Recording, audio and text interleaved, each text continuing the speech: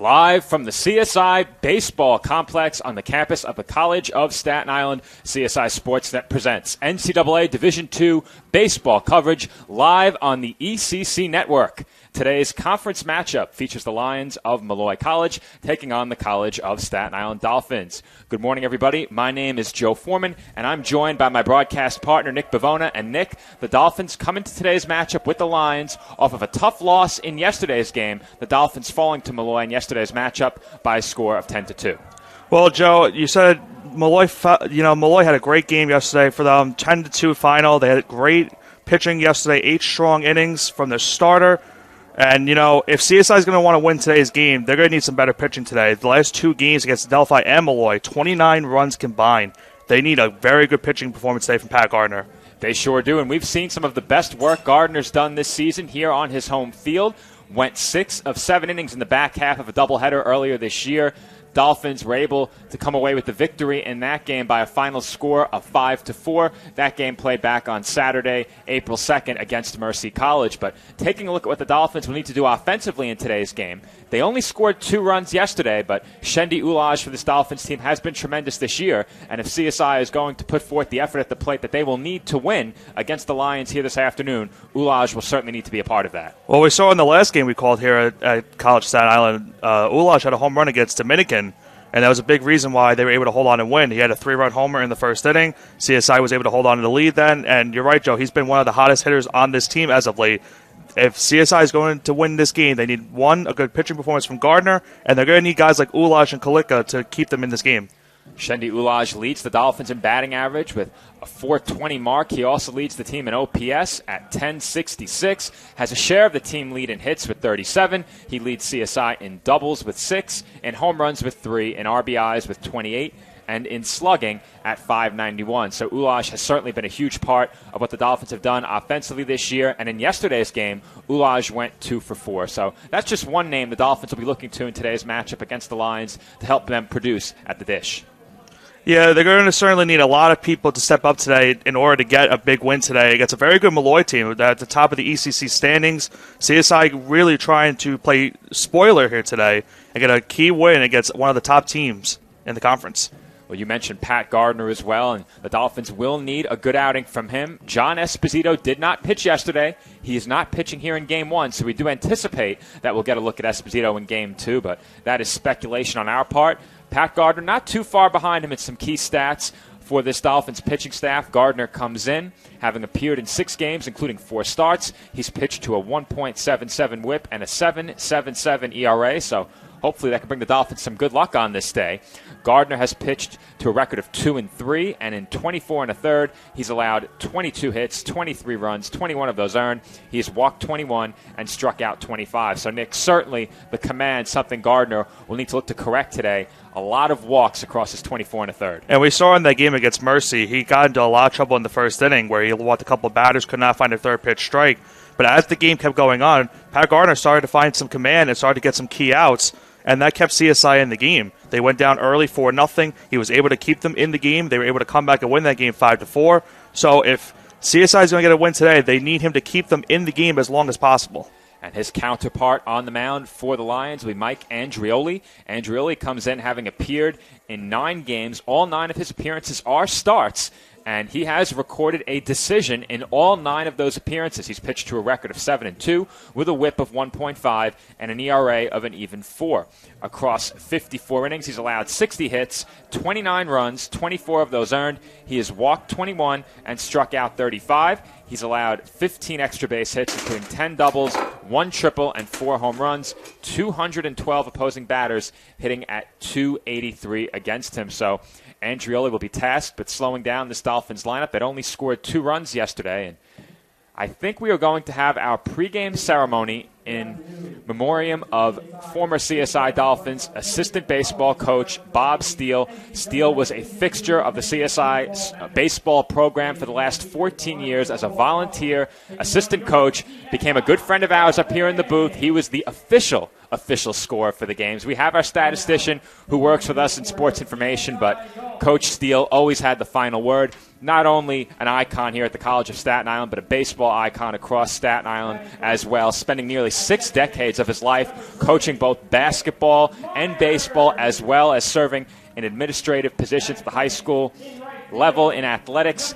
He passed away earlier this year at 86 years old back in February. So the Dolphin starters will be introduced, and then we will have a moment of silence in honor of assistant coach Bob Steele. When Nick and I come back, the Dolphins take on the Lions from the CSI Baseball Complex.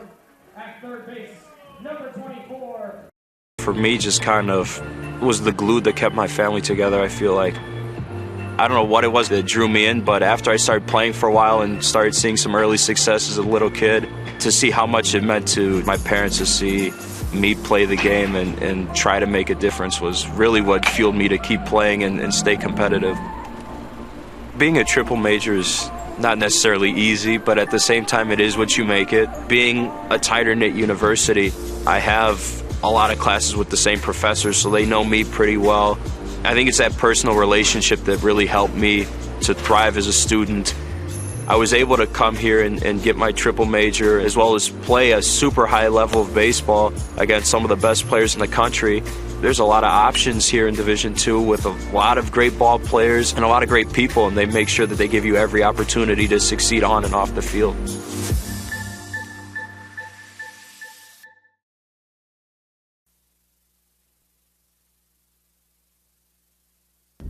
Coach Steele was a baseball icon on Staten Island and served as Morrow's assistant for the past 14 seasons. Today, we honor Coach Steele, who will forever be in our hearts and who will forever be a part of the CSI family. We now kindly ask everyone to please stand and bow your heads and join us in a moment of silence to honor Coach Steele.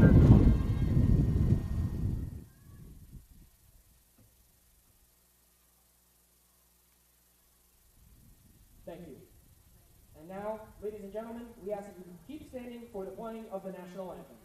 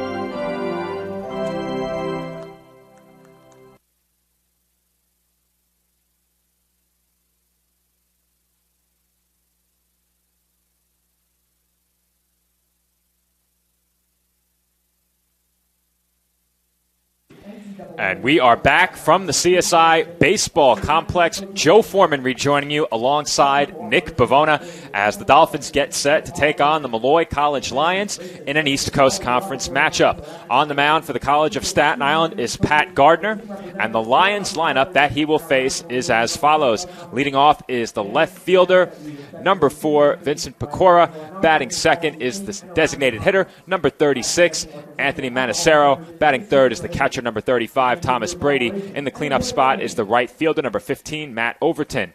The center fielder, number 34, Garrett Scavelli, bats fifth. The shortstop, number 3, David Franchi, bats sixth. Chris Einman, the third baseman, wears number 17 and will bat seventh. Chris Peralta, the first baseman, number 28, bats eighth. And Gavin Micheloni, the second baseman, wears number 21. He will bat ninth. In the field for the Dolphins from first to third on the infield, Martin, Myers, Cipoletti, Ulage. Behind the plate is Alan Morrell. In the outfield from left to right, Michael Kehoe, Dominic Castiglione, and Stephen Kalika. And once again on the mound for the College of Staten Island is the left-hander, number 11, Pat Gardner. And we saw Gardner coming out of the dugout. He was very fired up. He's ready for this start today, Joe. He wants to give the Dolphins a great opportunity to get a key win today. We saw it on our screens at the top of the show. Molloy comes in with only 2 losses in conference. The Dolphins come in 9-19 overall, have had some struggles against the ECC this year. They hope to turn it around against a very talented Molloy team, though. CSI does have a win over a team that beat Mercy earlier this year. The Dolphins picked up a win over Mercy, I should say. They defeated Molloy earlier this season, so we'll see if the Dolphins can replicate what the Mavericks did against this Lions team. It is certainly not going to be an easy task. No, Joe, you said it. I mean, today we saw Molloy got up on the scoreboard really quickly, was able to win that game 10-2.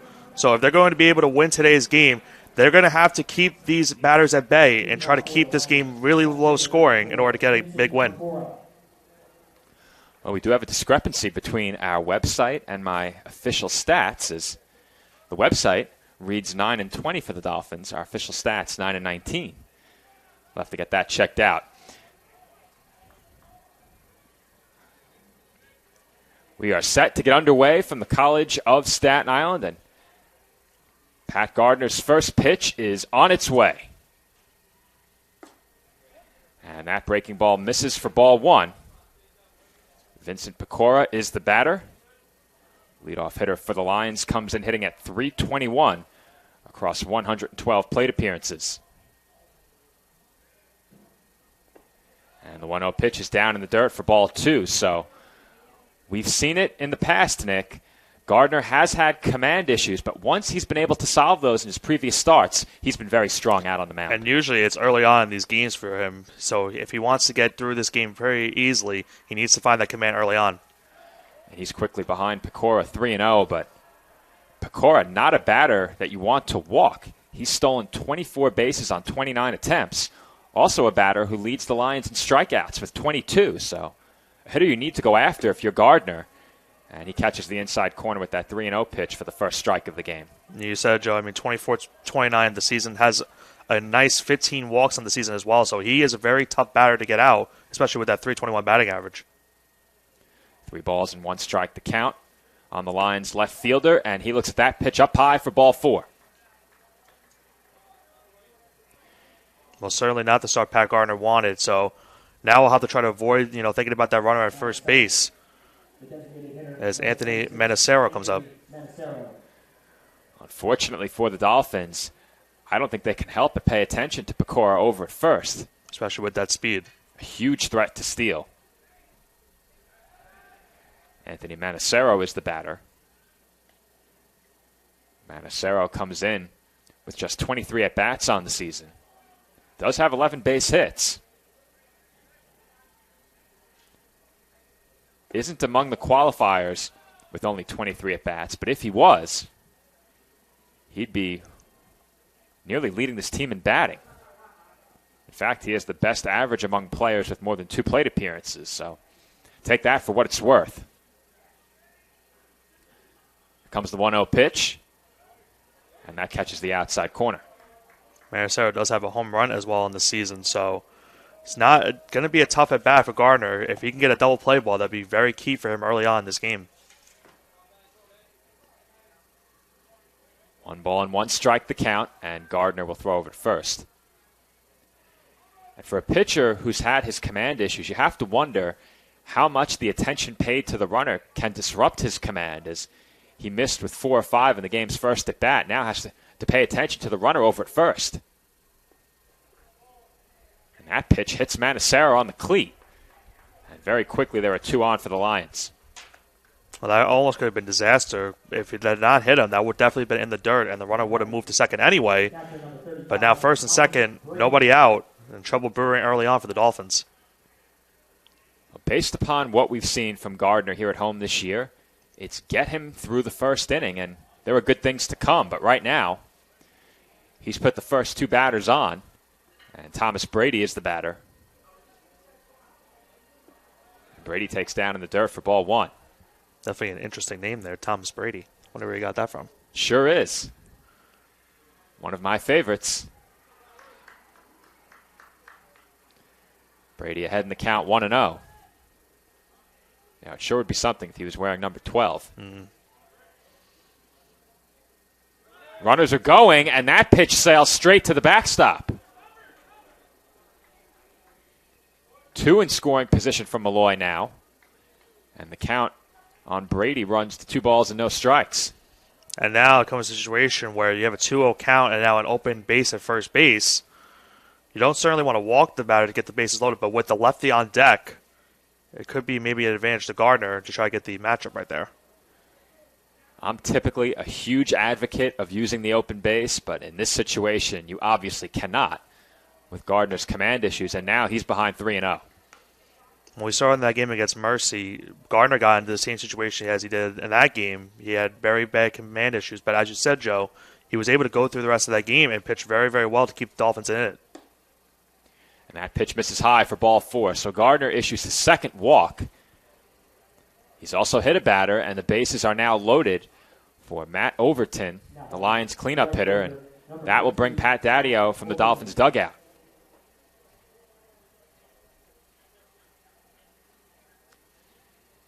I'm not sure how the Dolphins go about addressing this issue, as we're now very late in the season, just about 2 weeks to go, and Gardner in the early innings of his starts simply has not been able to find the strike zone. And you see it, Joe. He's not really been able to find that zone. He had a pass ball go to the backstop that allowed both runners to advance. It's been a very bad start for him command-wise. He needs to figure out something here, especially with the bases loaded and nobody out. Obviously, the play is at home, but if you're Gardner, if you could somehow escape this inning with not a lot of damage, it'd be huge for CSI. And this is certainly a situation Gardner has found himself in before. I believe it was his last start that we covered where he surrendered, I think it was 4 in the first inning. Correct. Didn't allow anything else after that, and the Dolphins picked up a 5-4 win. So how much do you think being in this spot before could help him here? Well, we've certainly seen him go through adversity in the past with these couple of starts, and he was very pumped up coming into the start. He's going to need to pump himself up here to get out of this jam.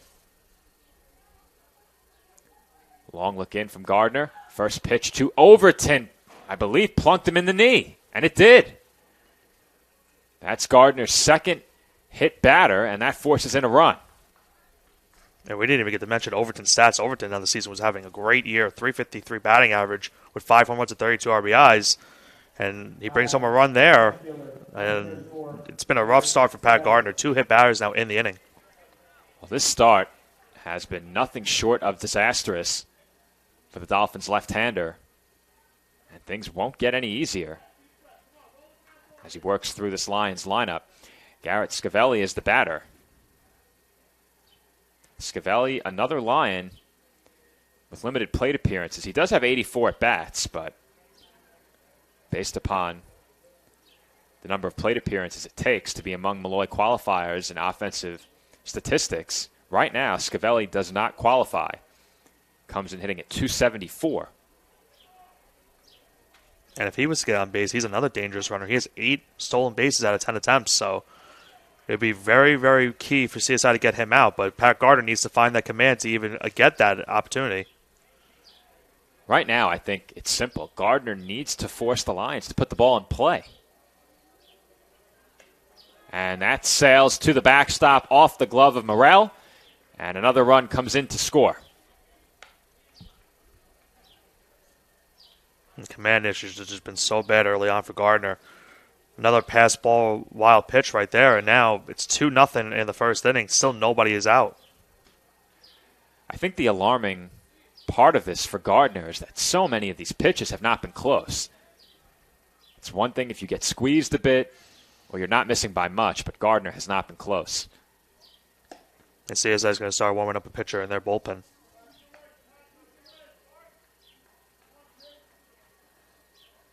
Gardner getting some instruction from over by the Dolphins dugout right now. Calls to use his legs. And he finds the inside corner with that fastball. Another interesting aspect of this inning for Gardner that I've noticed is that he's thrown quite a few breaking balls. Despite having trouble with his control, he has not been shy about going to the breaking ball. That's changed the last couple of batters, but before that, even with 2 on base, we saw more than one curveball. And when you're trying to find that pitch, I mean, especially with command issues. I mean, he's trying to figure out what exactly he can do to fix himself during this game, but so far the breaking ball hasn't been to his best ability. It's been his best pitch by far as he walks another batter right there. For Gardner, he's yet to allow a hit. Bases are loaded once again. 2 runs have already come home. Gardner has issued 3 walks and hit 2 batters. And you said it, action in the Dolphins bullpen now. And you have to wonder how much longer CSI will let Gardner go in this game. I believe that's Adam Gonzalez up in the bullpen for the Dolphins. That is Gonzalez. He did have company down there as well. Ryan Kehoe made his way down to the CSI bullpen as well. So 2 arms in the Dolphins bullpen right now, 1 lefty, 1 righty.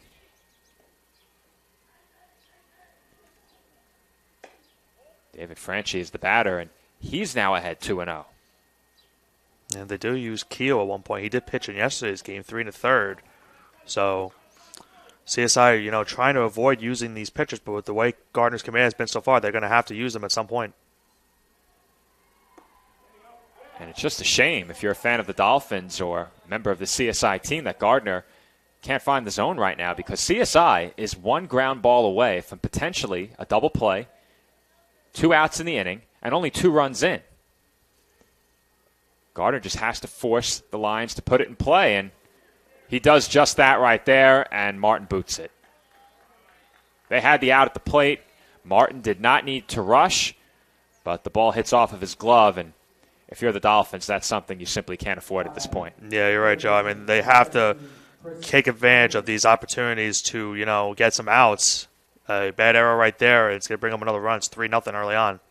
What a tough break that is for Gardner. He may have had an opportunity to work through this and limit the damage to 2, but that error will bring an end to his outing. And as you said, Nick, it was Adam Gonzalez warming up in the Dolphins bullpen. He comes in relief of another Dolphins lefty in Gardner in just the first inning without 1 out up on the scoreboard.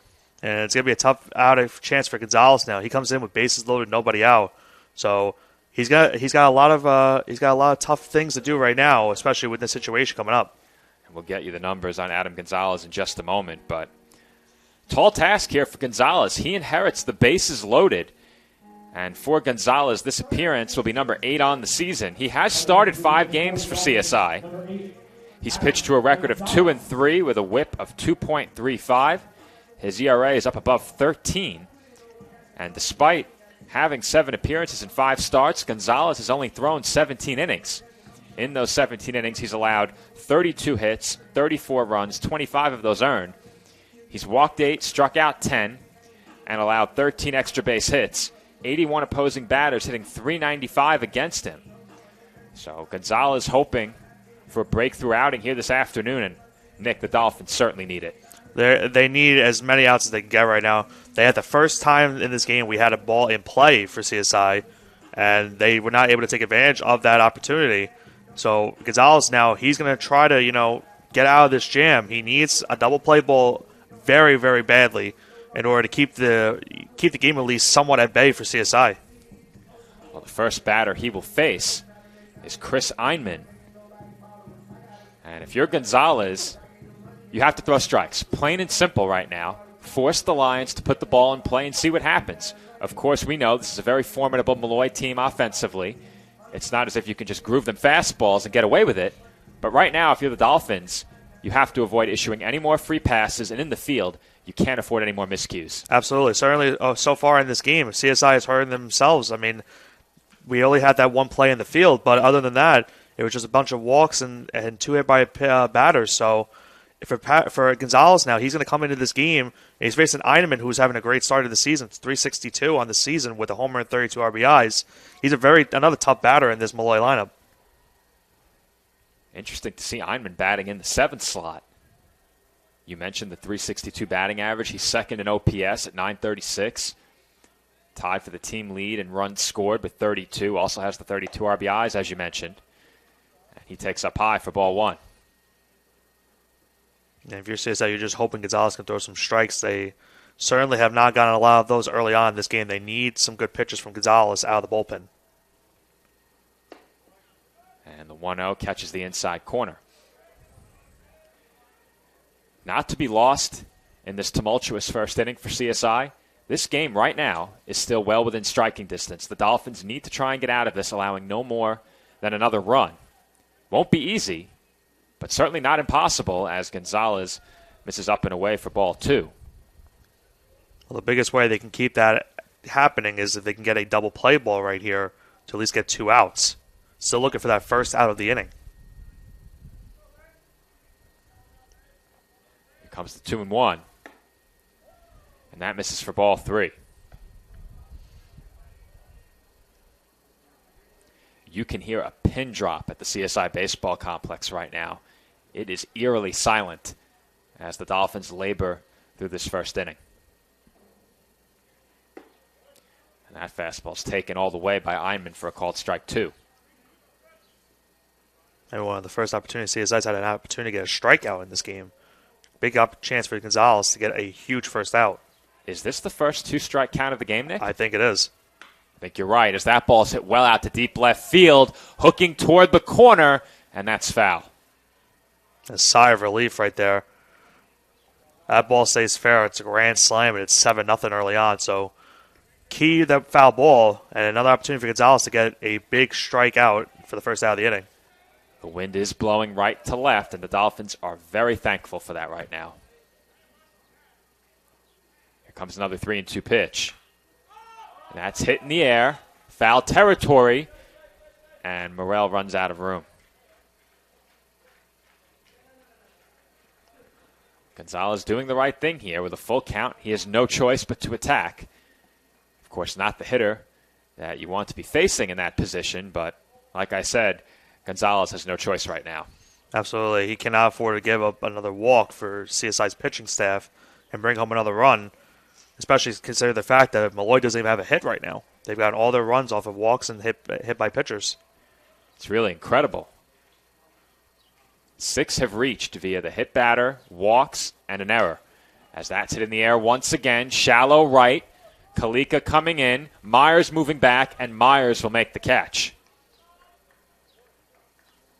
Now, Nick. I know where you're going with this, It's Joe. that time again. Could that have appropriately been called an infield fly?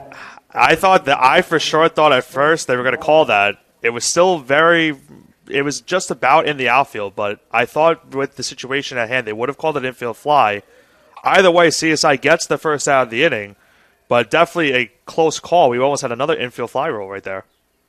It's amazing how many infield fly situations we have found ourselves in just about, 3 weeks now? About. Incredible. Chris Peralta is the batter, and he's ahead 1-0. And the 1-0 pitch sails up and away for ball 2. So Gonzalez now behind the line's first baseman 2-0 and finds himself in a very dangerous spot once again. Yeah, Gonzalez needs to find some strikes and get out of this jam. A double play ball ends the inning. Be huge for him right here. And the 2-0 pitch finds the inside corner. Well, you said it, Nick. A ground ball could get the Dolphins out of this, and what a job that would be by Gonzalez. Comes the 2-1. And Peralta off balance on that swing, comes up empty for strike 2. That's a nice pitch right there by Gonzalez, and what a chance right here to get a second out with the strikeout. Peralta near the top of this Lions team in total strikeouts, so this is an out that can be had for Gonzalez. And he does not get the call on the inside corner, and once again we have a full count. Another situation where Gonzalez does not want to walk in a run, so needs to find that third pitch strike or at least get the ball in play for a double play. Huge pitch here upcoming from the Dolphins left-hander. Payoff pitch coming in, and that's it up in the air. Out to straightaway left. Kehoe is going to get a running start. He's forced to dive, and he makes the catch. Throw coming to the plate is cut off. And that is a tremendous dive and catch by Michael Kehoe out and left. There are 2 away, but that does go down as a sacrifice fly. And the Lions have taken a 4-0 lead. Yeah, you certainly a huge play right there by Michael Kehoe. He just saved potentially more than one run on that play. And for CSI, a huge second out. And now a chance for Gonzalez to get out of the inning and keep it a 4-0 game. Gavin Micheloni will be the batter. Micheloni comes in with just 23 at-bats on the season. He has 6 base hits, both runners going. The throw goes to second. It's a good one. And Franchi chose not to slide, and he's tagged out. Not a great pitch to throw on. That was a breaking ball from Gonzalez. But because Franchi did not slide, he is tagged out at second, and the side is retired. So a nice job out of the Dolphins bullpen by Adam Gonzalez. He limits the damage to just 4 runs, all of those charged to Pat Gardner. We head to the home half of inning number 1. CSI trails 4-0. Wayne State Medical School has been my dream medical school since I was 5. Athletics are important, but so is service, so is research, so is becoming a better person. And we expect you to do well athletically, but don't forget the reason you're here, which is to give back to your community and to get good grades. It was my sophomore indoor season. It was the first year with our new head coach. And he comes in and he's like, we could be a national contending team if you guys work hard. And I heard him and I was like, well, I want to be a national champion. I want to be an All-American. And I bought in because he bought into our team. And I qualified to go to indoor nationals. I decided I wanted it, so I went and grabbed it.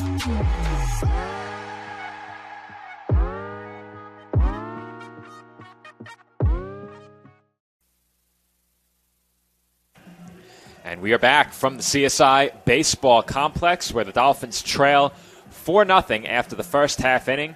But, Nick, we just talked about it during the break. We spoke about it during the opening half inning. The Lions put 4 up on the scoreboard without the benefit of a single base hit. Yeah, very unfortunate outing for Pat Gardner today. He was not able to record it out. And you said it, Joe. I mean, he could not get it out for anything. He walked a couple batters, had a couple hit by pitches. We saw an error at first base as well. Was not the greatest job by him, but Adam Gonzalez did a great job out of the bullpen, just allowing the 1 run on the sacrifice fly in left field and a heads-up play in left field by the Dolphins to keep them at bay and keep it a 4-0 game. You touched on it, Nick, but in defense of Gardner, that error committed at first base was huge. It ended his day. It resulted in 2 unearned runs coming home in that first inning and did not give Gardner a chance to get out of that inning at a point where only 2 runs had come home. So that's a tough break for Gardner. And we've spoken about it this year. The Dolphins have several players that they've used in the designated hitter spot. Thomas Martin is one of them. At least here at home, he hasn't played much first base. He did play a lot more at first last year. Not as much this season.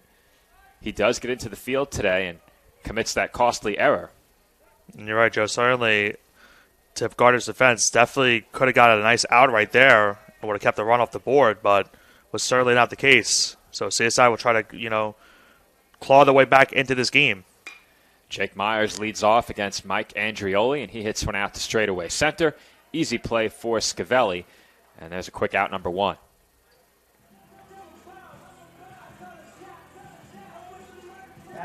That will bring Stephen Kalika to the plate.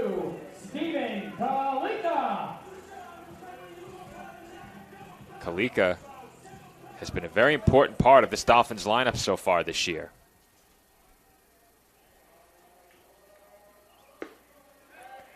Comes in hitting at .268, but it's top 5 in hits, OPS,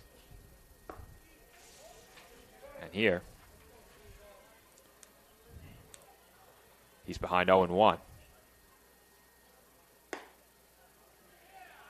And now he's in a 2-strike hole.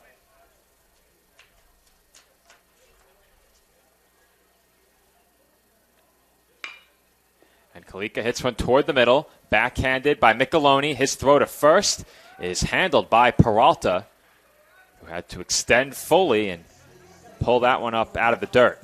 Not only a great play by Micheloni, but a nice scoop by Peralta at first base. Nice early on defensive play for the Lions as Castiglione comes to bat. Castiglione comes in second on this Dolphins team in batting at .394. He's also second in OPS, owns a share of the team lead in hits, and has scored a team-leading 26 runs. He also leads the team in on-base percentage and is second in slugging, as that pitch caught him on the back foot. That's our third hit batter of the game. 2 Lions and now the first Dolphin. Certainly unusual first inning here at the College of Staten Island, but Shendy Ulaj looking to make them pay for it as the Dolphins' hottest hitter comes to the bat. And Ulaj takes a call at strike one. And we highlighted Ulaj during the pregame, the leader in several major categories for the Dolphins offensively. Has hit in either the 3 or the 4 spot for most of this year. And he was a formidable bat for CSI last year, but has really come on even stronger here in 2022. You said, Joe, I mean, the numbers speak for themselves. Ulaj has had himself a great season for CSI and try to get them back in this game right here. That's chopped on the ground to second. Another chance for Micheloni, and he throws out Ulaj for the final out of the inning.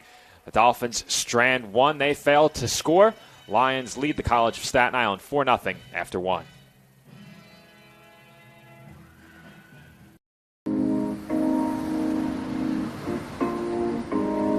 My dad was a soccer coach and bought this little book bag. I could sit in the book bag, like facing backwards and with like my legs out. So I'd be in his book bag when my dad coaches and the ball's going around. I'm like kicking at the ball in the back. And my dad was like, "We have a prodigy." So he put me into soccer and it just progressed from there. The catalyst was the opportunity to play soccer at a Division II school. On my team, I thrive to work as hard as I can. I mean, whatever you do on the field, there's a positive correlation to whatever else you do, be it personal relationships, homework, the way you carry yourself. I've changed since I got to King University. It's really helped me to develop as a leader. I think it's honestly the best thing that's ever happened.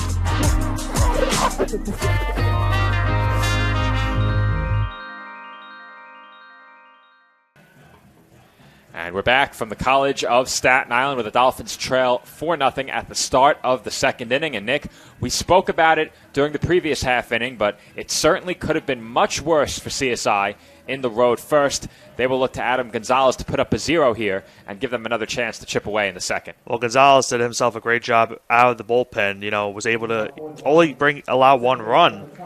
And, with bases loaded, no outs, you can't ask more out of your bullpen to do. Great job by Gonzalez.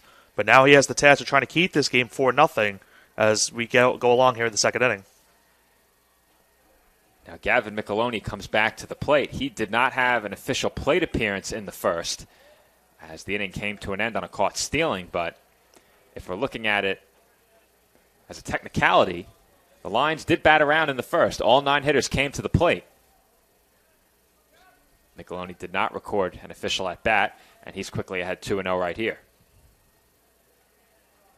And if you're CSI, you do not want another start to how the last inning was, as Gonzalez wants to try to get a quick first out here. 2-0 pitch on its way, and that's hit in the air out to shallow right. Kalika moves to his left, and he makes the catch on the run for the first out. Nice shot by Kalika, tracking that one down. And CSI gets a first out right there after a tumultuous first inning. Back to the top of the order for Molloy. And Vincent Pecora will be the batter. Not much in terms of plate appearances for the Lions in the top half of the order. Officially, Pecora is without an at-bat. Drew a walk his first time up. And that will be a recurring theme as we move through the second pass in this Molloy College lineup. Once again, Gonzalez is behind 2-0. We've seen a lot of that early on, 2-0 counts. Gonzalez was able to force a fly ball on the last 2-0 count. Let's see what he does here. I was a bit surprised to see Micheloni swinging 2-0 as that pitch is taken on the inside corner for a called strike. I'm usually the proponent to not swing until there is a first pitch strike. I can certainly see that, especially in this game.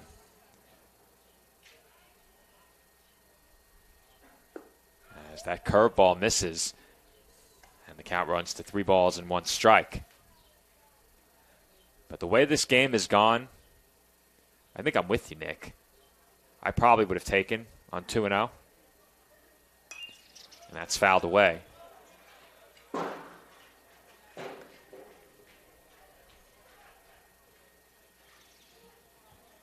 Anthony Manacero stands on deck. He was hit by a pitch in his first at-bat.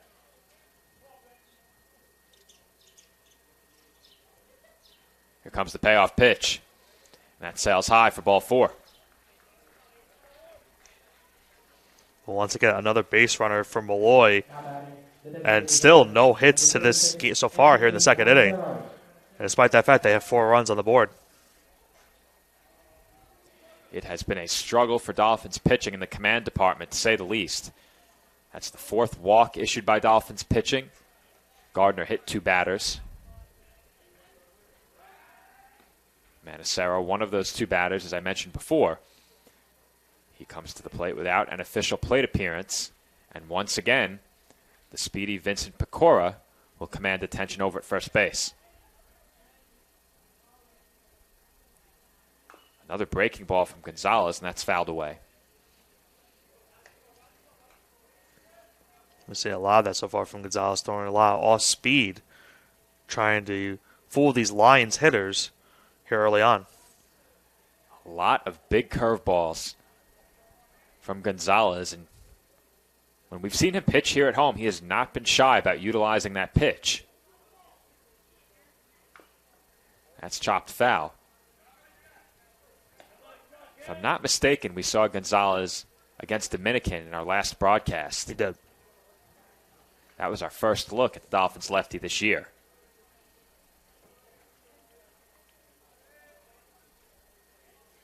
He's ahead 0-2 on Manacero, and we'll check on Pecora. And then that outing against Dominican, he went 2 innings, allowed 1 run not earned. Did have 3 strikeouts, though, so he was very efficient. Double play ball hit to short. Cipoletti to second for 1. Throw from Myers, not handled by Martin on the backhanded scoop attempt. Well, for CSI, at least they get the second out. A tough play at first from Martin. It was a low throw. He was not able to make the scoop, so still some life for the Lions here in the second inning with 2 outs.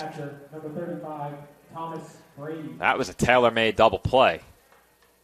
Took a great hop for Cipoletti, and it was the throw from Myers that was a bit low. Didn't have to rush it too much. Of course, you can't assume a double play, so Manacero reaches on the fielder's choice, and Thomas Brady looks at that curveball for a called strike 1.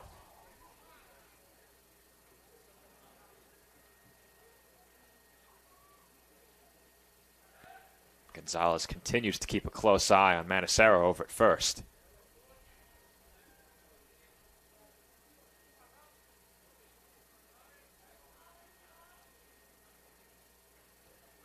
There goes the runner, and that's hit the other way out to fairly deep right. Kalika gives chase.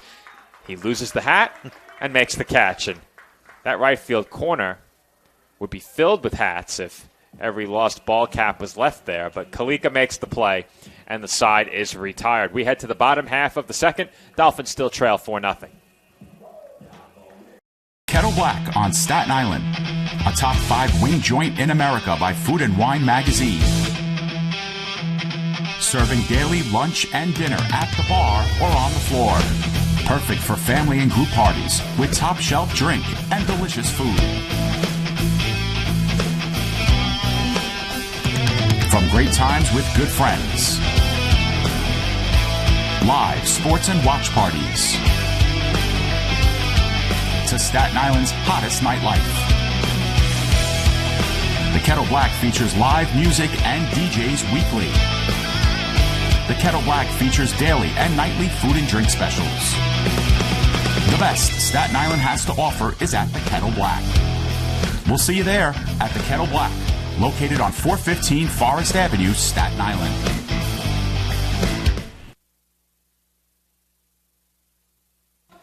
And we are back from the CSI baseball complex. And per usual, Nick, we have a dispute over scoring.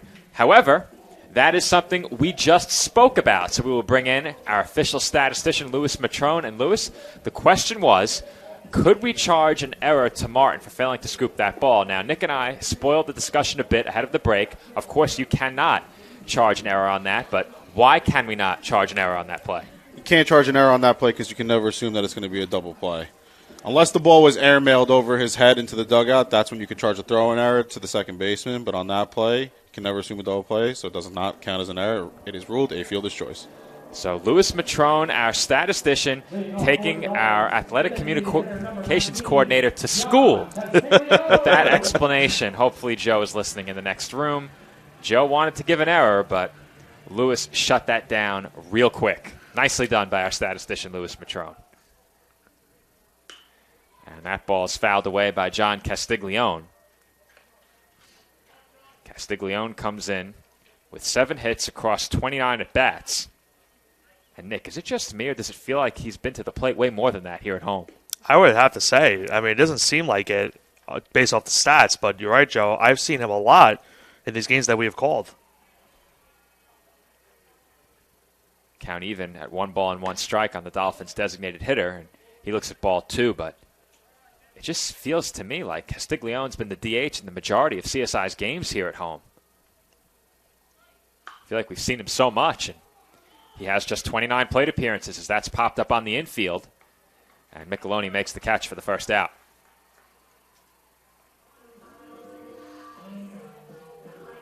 Well, certainly for CSI, it's not been a good start for the bats-wise. As, you know, they've only had 1 runner off the hit by a pitch. They're trying to get some hits right here. They want to get back into this game. And, Nick, you and I are sharing a room with our statistician, Louis Matrone, today. We do have plans next week. Hopefully we can make it happen. For the only time this year, perhaps the only time ever, we'll see. We're hoping, as that one nearly takes out Mike Morrow in the third base coaching box, and count evens up on Thomas Martin at 1 ball and 1 strike. But for what could be the only time ever, certainly will be the only time this year, we're going to have a 3-man commentary team on Tuesday, we hope, as Martin rips one into left center, and that's a shot off the bat of the Dolphins' first baseman. He takes a big turn, but will hold it first. 3-man booth on Tuesday. Tuesday, May 3rd, that is, against the Delphi, not Tuesday of next week. And with that, we'll have a 3-man crew and our statistician, Louis Matrone, in the booth. And we hope to make it a special broadcast against the Delphi on Tuesday, May 3rd. So I look forward to that. Certainly one you do not want to miss, folks. History here at Sportside potentially next week. Could be. Could be. Also, ahead of that broadcast is that ball's grounded foul and just foul. Also ahead of that broadcast, we need to populate the Foreman Osborne Twitter. It's time. Get some of the year's best calls all on one timeline. 0-1 the count on Alan Morrell, the Dolphins catcher. And he holds up the swing at that breaking ball. Certainly a big reason why we have Lou here as a statistician, because, Joe, I know for a fact you are somewhat of a statistician yourself. I'm more than something of a statistician. I was a statistician for a year. Now, you can make the case that I am still a statistician, as I did score 1 basketball game this year. Can't say I did so willingly, but it was an emergency. The situation called for it, and for 1 day only, I returned to the stats desk. That's chopped on the ground to third. Won't be an easy play for Einman. And his throw once again is scooped by Peralta. Nicely done by the Lions' first baseman. Peralta has had some nice scoops early on in this game. You know, Joe, I'm somewhat of a ice cream fan myself, so those scoops are a nice play so far for Peralta at first. You know, we're approaching that season where it's just about time to start getting some Italian ice up here in the booth. Now, typically we wait until championship time in May for that, but the Dolphins won't be eligible for the postseason this year, so we need to get that Ralph's ice up here in the booth before the end of the season. Maybe one day I'll stop over at the Richmond Avenue location, get a nice pint, a pint of ice that is, bring it up here, and we'll enjoy that during the game. Now, Joe, what punt device are you going to get? This question. I'll fill you in after this next pitch. As Cipoletti grounds one through the middle for a base hit. Martin is being waved home, and Scavelli did not handle it cleanly in center. So Martin comes in with the first Dolphins run. It's an RBI single for Nick Cipoletti, and the Dolphins now trail 4-1. The Dolphins have some life. Nick Cipoletti, as Nick Durst would say, sip, sip, hooray! Big RBI for him right there. CSI is on the board. It's 4-1. RBI single for the Dolphins shortstop. And Michael Kehoe will be the batter, and I think Lewis has to put on the headset again. We have another scoring question. I believe the issue at hand is at center field, the ball was bobbled, so do you give an error to the center fielder? Well, you certainly give an error right there, as that ball is off the glove of Peralta. And he's had a great game so far over at first, but not a great play there, as that ball winds up almost in the Lions' bullpen. And Cipoletti will advance on the muff throw. So after this next pitch, we'll turn on the headset for Lewis. 1-0 the count on the Dolphins' left fielder. And that's chopped foul. So, Lewis, the question was, on that last RBI single, did we have an error out in center field? What did you see? I saw that it was a clean base hit up the middle, and he was getting waved home to go score anyway. So the fact that he had a little bit of trouble picking up the baseball, can't really give him an error on that one if he's already on his way home to score. So the question is, did they have a play at the plate were it not for that mishandling of the ball? Your opinion, obviously, is they would not have had a play. No. Okay. Now, that last play at first, E3. Yes.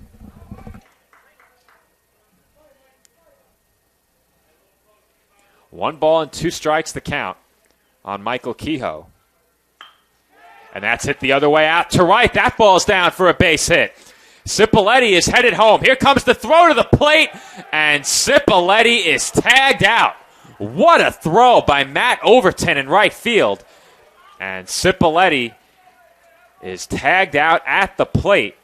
The Dolphins are denied their second run on a tremendous throw by the Lions right fielder. CSI settles for 1 on 3 base hits. Dolphins trail 4-1 heading to the third.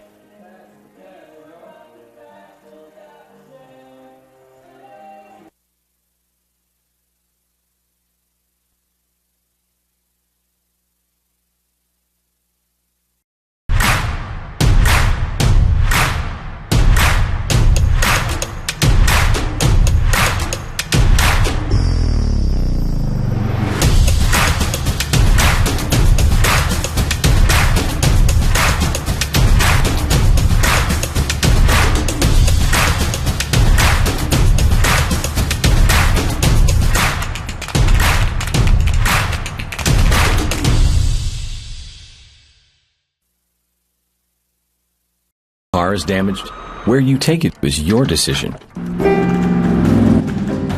But insurance companies would like you to think otherwise. While they may have a lot of pull, it may not always be in the best interest of your car. Your car will be fixed right and on time. What insurance company can argue with that?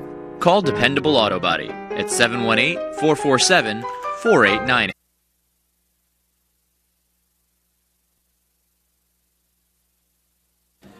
And we are back from the CSI Baseball Complex. And, Nick, how appropriate is it? Matt Overton leads things off for the Lions here in the road third inning. But that was a tremendous throw from right field on his 6th outfield assist of the season. Overton certainly changed the complexion of this game. That run scores, it's a 4-2 ball game, and the CSI would have had the tying run at the plate. Overton with a strong throw from right field to home plate to get the runner, and CSI, unfortunately, was only able to get 1 run, so they're back into this game. But it could have been way more for the Dolphins if that run was able to score. And Overton rips one into right field for a leadoff single as he attacks the first pitch he sees in the third inning. That is the first hit for the Lions today. And Overton, we spoke about his stats on the season. He's been great. How incredible is that? 3 hits for the Dolphins. The Lions get their first hit here in the third.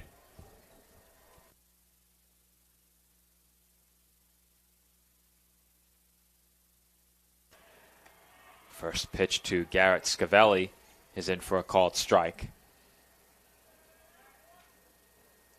Scavelli is without an official at bat. He walked his first time up. And that's hit hard on the ground toward the middle. Myers gets there, handles a tough hop, but the throw to first from Cipoletti is not in time for the double play. Now batting the shortstop, number 3, David Franchi.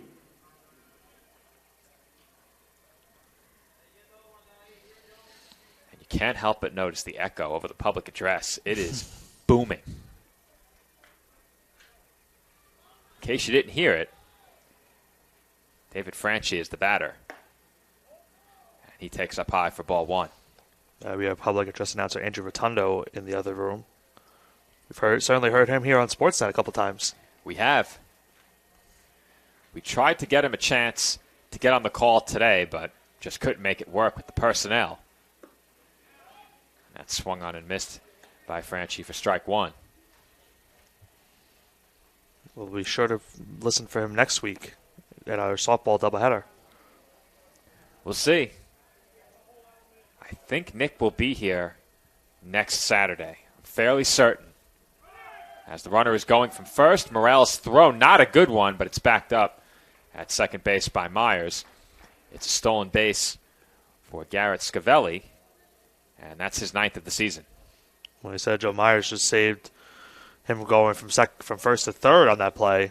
So heads-up play by Myers to back that one up. Certainly not the strongest throw. And for Gonzalez, try to escape this jam with a runner on second, just one out. It's still very early in this game, but if you're Gonzalez, you have to keep the Lions off the scoreboard here. Your team just got 1 run back. For the sake of momentum, the Dolphins need to stay right where they are. And the Dolphins will go to second with the throw, and that's a good heads-up play by Myers. Myers has had back-to-back plays right there. First, he had the backed up the throw to second to keep the runner at second, and there he saw where the runner was going. The runner was originally about to go to third base. He makes a strong throw to second, gets the out. What a heads-up play by Myers. And now runner at first and 2 outs. I'll tell you, Nick, those are 2 great plays by the Dolphins' second baseman. Not for a second did I think they had a play over at second base. Now, the runner on base there, Scavelli, who had just stolen second, I don't think he was aware that Myers was checking on him. That ball was hit so hard that Myers could afford to take a look over, and he caught Scavelli about 2 or 3 steps off the bag, fired a strike to Cipoletti, and Scavelli was tagged out. And usually on those plays, you don't think of it. It's usually a ground ball to second base. They're going to throw the runner out at first base, and it's that simple. But that play, Myers, with the heads-up play, knows where the runner was, and he threw it back to second to get the out. And that's a 3-pitch strikeout of Chris Einman by Adam Gonzalez. And Gonzalez has done a great job out of the Dolphins' bullpen, stopped the bleeding in the first, and has put up zeros in both the second and the third. Our score, 4-1 Molloy, heading to the bottom half of inning number 3. Hobra, a taco joint, Staten Island, where we're proud to have shared our family-first spirit with people from throughout New York City and the world. With indoor dining available both at the bar and on the floor. Or step outside for additional seating and an outdoor bar. Serving beer that's crisp, ice cold, and worthy of a day at the beach. Cocktails that explode with flavor. And great food made with the freshest and healthiest ingredients available. Events feature food and drink specials. Live music. And the best of Staten Island nightlife.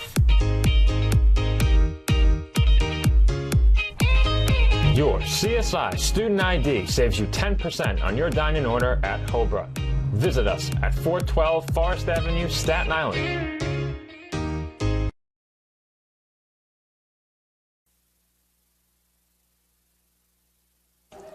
And we're back here on CSI Sportsnet. Back in the bottom half of the second inning, our conversation about the go-to Italian ice flavor for the booth was interrupted. Now, I know both of you probably expect that I would say something like green lime, but that's not the question. I am the green-eyed goblin, but my go-to Italian ice flavor, a mix of cherry and blue Hawaii. As that's it out to center, and waiting for it is Scavelli, and Jake Myers is retired on one pitch for the first out. Definitely an interesting choice of flavor there, Joe. Definitely sounds good. Do you have a preference? I personally don't have a preference. Anything with cookie dough or stuff like that, that's probably where I go to. Okay. So I don't know if Lewis has an opinion. He can give me a thumbs up or a thumbs down off camera, but I'll ask your opinion as well, Nick, though I think you just made it very clear. Are those cream ices that are more like ice cream, does that count as an Italian ice? We get a no from Lewis. You're getting a no from me. I don't think you can count that as that. Okay, so you'll have to reconsider. Cookie dough does not count. My family, big fans of vanilla chip. Marquise is saying it doesn't count. It certainly does not count. Of course, Marquise Pickering, our photographer and content creator, shares an office with Joe in the sports information department. And Stephen Kalika flies out to left for the second out. Now batting, the center fielder, number 21, Dominic Castiglione. Dominic Castiglione will be the batter. He was hit by a pitch his first time up. And that's hit the other way, foul.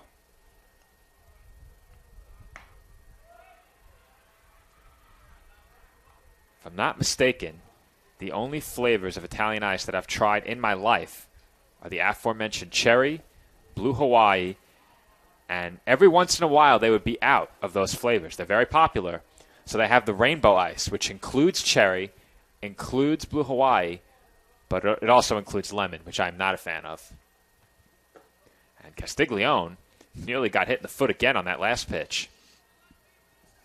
Hello to skip to my Lou on that play. Lou is seated to our left. Yeah. If he skips up the stairs, he'll find him. Of course, Nick and I calling the game from the press box located behind home plate. About, what would you say, 50 feet to 75 feet from home plate? I'd say about 50 feet, yeah. Not too far. That being said, a foul ball that takes the perfect path could find its way into our booth. It would have to go over the backstop, sink a bit, and then come in the window.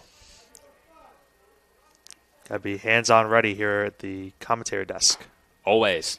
As Castiglione takes ball 4, and he's on for the second time. We'll see us trying to get some two-out rally right here. Try to cut this deficit. Shendi Ulaj will come to the plate. Ulaj is 0 for 1.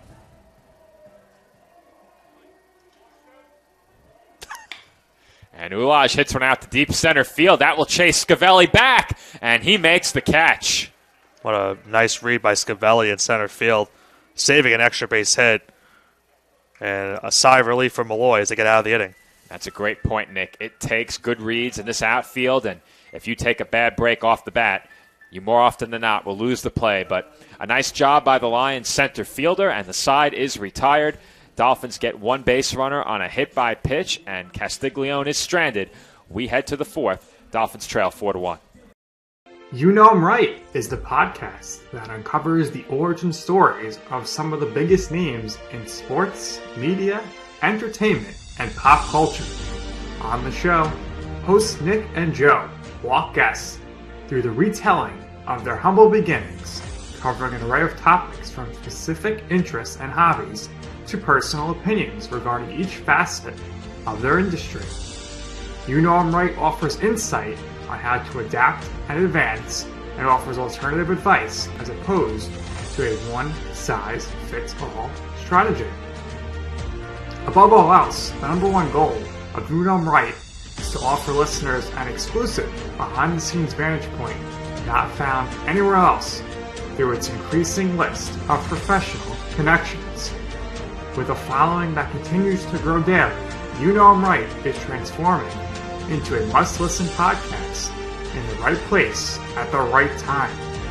Find the show on Spotify, Apple Podcasts, iHeartRadio podcasts, Amazon Music, YouTube, Twitter, TikTok, Facebook, and Instagram. You do not want to miss an episode of You Know I'm Right. And we're back on CSI Sportsnet with the Dolphins trailing by 3 runs. Our score 4-1 as we begin the 4th inning. Chris Peralta will lead things off for Molloy. He hit a sacrifice fly his first time up. Adam Gonzalez back to the mound for CSI, and can't say enough about the job he's done righting the ship for the Dolphins. Gonzalez so far has kept CSI in this game with his strong outing so far out of the bullpen. And that is lined straight into the glove of Nick Cipoletti for an instant first out. Can't ask anything better out of the start of the inning. 1 pitch, 1 out. Gonzalez moving right along as, I'm sorry, I can't help but acknowledge it again, the echo on this PA. It's really getting to me. Andrew. He's just making his presence known today. Andrew is effectively our 4th member of the commentary team at this point. Gavin Micheloni is the batter. He's behind 0-1, and he looks at a called strike 2. Great start of this inning for Gonzalez. Last inning we saw a couple 2-0 counts start of the inning. He's already got an 0-2 count after that first out on the first pitch. Gonzalez has now thrown 41 pitches, and that's fouled away, but of the 41, 28 for strikes. Lewis says 42. I'm close. Close. Yeah, I remember the pitch count is not official. Mine is not official. Lewis's pitch count is official. And once again, that's chopped foul.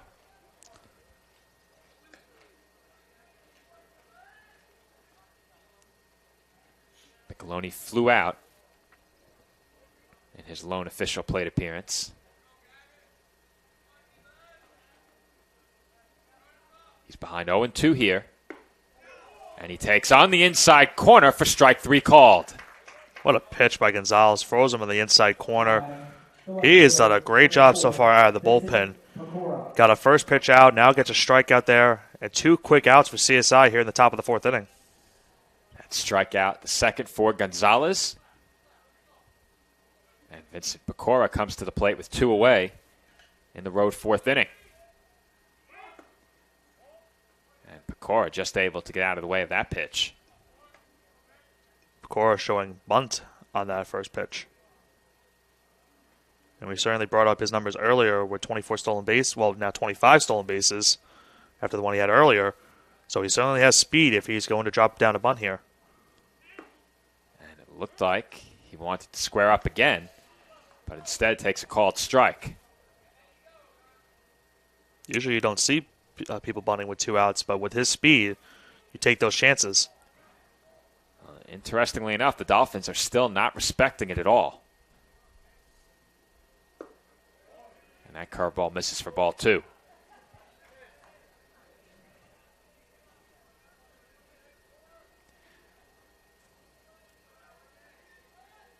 Gonzalez approaching 50 pitches, working in his 3rd inning out of the bullpen, and that's fouled away.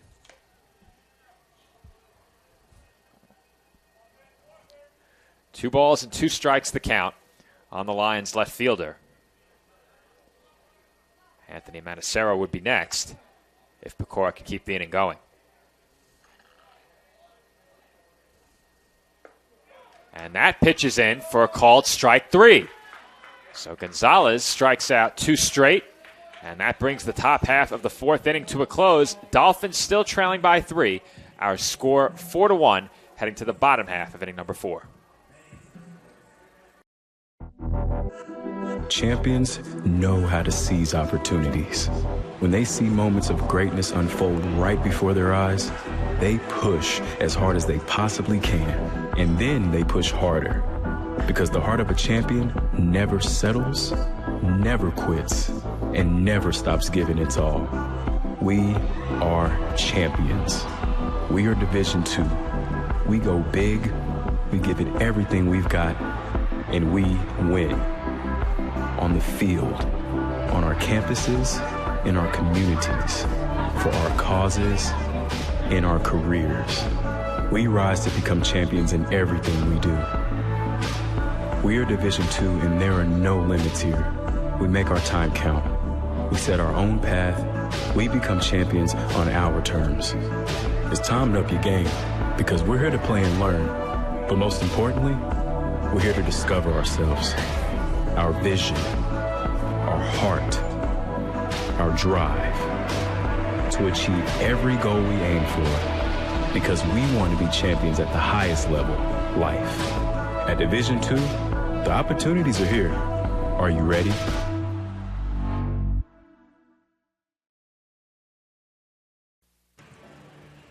John Castiglione leads things off for the Dolphins in the home half of the fourth inning. His team trailing by 3 runs.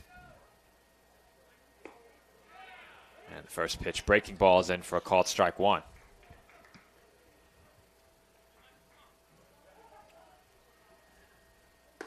Mike Andrioli working quickly on the mound for Molloy.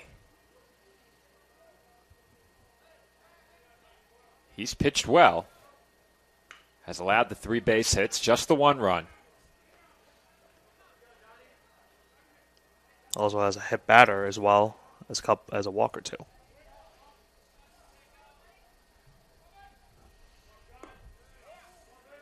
Through the first 3 innings, Andrioli has had, I was about to say has had 2 1-2-3 innings, but instead I should say 2 innings without allowing a hit, as all 3 hits came in the second. You said it, he hit a batter. That came back in the first, and he issued a walk in the third. So he's looking for his first 1-2-3 inning of the game, as that's hit along the right field line. Overton chases, and he makes the catch just inside of the chalk for out number 1. Seen some nice plays in the outfield today from Molloy. Overton had that strong throw in the second inning to get the final out of the inning to keep a runner from scoring. And he tracked that one down nicely for the first out of the inning. Thomas Martin will be the batter. He lined a single into left center field his last time up. Ultimately came around to score the only Dolphins run. And he sends one right back up the middle for his second base hit of the game. Well, Thomas Martin having himself a strong start to this game. Now 2 for 2 with 2 hits. And CSI trying to get back into this game with a runner on first and 1 out.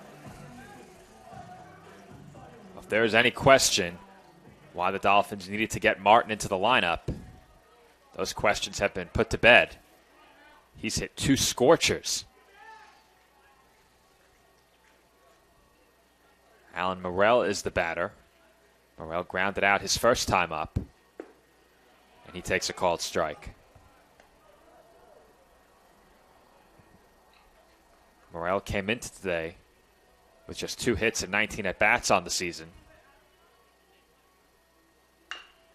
And once again, he chops one over to third. Throw goes to second for 1, and the throw over to first is in time for the 5-4-3 double play. So just like that, the side is retired. 1 base hit in the inning for CSI. That belongs to Martin, but they still trail 4-1 heading to the 5th.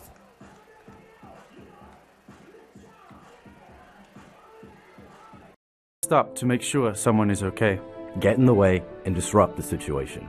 Notify an authority. Or walk them home safely. We can change the language around rape. We can make campuses safer for our teammates, our friends, and our classmates.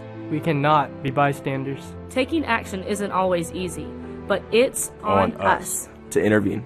Because we can. Learn more and take the pledge at itsonus.org.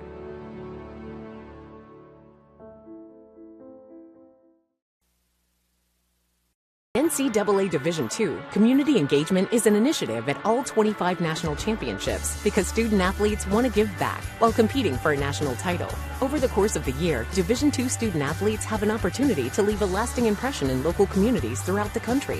Whether Division II student athletes are volunteering at hospitals, schools, after-school care programs, foster homes, or retirement villages, they make a difference in the lives of others. In Division II, we rise to the opportunity and make community engagement ours.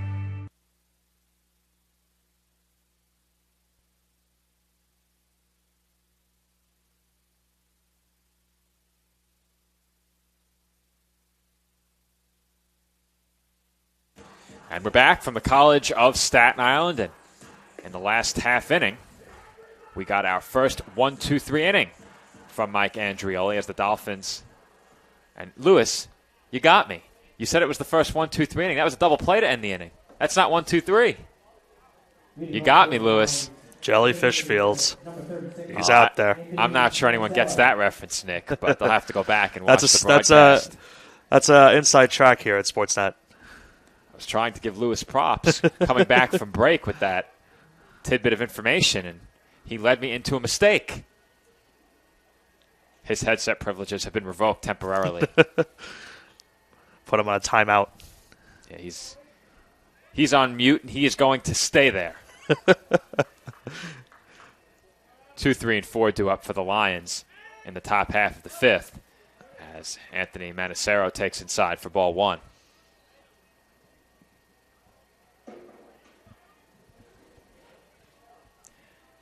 Manacero is 0 for 1. Has been hit by a pitch and reached on a fielder's choice. And that called strike evens the count at 1.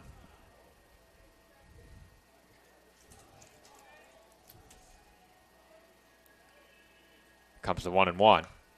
That's fouled straight back. Now, I'd be remiss if I did not mention that CSI softball is also in action today. Have to double check what time they get underway. And they got started at noon. So I have a scoring update in just a moment as that's lined into right center field for an extra base hit. Manacero takes the turn. He heads for second. Kalika had some trouble picking that ball up, but Manacero holds at second base with a leadoff double.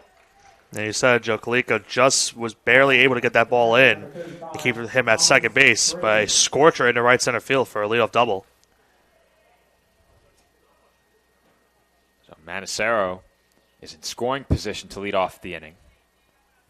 And Thomas Brady will be the batter. Brady's 0 for 1. He's drawn a walk and flew out. As I do have that promised scoring update from softball, and the Dolphins in the bottom half of the fifth are trailing 3-0. Now, we covered 2 games against the Spartans here at home earlier this year. The first game was a close one. The Dolphins dropped that game 3-1. And the second game was a memorable one. It was your season debut over at softball, Nick, and we had the infamous infield fly call as that's lined through the right side for a base hit. Manacero is being waved home. Kalika's throw to the plate is not cut off, and that allows Brady to move up to second. It's an RBI single for Thomas Brady, and the Lions are back in front by 4. Our score is now 5-1. Another shot into right center. And Kalika did make a strong throw to the plate, but it was a little bit offline, and it allowed the runner to move to second base. As now it's a 5-1 lead for the Lions. And I'm not sure the Dolphins had a play at the plate there. If they had the opportunity, that's a throw they may have wanted to cut off, but I don't think there was any chance for any of the Dolphins infielders to cut that ball off. Wasn't a bad throw by Kalika, but as I said, I'm not sure they had a chance at the plate. Certainly was certainly too close to call. It was a strong throw by Kalika, as I said, but you're right, Joe. It was not going to be in time, even if it was cut off. For Gonzalez, he's now allowed 3 base hits, but he had been firmly in command ahead of this half inning and has given up 2 very hard hit balls to the outfield to this point. Matt Overton is the batter. He's 1 for 1. That was. And what was that? So, what I think what happened was, I think he wanted to throw a pickoff at second base, but there was no one there to cover the base. So Gonzalez just threw it into the ground.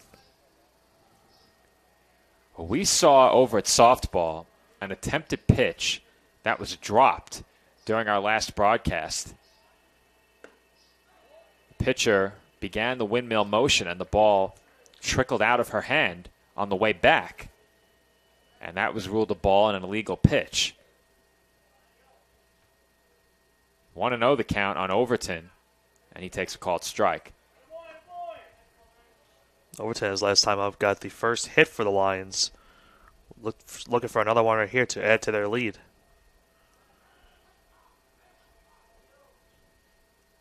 Comes the 1-1. That's down in the dirt for ball 2. Now there's no action in the Dolphins bullpen. CSI only used 2 pitchers yesterday. Ryan and Kehoe both threw against Molloy in yesterday's single game.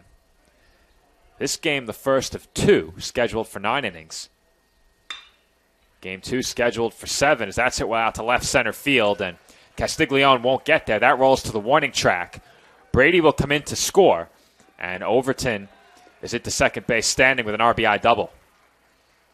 Overton, we've seen his numbers on the season. He's been having a great year for Molloy, and he has another scorcher. The first one he hit into right center field. Now it's a left center field. It's an RBI double. Molloy has a 6-1 lead. The Lions are all over Adam Gonzalez here in the 5th inning. It had been fairly smooth sailing for Gonzalez since coming in out of the bullpen. Inherited the bases loaded, only allowed 1 run, and then did not allow a run in the 2nd, the 3rd, or the 4th. Garrett Scavelli lays down a bunt. The runner holds at second, and that's a nice scoop by Martin over at first for the out. You're right, Joe. I mean, heads-up scoop by Martin, and definitely an interesting choice by Overton not to advance on the bunt attempt, but a heads-up play by Gonzalez to make a strong throw to first. Big out number 1. Well, the runner not advancing on that play leads me to believe that Scavelli bunted on his own for a hit. The way that the Lions have swung the bats in this half inning, I can't imagine sacrifice was the call. If it had been, I think Overton would have been running. Well, we talked about it earlier. Scavelli has 8 stolen bases on the season, so he does have some speed as well. So you might be right, Joe. That's maybe what he was trying to do on that attempt. But for CSI's sake, they were able to get out. Well, there was some more confusion, aside from our own, as that pitch is chopped on the ground to second.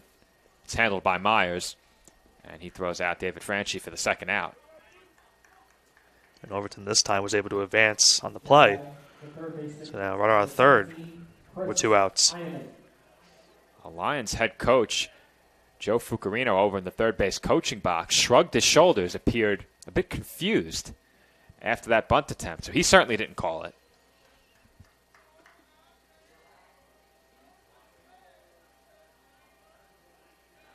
Runner stands over at third. That's Overton. 2 away in the inning. And that is grounded just foul. Chris Einman is the batter. He's 0 for 2 in the game. Has flew out and struck out. Chance here to extend his team's lead up to 6 runs. Big out here for Adam Gonzalez and the Dolphins. Really needs this out right here. And that one is lined into left, and Kehoe was forced to play it on a hop.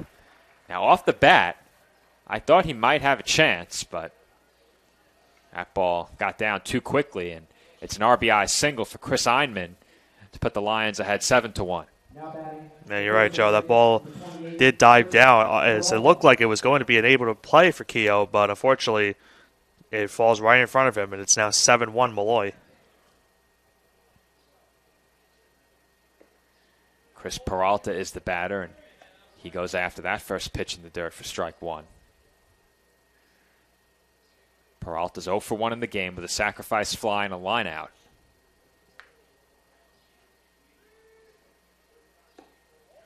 And that pitch is off the outside corner. Gonzalez right now is nearing the 70 pitch mark. And you have to think with the swings the Lions have gotten against him in this half inning that this might be it. Yeah, certainly not a great inning for Gonzalez. You would have to imagine this probably would be his last inning out of the bullpen. We don't see anyone up in the Dolphins bullpen right now, so definitely be something to talk about next couple half inning. A very interesting discussion to be had at this point as that pitch is fouled away. The discussion is, do you keep Gonzalez in this game for as long as you can within reason, try and get through the 9-inning game one, and then you still have John Esposito waiting for game two. Now, we assume Esposito is pitching. We don't know that for a fact, but we would guess he's pitching. Now, with your best pitcher going in the second game, as we'll see how that's scored. That's a tough call. We'll take a look at the replay and get back to Lewis on that one. But his first instinct is error. And I know Nick will have that queued up. But my point is, do you really push Gonzalez in this game and save all of the arms you have left, along with Esposito, for the 7-inning game two? Or do you continue to play this game to try and pick up a win in this game as well and attempt to keep the Lions right where they are, ahead by 6? It's certainly a tough call when you're playing a doubleheader, as you're trying to save as many pitches as you want sometimes in these cases. But so far with Gonzalez's pitch count, I think eventually you're going to have to go to the bullpen, because I'm not sure, Joe, how many, what's his longest outing on the season. This definitely has to be up there. I would guess we're getting close, if we're not there already. And that is a nice play by Ulaj at third off the tough hop. Officially, he's charged with an error on that previous play. We'll take another look when we come back from break. Our score heading to the home half of the fifth, 7-1 in favor of Molloy College.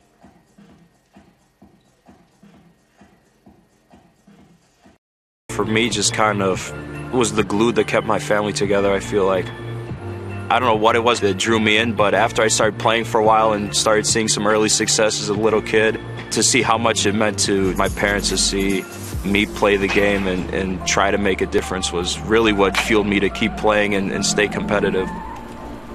Being a triple major is not necessarily easy, but at the same time it is what you make it. Being a tighter-knit university, I have a lot of classes with the same professors, so they know me pretty well. I think it's that personal relationship that really helped me to thrive as a student. I was able to come here and get my triple major, as well as play a super high level of baseball against some of the best players in the country. There's a lot of options here in Division II with a lot of great ball players and a lot of great people, and they make sure that they give you every opportunity to succeed on and off the field.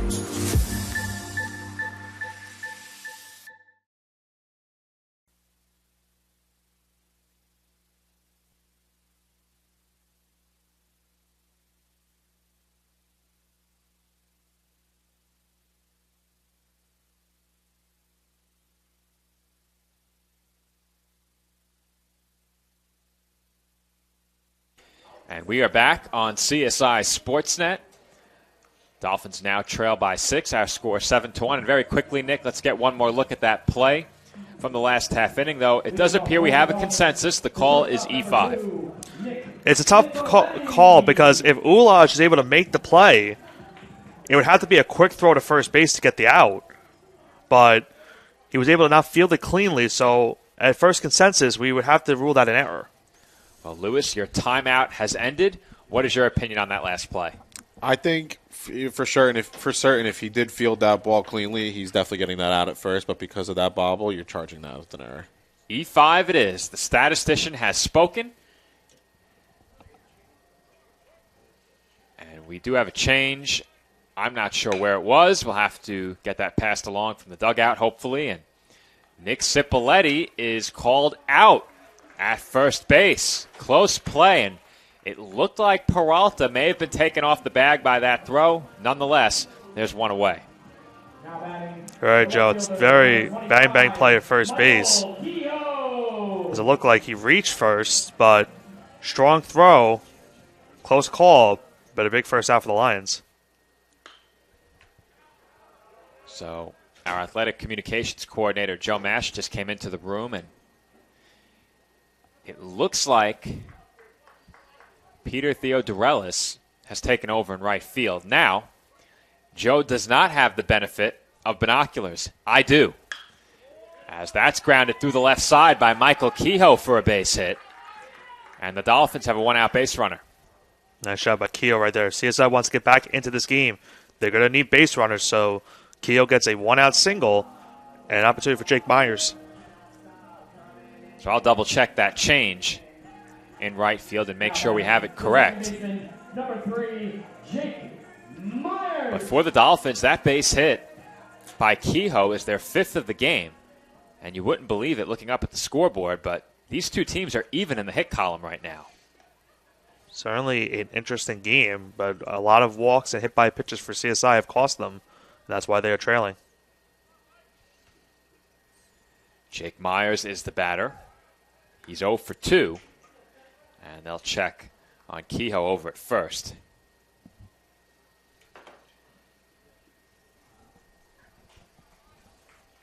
And Joe was correct. It is Theo Dorelis out in right field. Myers quickly behind 0-2 in this his third at-bat. And he's replacing big shoes in right field with Overton, who has had himself a nice day in the outfield. Overton's had a nice day all around. You have to wonder if maybe there was an injury, because that's a fair ball. Now, was Myers running?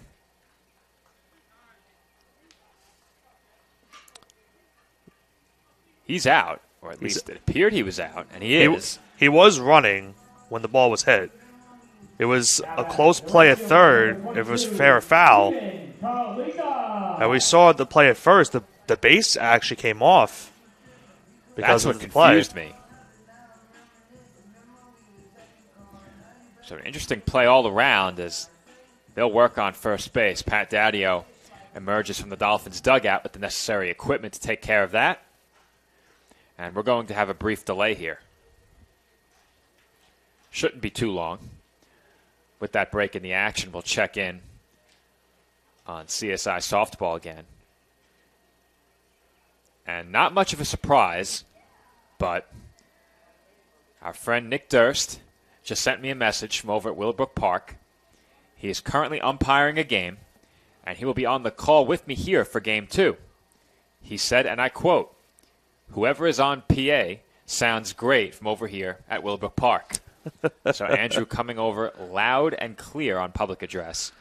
Now, the question is, shouldn't he be able to tell who's on PA if it's really booming? I feel like he should know that's Andrew. That's going to be an interesting talk with our good colleague Nick Durst. Because you're right, Joe. Couldn't he decipher who that was? He knows who it is. As Stephen Kalika fouls that pitch away. Kalika is 0 for 2. Has grounded out and flew out in his 2 at-bats in the game. We know Nick Durst is a very good umpire, so he would definitely be very useful for our second game if there's any mishaps in the field. Kalika calls time. If the Dolphins are going to make a late push in this game, they need a base hit right here. They have to chip away every chance they have with runners in scoring position. Absolutely. Joe Kalika needed to get that runner on second home. And he swings through that breaking ball for strike 2. You could tell he was looking for a fastball right there. Swung a little bit early on that off-speed pitch. That was a big swing by the Dolphins right fielder.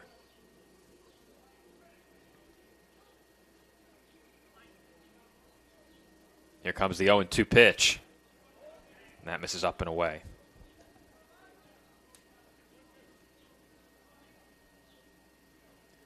Lefty on lefty. Andrioli against Kalika.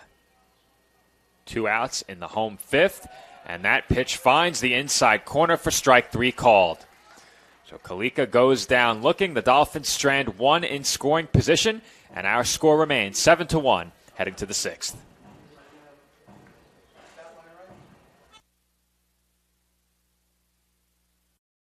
Being a champion takes more than skill, more than endless drills, more than using your head. Being a champion takes the heart to give it your all, the agility to thrive from any angle, and the relentless drive to be the best. Welcome to Division II, where the pursuit is yours to create, and the question isn't, can you do it? It's, will you?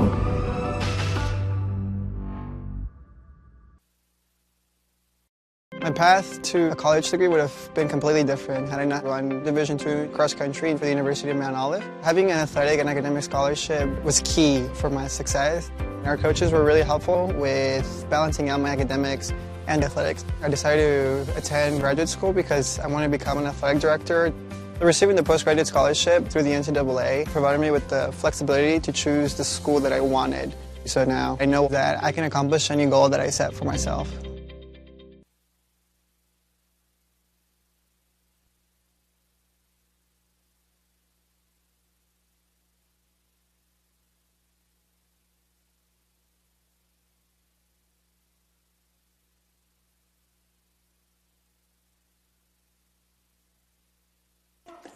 And we're back from the CSI Baseball Complex. Dolphins trailing by 6 runs at the start of the 6th inning. For the Lions, it will be the top of the order, 1, 2, 3 due up against Adam Gonzalez, who returns to the mound for what will be his 5th full inning of work, really his 6th, as he recorded all 3 outs in the 1st inning. And, Joe, with action up in the Dolphin bullpen, you would have to imagine this definitely will be Gonzalez's last inning of work. So he'll look to get out, keep this a 7-1 game. Don't be so sure about that, Nick. If he has a clean inning here, I think there's a good chance he pitches the 7th. We'll see. Gonzalez certainly will want to do that after the last inning where he had a couple of base hits for the Lions offense. He was hit hard in that last inning. Count even on Vincent Pecora at 1 ball and 1 strike. He's 0 for 1, has walked twice and struck out in 3 at-bats.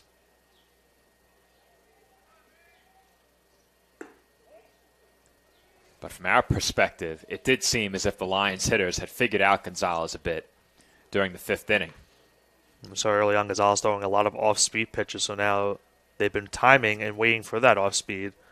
And Gonzalez now trying to have a better 6th inning after a bad 5th. Well, that won't help as he falls behind 3-1. Gonzalez up over 70 pitches now. Not bad for the start of his 6th inning of work. And that misses for ball 4. I mean, Gonzalez had a tough task coming into the game. He had to come in on the 1st inning with a bases loaded, no outs jam. And he's done the best to his ability so far in this game. Other than that 5th inning, he was cruising through the second to the 4th inning. But a bad 5th inning has put him in a bad situation where now it's 7-1 Molloy here in the top of the 6th. And Dolphins pitchers being just Gardner and Gonzalez, but the two of them have made things so much harder on themselves. They have walked Vincent Pecora 3 times. They've now hit Anthony Manacero twice, but my point was going to be that Pecora is a big base stealer, and that's not a batter that you want to walk 3 times in 4 at-bats. Certainly not what you want to do in the situation. Now 1st and 2nd, nobody out. And Thomas Brady is batting, so Gonzalez trying to get out of this jam. Both runners are going, and that's lined out to left field, and Kehoe will have to play it on a hop. 1 run is in to score, and Manacero goes 1st to 3rd as he was running on the pitch. It's an RBI single for Thomas Brady, and the Lions now lead at 8-1. And, for the Lions, I mean, they hit a run to execution perfectly. As not only was the runner able to move from 1st to 3rd, they were able to get home a run. They now have an 8-1 lead here in the 6th. Well, that ball was about a foot or 2 away from being disastrous for the Lions. If Kehoe catches that ball, the Dolphins certainly have a double play. Triple play, unlikely, but not impossible. You catch the back runner making a turn, there's certainly a chance. You've certainly seen unconventional triple plays throughout the majors. Sometimes even here in the college league. So as I mentioned before, Matt Overton came out of the game. We don't know why, but it's Peter Theodorelis who is the batter. He's ahead 2-0.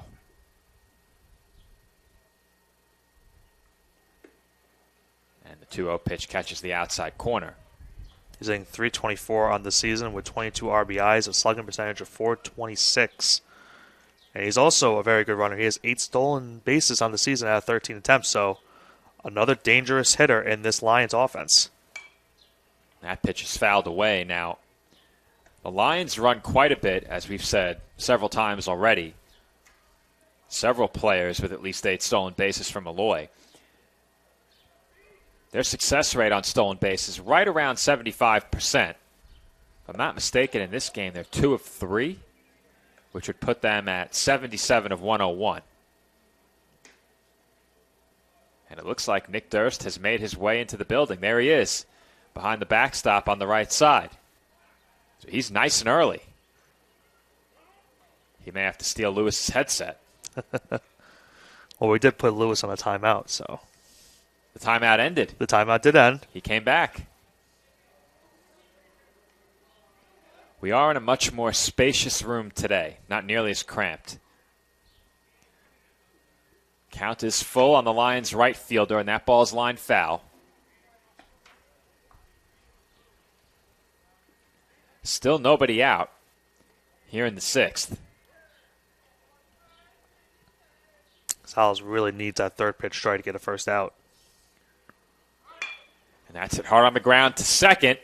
Myers will step on the bag for 1, and the throw to first is in time for the 4-4-3 double play. No RBI for Theodorelis, and that's tough luck because he hit that ball hard. But another nice play for Myers over at second base. And what's good about this play is the runner was moving on that play. They were doing another hit and run, but Myers was still able to get to the bag at second and make a strong throw to first. A nice double play ball, and despite the run coming in, big 2 outs. And that ball's hit out to right center field for a base hit. Scavelli takes the turn. He's headed for second. Throw to the bag is in time. A good throw by Dominic Castiglione. And he cuts down Scavelli trying to turn a single into a double. But that does not happen before the Lions add 2 more runs to their lead. Our score is now 9-1, heading to the home 6th.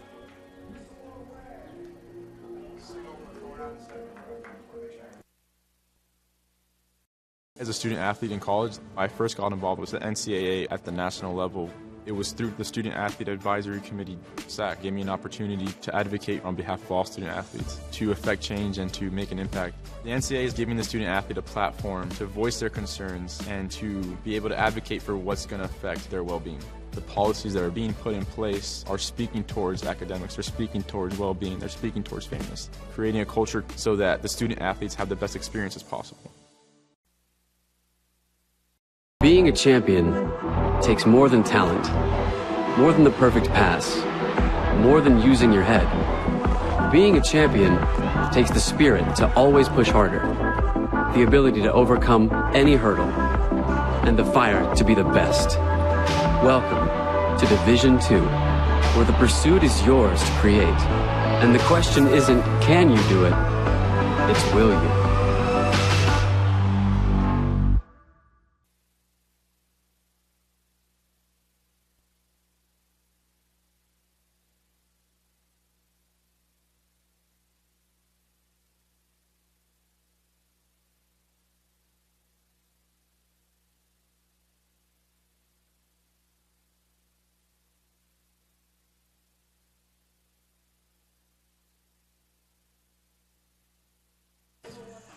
Dominic Castiglione steps into the box to lead things off for the Dolphins in the bottom half of the 6th inning.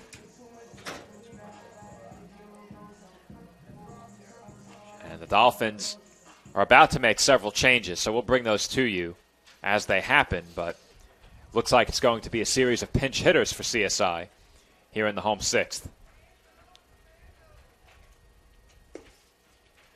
First pitch of this half inning to Castiglione is in for a called strike. Dom, without an official at bat, has been hit by a pitch and walked. And he sends that one out to right center field, and that's down for a base hit. Well, he now officially has his first at-bat of the day. He gets a leadoff single here in the bottom of the 6th inning. CSI trying to cut the deficit. First pinch hitter of the inning for CSI. It will be Anthony Cetera. He replaces Shendi Ulaj. And Cetera goes after the first pitch and fouls it away. Cetera comes in with 7 hits and 27 at-bats on the season. Has a .259 batting average.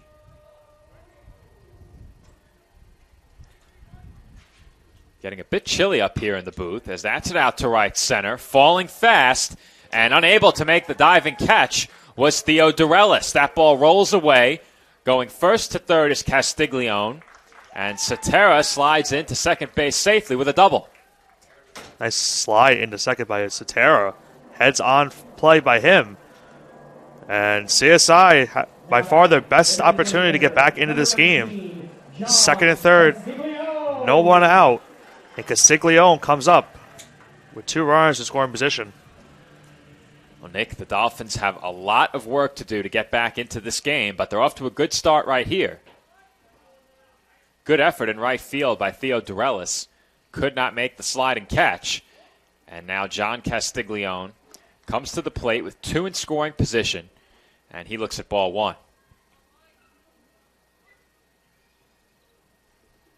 And I can guarantee you right now, Nick, who just left the booth, Nick Durst that is, and Castiglione sends one back up the middle. That's a base hit. 2 will score as Castiglione and Cetera cross the plate, and the Dolphins are back to within 6. Our score is now 9-3. The Dolphins' bats are coming to life here in the bottom of the 6th inning. A big 2 RBI single. Now Thomas Martin, who has by far been having himself a great day, he's already 2 for 2. Now has a chance to advance the runner into scoring position and give the Dolphins some much-needed life, down 9-3. Well, we just had Nick Durst up here in the booth, and we were going to talk to him about that last throw during the previous half inning by Castiglione and what great position the umpire had for that call. But he has now left the booth, and I guarantee you it was to go get a jacket. Sure thing. It is very chilly up here in the booth. It's getting colder out now. I can say that with a great deal of conviction. Well, we know you are also a meteorologist yourself, Joe, so, I mean, it makes sense. I am something of a meteorologist. That is correct. I would say Nick is something of an umpire, but he is an umpire, gets paid to do the job. That makes him an umpire. That does make him an umpire. And we'll hear more from Nick Durst during Game 2 as he joins me on the call. Might hop on for the tail end of Game 1, but I think he's awaiting the food delivery. Doesn't want to have his meal interrupted as he calls the game. So we may have to wait until Game 2 for Nick. Certainly some priorities, and definitely that is one of them. For him, I think the food is near the top of the priorities list. Can't say I disagree. Thomas Martin, the batter, and he sends one back toward the middle, and on the backhand, Micheloni is unable to make the stop. That rolls into center field, and it's going to be the 3rd hit of the game for Martin. The Dolphins now have 2 on, still nobody out, and Alan Morrell will be the batter. Number 17, Alan Morrell. What an inning this has been for CSI. Now they have 9 hits on the game. As Martin, another scorcher up the middle. And he's now 3 for 3 on the day. CSI still no one out. They've got to take pounce on this opportunity to cut this deficit. The Dolphins can find a way to score 2 more in this inning. We have ourselves a ball game all of a sudden. Now that is completely dependent on the pitching the Dolphins get out of their bullpen. CSI has shown they can score. They now have 4 straight hits. But they need to put up some more zeros, have allowed 5 across the last 2 innings. The Lions have a pitcher warming up in their bullpen as that one's fouled off. Morrell just got a piece. Now, I believe that's Ryan Karp warming up in their bullpen. Interestingly, they're choosing to warm up on the grass down in the right field corner instead of on the bullpen mound, which is located just outside of the field of play. It is a nice setup they have out there, though. It is. The home team doesn't have that luxury. As Morel hits one out to deep left field, that's chasing Pecora back toward the wall, and that ball is gone. Alan Morel with a 3-run homer. And just like that, the Dolphins are back to within 3. Our score is now 9-6. Well, you could certainly say he brought the morale up of this game. A 3-run homer into left field for Morel. We've got a ball game here, folks. It's 9-6. A 5 spot here in the 6th inning for the CSI Dolphins. And you're right, Nick. That was quite the Morel booster as he sends one over the left field wall. A 3-run shot for the Dolphins catcher. For Morel, that is his 2nd home run of the season, and it could not have come at a much better time. His team needed that, and they are now back to within 3 runs. And now Cipolleti comes to bat. What a chance for CSI. What an inning they've had. Still no one out, too. So they can still make some more damage here in the bottom of the 6th inning. Remember what I said about scoring 2 runs in the inning and having ourselves a ball game? Morel does one better and drives in 3. Nick Cipolleti is the batter, and the count is even on the Dolphins shortstop at 1 ball and 1 strike. Cipolleti is 1 for 2, has singled and grounded out. And Andrioli gets ahead of him here. Scoreboard reads 2-2 now. I have 1-2. Lewis, 2-2. Cipolleti stays alive as he fights that one off foul.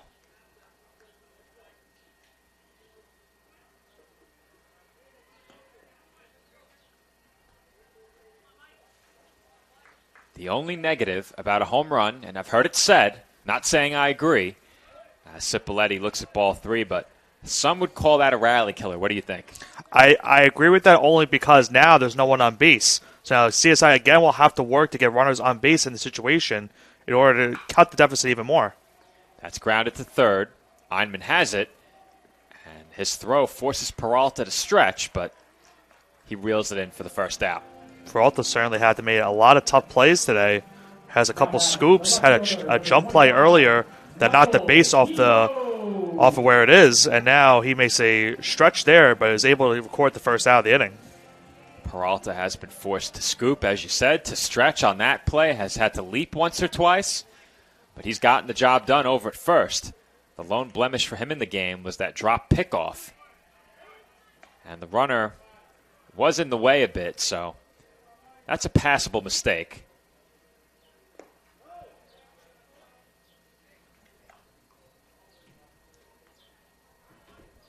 Michael Kehoe is the batter. Count even at 1 ball and 1 strike, and that pitch misses away for ball 2. And for CSI, they need to try to get some base runners on base if they're going to have a chance. That pitch is chopped foul.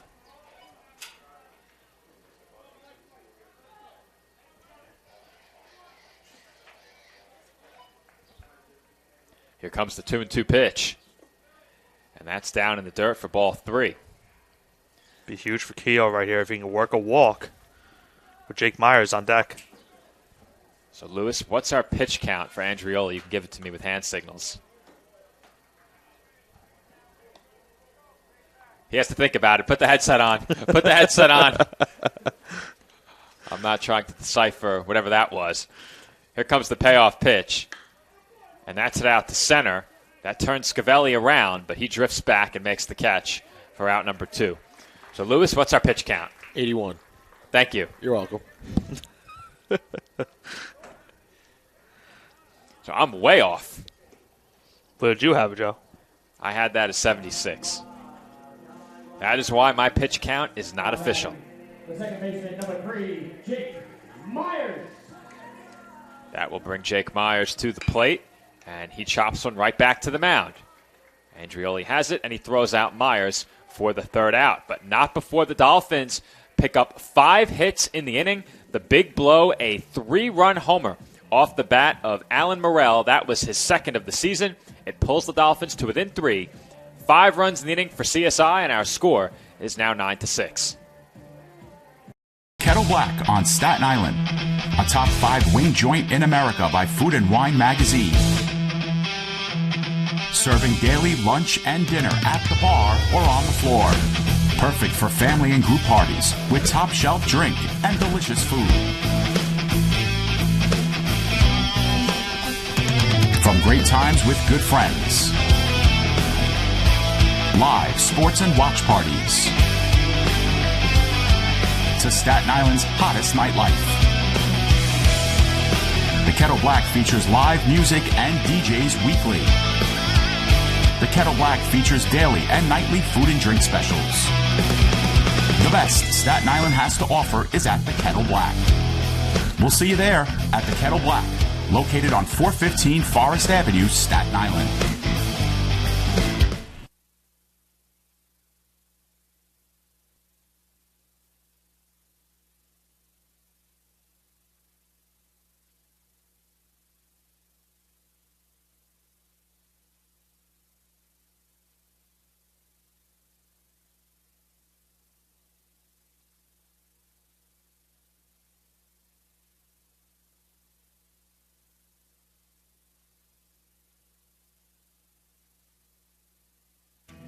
And we're back on CSI Sportsnet. The Dolphins, with a 5 spot in the 6th, have pulled to within 3 runs. And we have a game here from the College of Staten Island.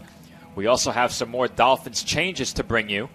Angel Santiago comes in to play right field. He replaces Stephen Kalika. Anthony Sotera, who pinch hit for Shendi Ulaj, stays in over at third base. And right now, that's it for the Dolphins in the field. But on the mound, Nick Velarde comes into the game for the College of Staten Island. Velarde comes in, having appeared in only 4 games this season, has a whip of 3.19 and an ERA just shy of 12 and 5 1/3. He's allowed 10 hits, 7 runs, all of those earned. He's walked 7 and struck out 2, 25 opposing batters, hitting an even 400 against him.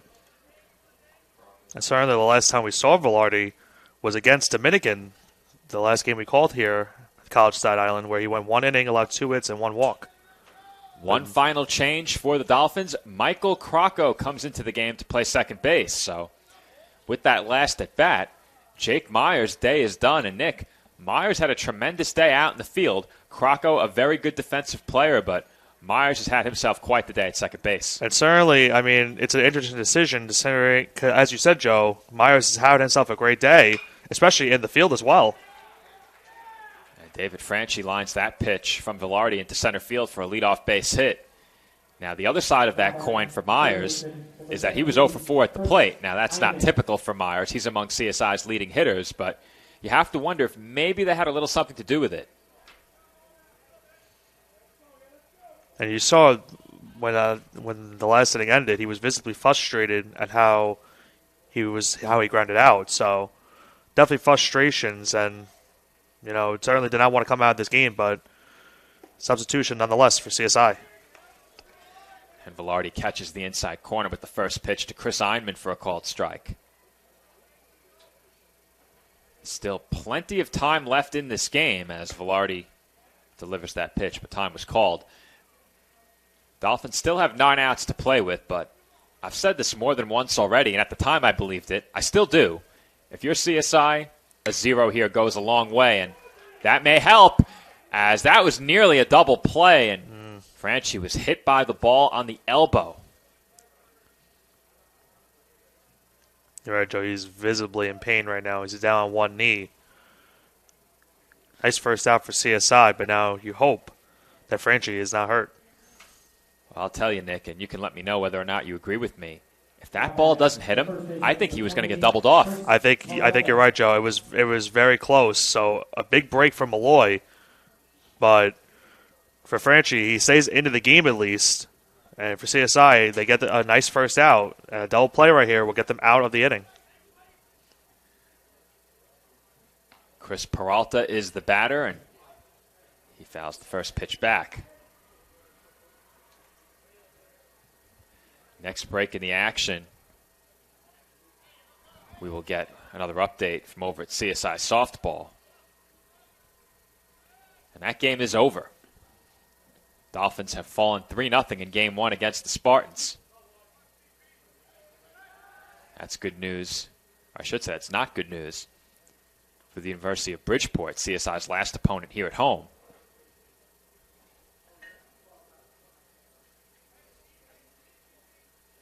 Owen won the count on Peralta, and that's grounded over to the third. Cetera bobbles, throw to second in time for one, and the Dolphins cannot turn the double play as they said Martin was off the base. The throw appeared to be in time. Number 21, Gavin Micheloni. I did not think that would be the reason the runner was called safe. I thought Martin was certainly on the base. I'll try to get a better replay for that. Lewis thinks he was out. That will go down officially as a fielder's choice for Peralta. But if Cetera handles that ball cleanly, there's no doubt they turn the 5-4-3 double play.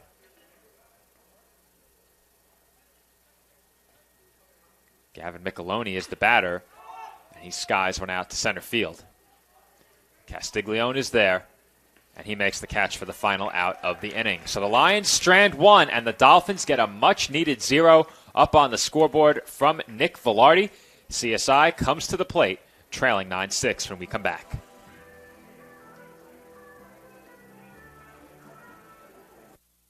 For me, just kind of was the glue that kept my family together, I feel like. I don't know what it was that drew me in, but after I started playing for a while and started seeing some early success as a little kid, to see how much it meant to my parents to see me play the game and try to make a difference was really what fueled me to keep playing and stay competitive. Being a triple major is not necessarily easy, but at the same time it is what you make it. Being a tighter-knit university, I have a lot of classes with the same professors, so they know me pretty well. I think it's that personal relationship that really helped me to thrive as a student. I was able to come here and get my triple major, as well as play a super high level of baseball against some of the best players in the country. There's a lot of options here in Division II with a lot of great ball players and a lot of great people, and they make sure that they give you every opportunity to succeed on and off the field.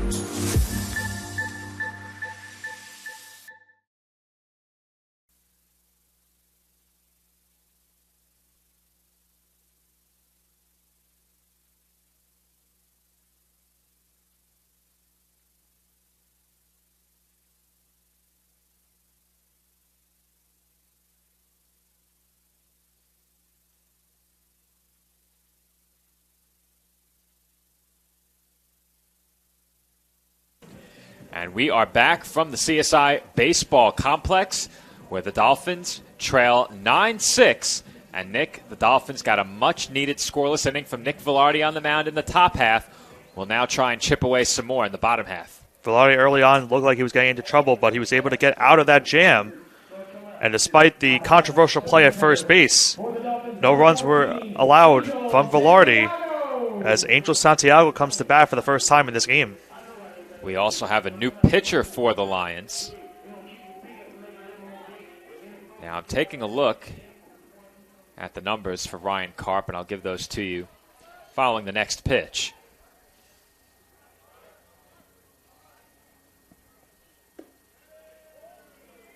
And that misses down and in to Santiago. So the numbers for Karp on the season, he comes in having appeared 7 games, all in relief.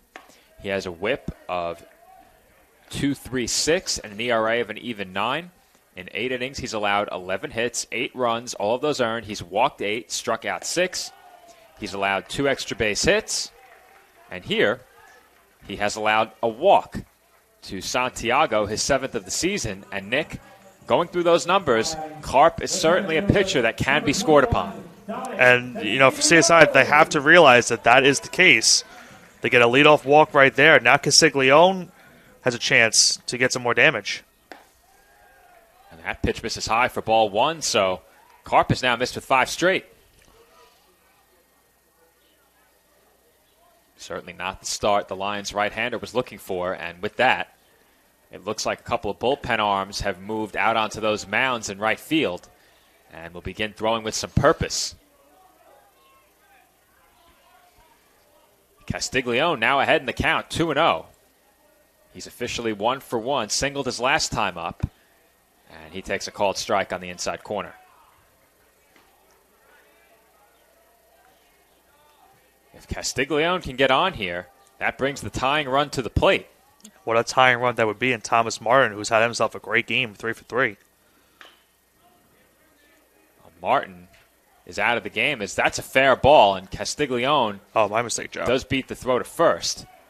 But Cetera comes to the plate, and Castiglione is safe over at first on the fielder's choice. Santiago forced out at second. And with one out, Anthony Cetera will be the batter. Cetera had himself a double his last time up.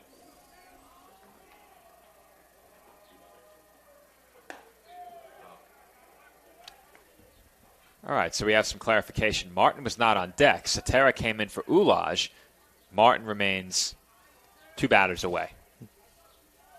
Thank you to Lewis for clarifying that. As Cetera chops that one foul, and the count evens up at 1 ball and 1 strike. At first glance, I saw the 3. I initially thought it was Thomas Martin. That's why I got the confusion. But Cetera did have a hit his last time up. So CSI certainly would like to get another one right here from him. And Cetera takes down in the dirt for ball 2. Karp has come out of the bullpen with some serious command problems early. If you're CSI, you do not want to be chasing any of these pitches. Got to wait for something good. And that was a big pitch right there as Karp falls behind 3-1. And he is now 1 pitch away from bringing the tying run to the plate via the base on balls. Comes the 3-1. And that's in there for a called strike 2. Now, if you're the Dolphins, do you send Castiglione here? That's going to be a tough call. I mean, 3-2, we'll see. I would not. He's going. They do. And that's hitting the air out to center. Ranging back is Franchi. Coming in is Scavelli, and Franchi makes the catch. A tough play right there. Sun has been peeking in and out here today. And certainly a huge out for Molloy as Castiglione comes up to bat, but he cannot beat the tying run. If he can get on, then Thomas Martin would have a chance.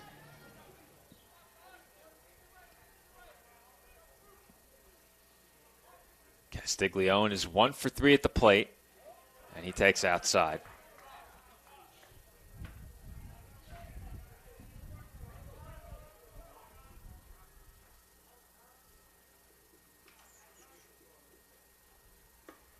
And was Castiglione able to hold up? He was not. Got tied up by that pitch, and the count evens up at 1 ball and 1 strike.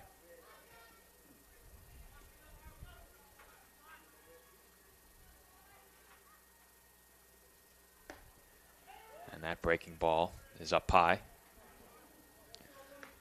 Karp has been forced, or I should say, has forced himself to work behind against every hitter he's faced.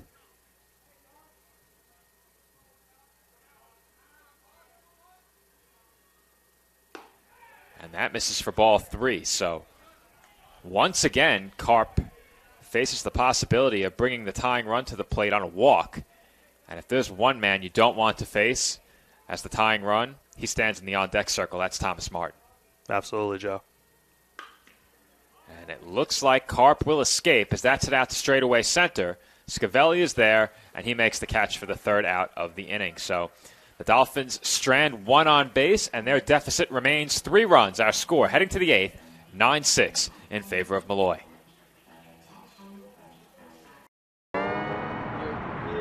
Wayne State Medical School has been my dream medical school since I was 5. Athletics are important, but so is service, so is research, so is becoming a better person. And we expect you to do well athletically, but don't forget the reason you're here, which is to give back to your community and to get good grades. It was my sophomore indoor season. It was the first year with our new head coach. And he comes in and he's like, we could be a national contending team if you guys work hard. And I heard him and I was like, well, I want to be a national champion. I want to be an All-American. And I bought in because he bought into our team. And I qualified to go to indoor nationals. I decided I wanted it, so I went and grabbed it.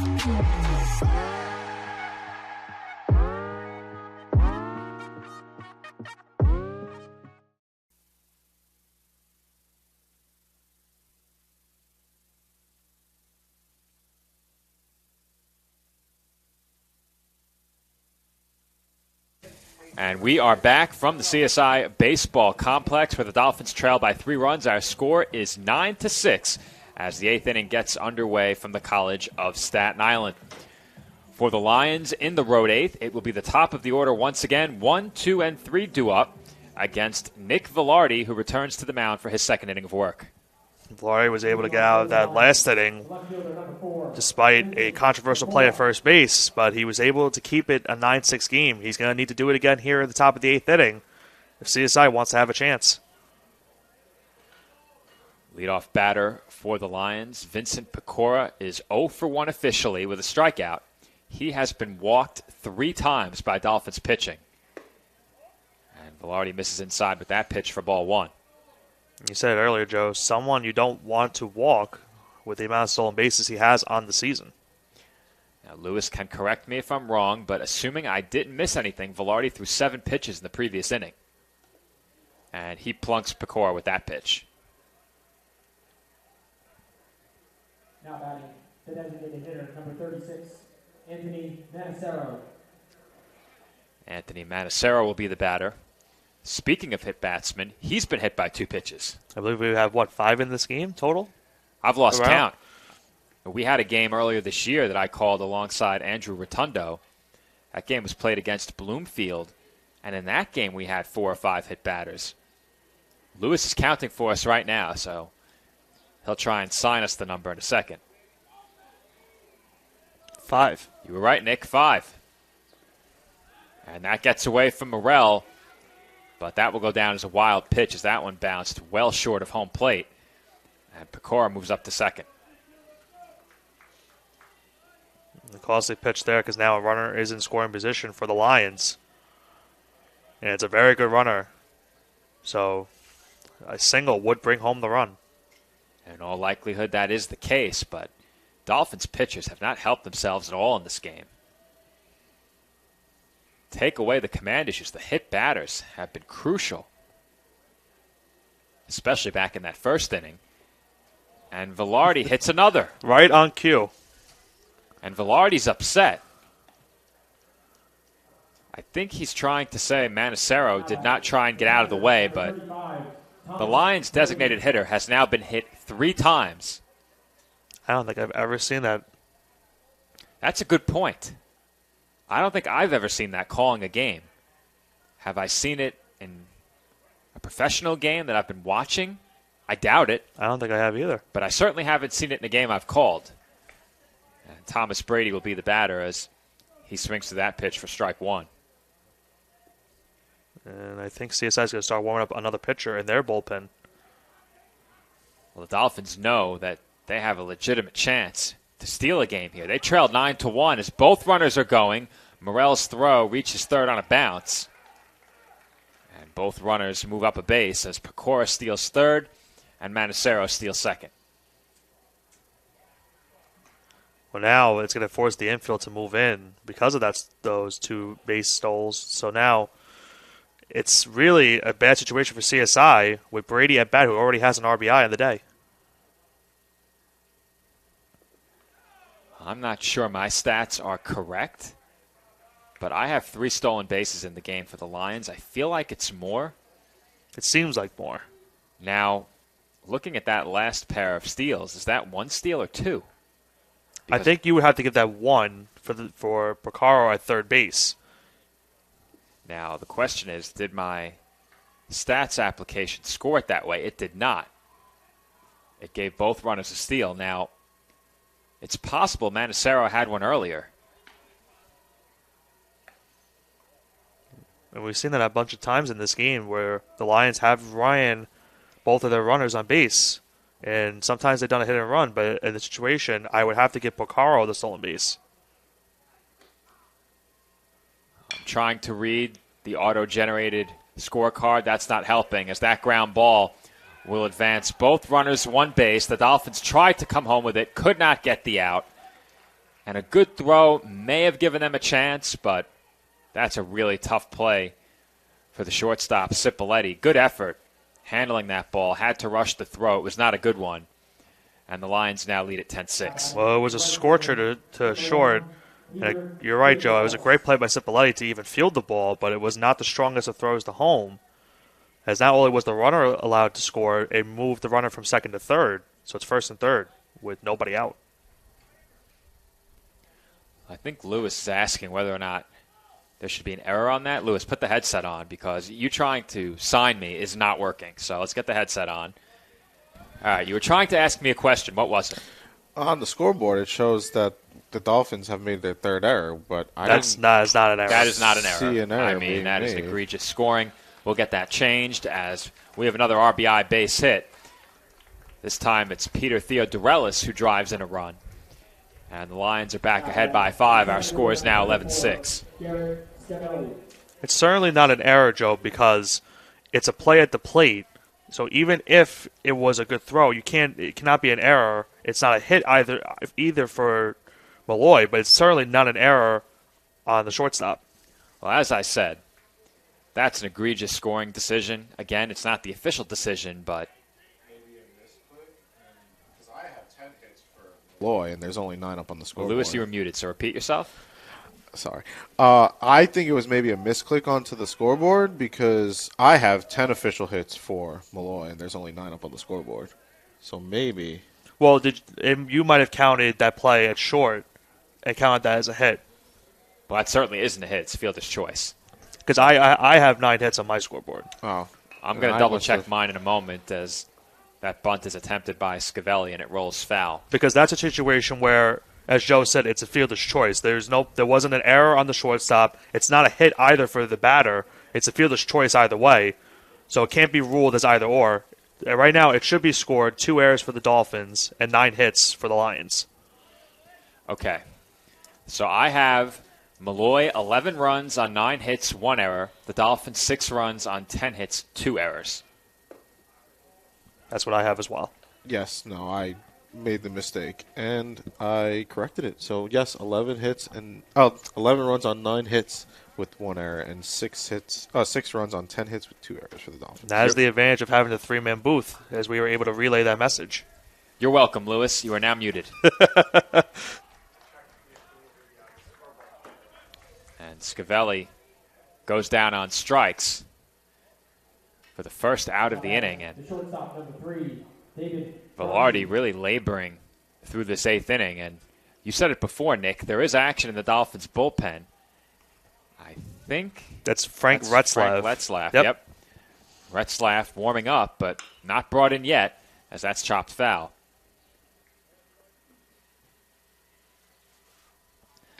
David Franchi is the batter. He's 1 for 4.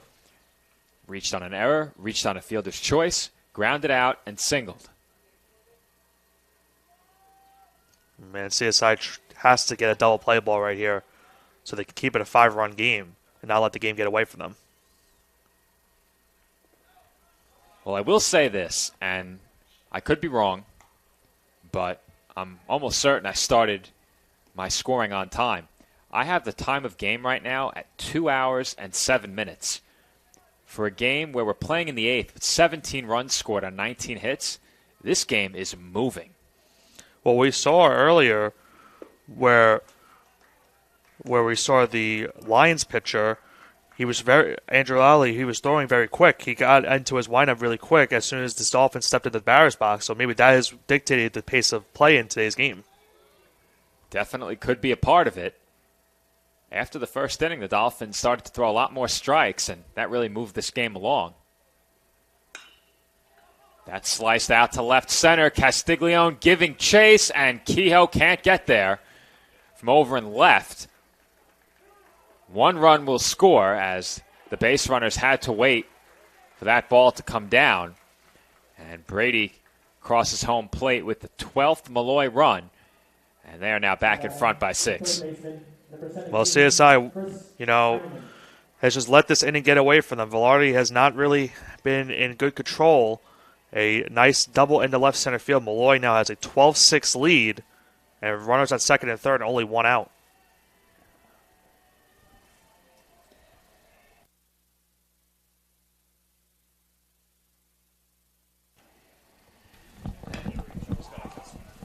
And we are going to be joined by the third member of our broadcast crew for today. Nick Durst has made his way over from Willowbrook Park. He was treated to some fantastic public address while he was over there from Andrew Rotundo, but he now joins us on the call here for Dolphins and Lions. Joe, Nick, and Lewis, pleasure to be with you. And I'm acting as field reporter in this game, so I got down to the nitty-gritty, did some investigative journalism, and I went in to the other room to hear why the scoreboard operator felt Cipoletti committed an error. He didn't. And he said he spiked the ball on the third of the plate, and I said, well, Tom Brady was up, so it kind of goes with the territory there. That's funny. I like it. As I mentioned at the top of the show, Tom Brady is my guy. But, Nick, you have enough room to put the headset on now if you want. More than enough give. You can also run it behind me as well, so we'll do that during the break. But I'm just going to put it bluntly. There is no set of circumstances where that throw by Cipoletti is an error. None. Well, we will try to get some behind-the-scenes footage during the in-between innings. We'll get Marquise up here to film it. Hopefully we can post that on the CSI Dolphins baseball account post-game. Yeah, we probably shouldn't do that because my discussions about scoring aren't always friendly. Usually they are, not always. Well, Lewis did a good job of bringing it to your attention and explaining his thought process there. We know how Foreman Osborne gets when it comes to scoring. Bad scoring decisions, not getting by Foreman Osborne as that's fouled back. We still intend to populate that Twitter account, but everything needs to be just right. Needs this perfect debut. Almost there. We have the origin story clip, and then we have a bit more from over at softball. I don't think we have any baseball clips yet. Not as many. Not nearly as much. Only one broadcast since that time, if I'm not mistaken. And that ball's it out to deep right center field. Castiglione moving over, but it is Santiago who comes over from right field to make the catch. And the side is retired. But the Lions extend their lead back to 6 runs, and it looks like the batter, or the on-deck batter anyway, may have said something to the Dolphins as they came off the field. That was Franchi who ignited something over around the Dolphins' dugout, but nothing comes of it, and we will head to break with our score 12-6, bottom half of the 8th coming up.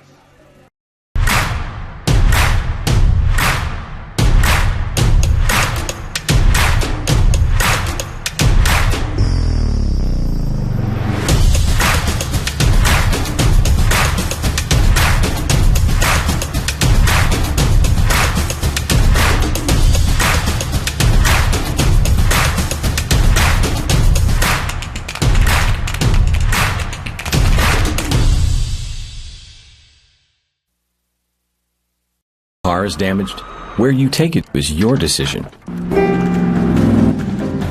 But insurance companies would like you to think otherwise.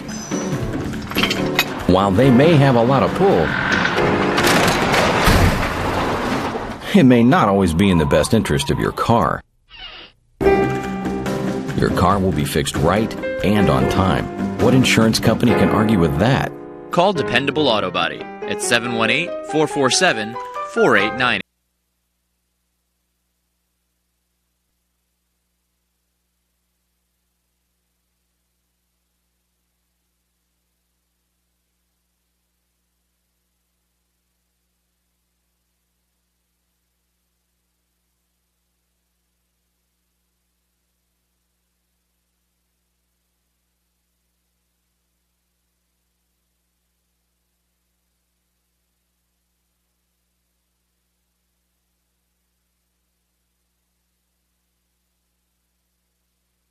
And we're back here on CSI Sportsnet as my broadcast partner, Nick Bavona, may be silent for the next minute or so as he tries to track down a replay of that Cipoletti throw home.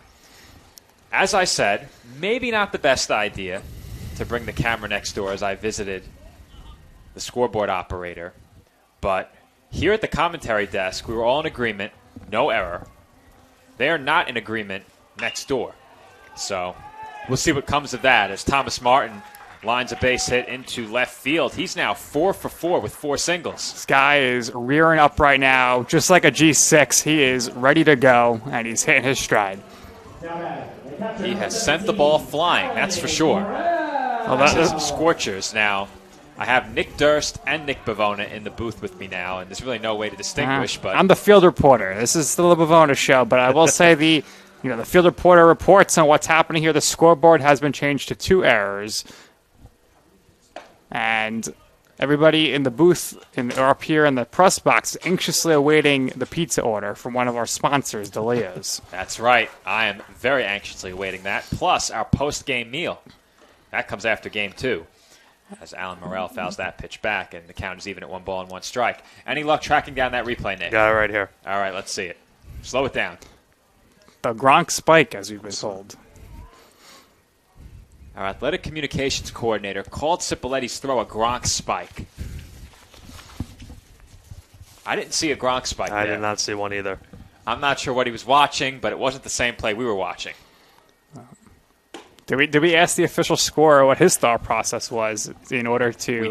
We did. Lewis agreed with us. He's a smart man. Lewis knows that he needs to agree with you, otherwise he's going to be in trouble. That is absolutely correct. Absolutely true. So, Joe, I know I've been late. I was doing the field reporting from the bullpen before, but did we mention the big flag football victory from 2 weeks ago? We did mention that over at softball during our last broadcast. Before the game 2 weeks ago, I made it very clear that I was wide receiver 1 and you were wide receiver 2. But after the game, turns out we both had a touchdown. Joe Bolella had a touchdown. Dave threw 3 touchdowns, including the game winner with 6 seconds left. And once again, the staff emerges victorious as Marquise was not aware that there was a flag football game. Marquise should have been there with a GoPro on, playing in the game. He played college football, Nick. I hope that he's going to be at the Cinco de Mayo staff versus students softball game. Yeah, but he won't dominate in that game like he would have in that game.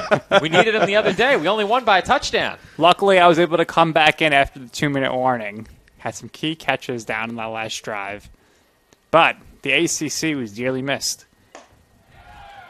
He sure was. I'm sure that the students would have really appreciated him being there.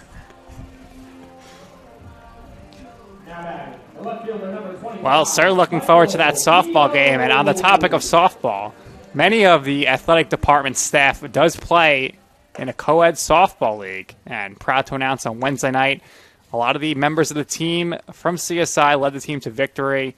CC, one of our former softball players and staff members, 2 hits, including the game-winning RBI hit. Nino, who we briefly saw work some games, not because of him, but because of other reasons. He had the game-tying sac fly. And there's an error committed by Franchi over at shortstop. Now, is there... Okay, there is no question. Thank you. For sure, that's figured out For there. sure, but I thought they might ask. And, of course, we can't forget about Mr. Reliable, Joe Calabrese, who won the coin flip to give the team home field advantage. So a good job out of the CSI staff in that co-ed softball game to get their first win of the season this past Wednesday night. What did he choose for the coin flip? I don't know. I'm usually a tails never fails guy. Tails never fails is the way I always go. Well, I'll tell you, Nick, I think you were 2 letters short on Calabrese's nickname right there. I forgot to. U and N.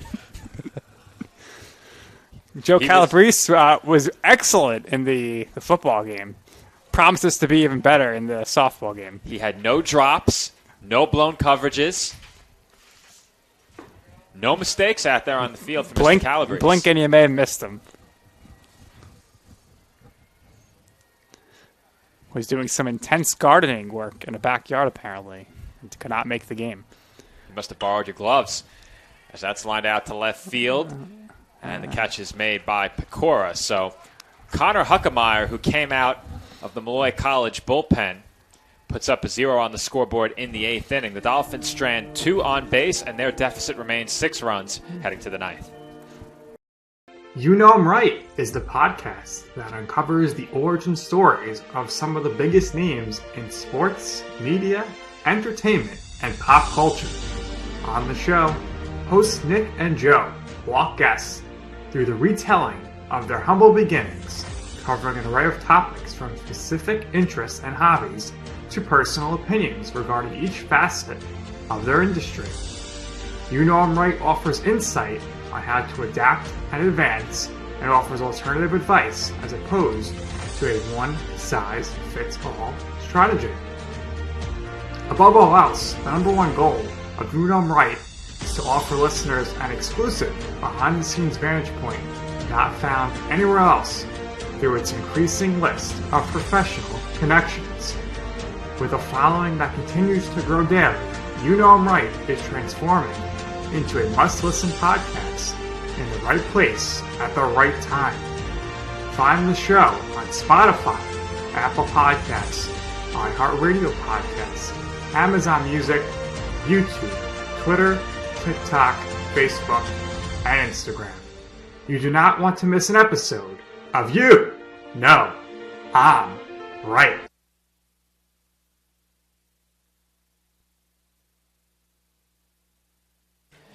And we are back from the College of Staten Island. New pitcher for the Dolphins is Frank Retzlaff. And we did mention Retzlaff was up in the CSI bullpen last inning. He comes into the game for the College of Staten Island. And he will face 9-1-2 for the Lions in the road 9th. Retzlaff almost got hit there with a throw down to second base. Would have been quite the showing there.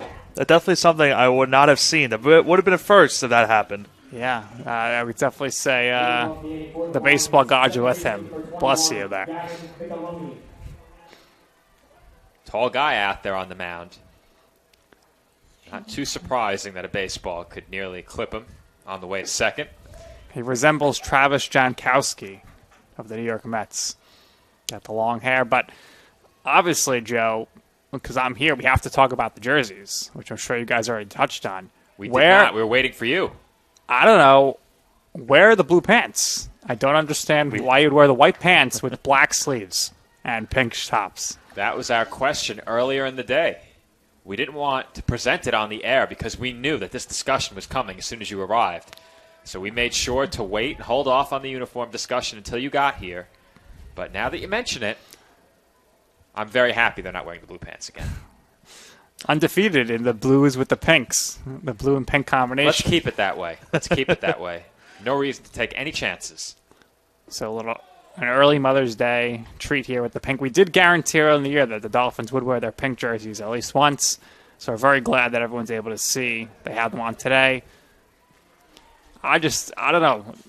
I don't really think there's many pant combinations that go with these jerseys. These are perfectly okay. I have no problem with these jerseys. I think the black is a little bit better only because the sleeves are solid black. Yes. If it was white sleeves, as he's walked there, then I would be fine with this uniform.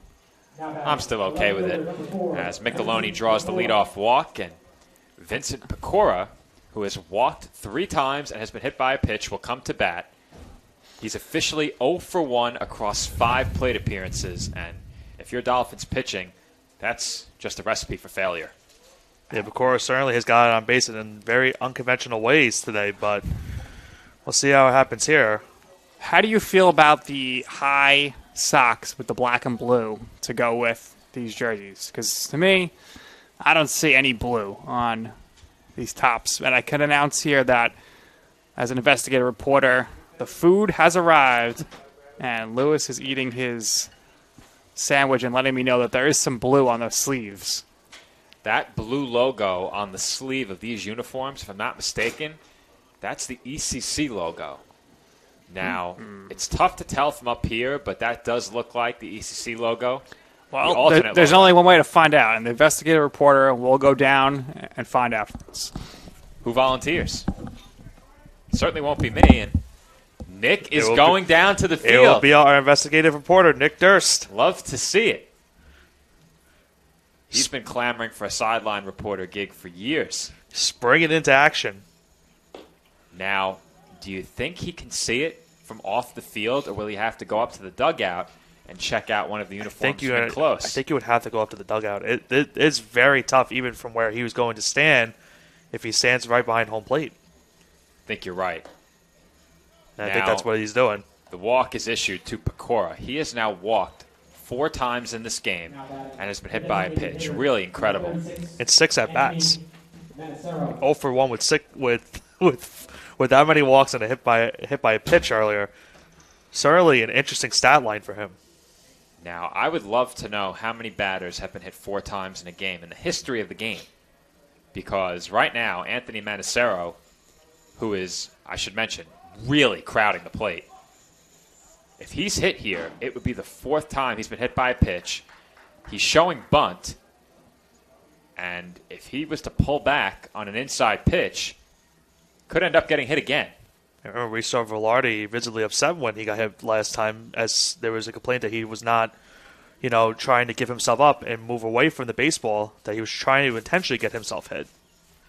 And you can see it. The lines are a bit faint now as we play in the 9th inning. And was he hit? I don't think he was. He was not. Now, I said it already earlier, but the lines right now in the batter's box are a bit faint. You really can't see them too well, but he is really crowding the plate. He is right almost on top of home plate, honestly. He is towing that chalk as closely as you can without being illegally positioned. And that misses outside. And very dangerous second pitch. He almost got hit in the head. Thankfully, he was able to get out of the way. We've seen in the majors those type of plays where a batter is too close to the plate and they get hit with the pitch right on the helmet. He is not being deterred. He is right on top of the plate still. And he takes that pitch outside for ball 3. All right, Nick is back. Yes. So one sleeve is what some would call Danny the Dolphin, which would just be the Dolphin logo. The other sleeve is none other than the Cuniac patch. Oh. Well, we need an update. As that's out to left, rounding third is Micheloni. He will come in to score. And it's an RBI single for Anthony Manacero. That's his second hit of the game, and the Lions now lead at 13-6. Yeah, the inning, this game has really gotten away from CSI these last couple of innings. They were able to make it 9-6 at one point, but 4 unanswered runs for the Lions. Now they have a 7-run lead here in the top of the 9th inning. Thomas Brady is the batter. Brady's 2 for 4. And he takes up high for ball 1. Well, business is picking up in here. Everyone's got their food ready to go. Marquise is chowing down. Lewis enjoying his bologna sandwich. Cannot blame him. For those wondering, of course, Joe Foreman had to get something with vodka sauce. No doubt. As that pitch catches the outside corner for a called strike. Once again, this game is game 1 of 2. Game 1, of course, scheduled for 9. Game 2 will be a 7-inning game. And we expect to get started about 20 to 30 minutes following the conclusion of this game. And both runners are going yet again. And no need for Manacero to slide. He's in easily. Strike is the call on the batter, so the count runs to 1-2. And another situation where the Lions double steal, and it works again to their perfection. So now 2 runners in scoring position, still no one out. Well, let's hope we don't see any Gronk spikes on this play here, but I know you're down by a lot, but you still got to have the corners in here. And that's it to short. Diving stop by Cipoletti. Throw to third in time. What a play by Nick Cipoletti. Nick Cipoletti, what a play. Saving, another runner's Brady in scoring position. The run does score for the Lions, but a heads-up play by Cipoletti to realize where the runner was from second base. And that play even more impressive as they did not have a force at third. Cetera applied the tag to record the out, and that was a full extension dive by Cipoletti, who continues to bring a great effort on the Dolphins' infield, despite what is now an 8-run deficit. Well, you've said it before, Joe, between Cipoletti and the former ECC Player of the Week, Myers up the middle. One of the better defensive combinations that the Dolphins have had in a few years. And that pair has had a tremendous day in this game. Of course, Myers not in right now. He was replaced by Michael Crocco after an 0-for-4 start to this game at the plate. Peter Theodorelis is the batter. He comes to the plate for the third time, and he's behind 1 ball and 2 strikes. Had an RBI in his last at bat. And that pitch misses badly for ball 2. Theodorelis 1 for 2 with a single. You mentioned the RBI on that base hit.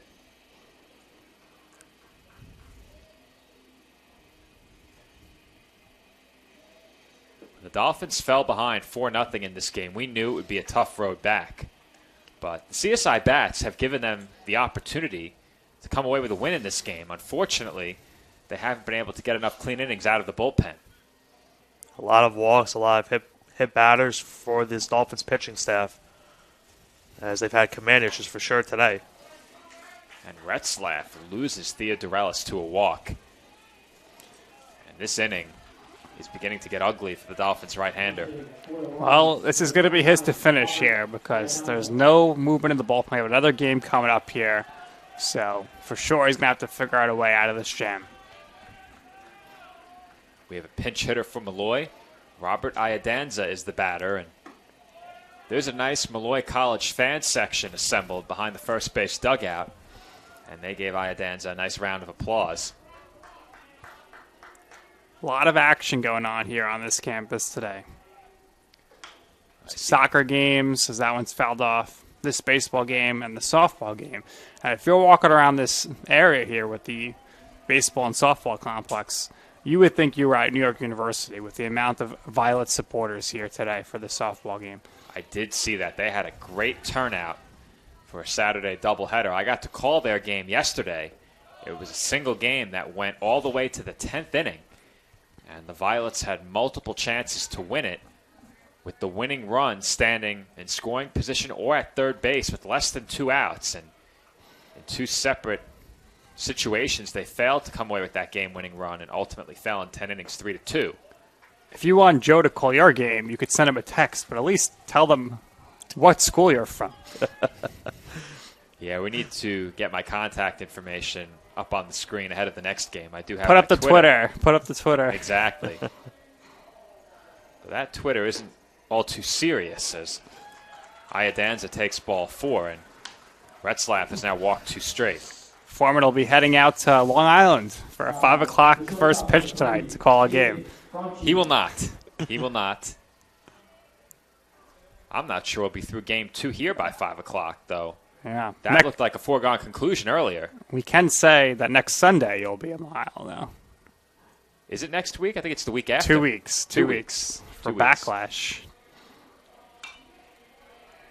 David Franchi is the batter, and he fouls that pitch away. Franchi's 2 for 5. Has singled and doubled in his last 2 at-bats. Still no action in the Dolphins' bullpen. As you said, this inning belongs to Retzlaff. And that's lined the other way down the left field line, but foul. Well, for a doubleheader, I mean, this is stupendous weather. So you can't complain there. I mean, it's a little chilly up here with the wind. We are elevated with some open doors and windows. But overall, pretty good conditions out there for the players today. If I was outside calling this game, I would like it to be a bit warmer. Up here in the booth, I would say this is as close to perfect weather as we'll get. 1 ball and 2 strikes the count on the line shortstop, and he takes outside for ball 2. Now, we saw it throughout the game. Dolphins pitchers were working from behind in the count most of the game. Retzlaff has gotten ahead and can't put hitters away, so that's been contrary to what we've seen so far. And now the count is full. We already saw one at bat where he had a 0-2 count and walked the batter, so now he might do it right here again. He needs to find that third pitch strike. The CSI is still looking for that second out. Comes the payoff pitch. And that's hit in the air out to left. Kehoe and Castiglione converging, and Kehoe makes the catch. Brady will tag up from third. He will score. And the Lions now lead at 15-6. Well, a nice second half for CSI right there, but another run comes in for the Lions. They've now scored 6 unanswered after CSI got this game back from within a 9-1 deficit at one point and made it 9-6. But the last couple of innings for CSI has gone away for them, and now it's a 15-6 game with 2 outs in the 9th inning. Well, the Dolphins made this game very interesting back in the 6th with a 5 spot. That pulled them to within 3 runs at the time. As you said, the score was 9-6.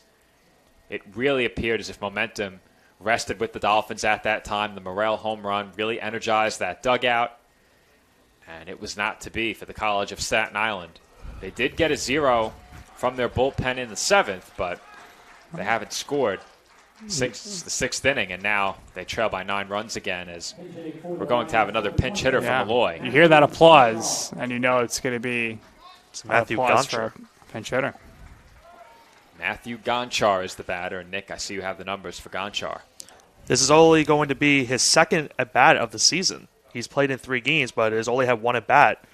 So limited work for him this season. That's why the Lions fans have been applauding, as the last 2 batters have really not had that much play appearances this season. So it's finally starting to get some appearances down the stretch of the season. I think he was caught off guard that he was being called to pinch hit. We had a bit of delay. He was in the dugout. He had to get his batting gloves on, his helmet, his bat. So when you have a big league like this, you can get everybody into the game. I think the big question here is, does he get a chance to swing the bat? As Retzlaff is now behind 2-0, and I think for a guy who only has a couple of at-bats, to give him the green light here.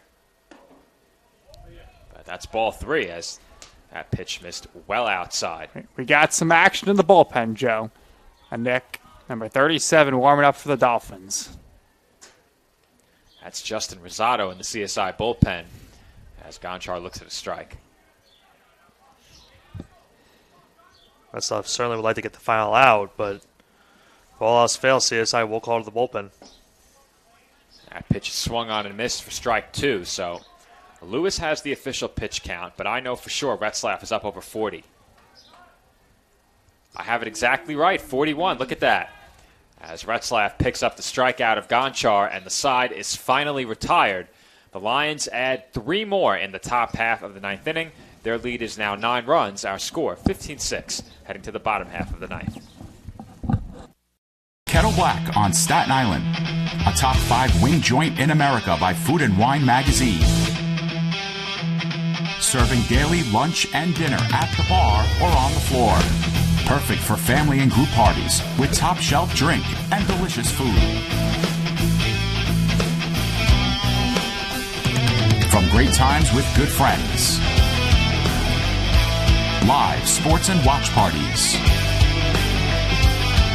To Staten Island's hottest nightlife. The Kettle Black features live music and DJs weekly. The Kettle Black features daily and nightly food and drink specials. The best Staten Island has to offer is at the Kettle Black. We'll see you there at the Kettle Black, located on 415 Forest Avenue, Staten Island.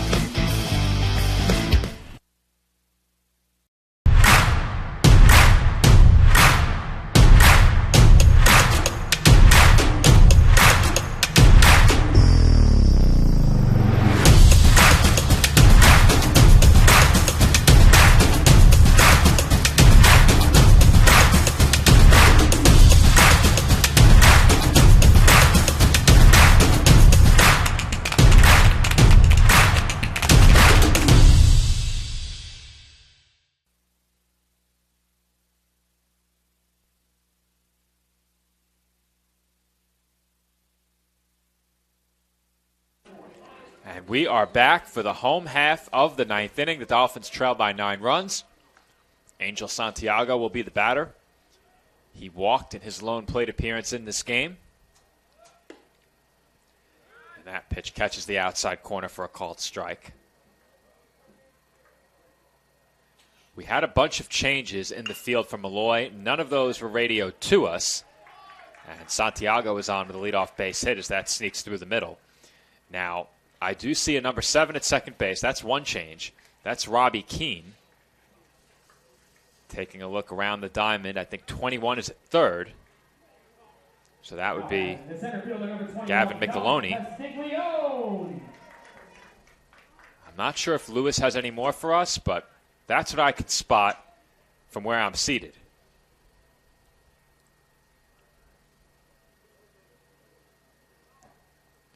Dominic Castiglione is the batter, and he sends one out to left.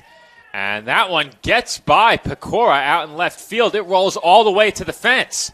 Santiago is being waved home. Here comes the relay throw, and there will be no throw. It's an RBI double for Dominic Castiglione, and the Dolphins now trail 15-7. Well, not only that, Joe, but I think you have to give an error on that play as well for the left fielder, because certainly the run would not have scored if it played correctly. Nonetheless, a big break for CSI. They get a run. It's now 15-7 as you have a runner on second, no one out. Good point there, Nick. There was an error on that play, so no RBI for Castiglione. You can make the case that was a two-base error. So Castiglione likely will get credit for a single on that. I think you would have to rule that as single, You're and right. then it would have definitely an error in left field by Picaro, as it allowed Santiago to come all the way from first to home. So it's a single for Castiglione and a two-base error, allowing the run to score. That was my mistake. It's been a long day, as that's lined straight into the glove of Keane, who makes the catch. And Anthony Cetera is retired for the first out. A tough break for CSI right there. A nice hit ball by Cetera, but right to the second baseman, Keane, who just came into the game, as we mentioned earlier, as there's now one out here in the ninth. So we had Nick Durst in the booth with us for the last couple of innings. Where did he go? That is what I'm looking for. Maybe he went to his car? Not 100% sure. That's a great question, as that pitch is in for a called strike one. John Castiglione at the plate. He's 1 for 4. Has singled and flew out 3 times. And the count here is even at 1 ball and 1 strike. As you mentioned, Joe, you and Nick will be on the call for the second game of this doubleheader. And that's chopped toward the middle and through for a base hit. And Castiglione will be held at third. Castiglione's on the corners now after John delivers his second hit of the game. And Thomas Martin will be the batter. Well, Martin has certainly had himself a day at the plate. Already 4 hits. If he can get a 5th one right here, it would plate home a run for CSI. Deficit is 8 for the Dolphins. As Lewis passed along another change, we did have a pinch hitter in Robert Iadanza during the previous half inning. He is now out in center field. So Iadanza for Scavelli in center. And the 1-0 to Martin is in for a called strike.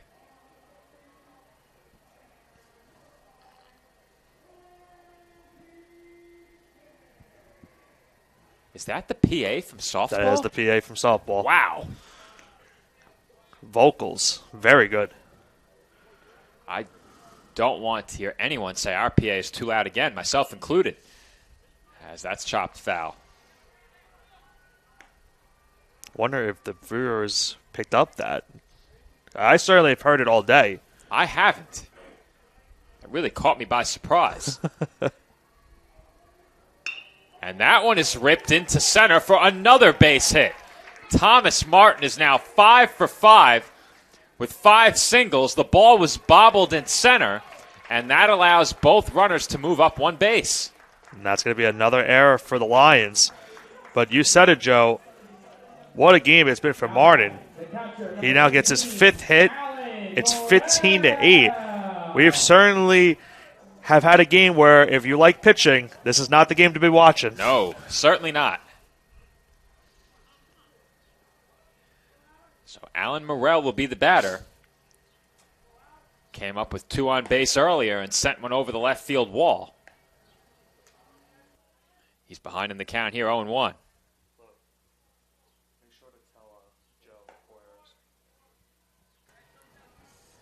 Pitch misses up and away. Now, we had this conversation last year on the air, but whether or not you mute yourself, it is not possible to have that conversation. I just realized. I realized that as I said it, as I did it. Just another scoring issue at hand. Just to be clear, Joe is not me. Yes, we're talking about Joe Masha. We have an issue with the scoreboard. Just want to make sure that everyone has that clear. I can never correct Foreman Osborne. I wouldn't even dream of it. Smart man. He learned from the best. And Louis Matrone as Morrell takes just out of the zone for ball 3, and the count is now full. Well, certainly a walk right here would help load the bases and keep CSI as they try and get those rally caps going. That's pulled foul. There is no action in the Lions bullpen. They still have a very comfortable 7-run lead. Dolphins have 2 on base. Still a long way to go before CSI can bring the tying run to the plate. But that won't hurt as Morrell draws a walk to load the bases. Now batting the shortstop, number 2, Nick Cipoletti. Now there's nobody throwing in the Lions bullpen. But we may be getting a pitching change nonetheless. Now, there was one player stretching in that bullpen. Now, Joe Fucarino taking his time, heading out to the mound, assuming that's him.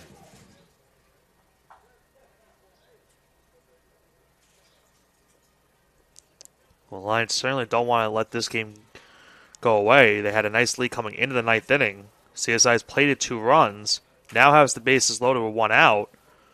And with Cipoletti, who had a nice diving play in the top of the inning, would like to now make a nice hitting play here and get a base hit to bring home some runs and cut the deficit to potentially 5 runs.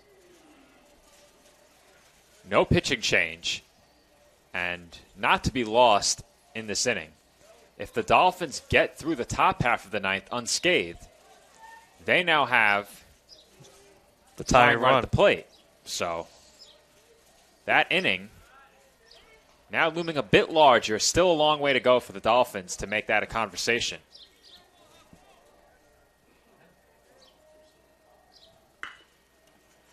That ball's hit out to left, hit well.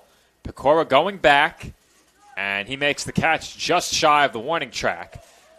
That will bring Castiglione in to score. Martin moves from second to third. And the Dolphins are down to their final out, trailing 15-9. Certainly a loud out on that play. Nice job by Picaro in left field, who had a fielding error earlier in the inning. But he makes a nice play there. CSI does plate home a run, but they are down to the last out, as you said, Joe. Cipoletti certainly made a bid for a grand slam right there. And it will be left to Michael Kehoe, who comes to the plate 2 for 4. Runners on the corners and 2 away in the bottom half of the 9th inning. And that pitch misses outside for ball 2.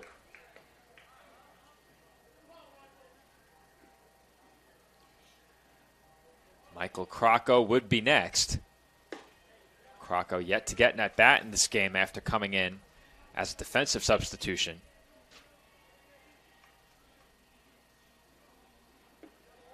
And the 2-1 is out of the zone for ball 3. So Huckemeyer in danger of issuing another walk.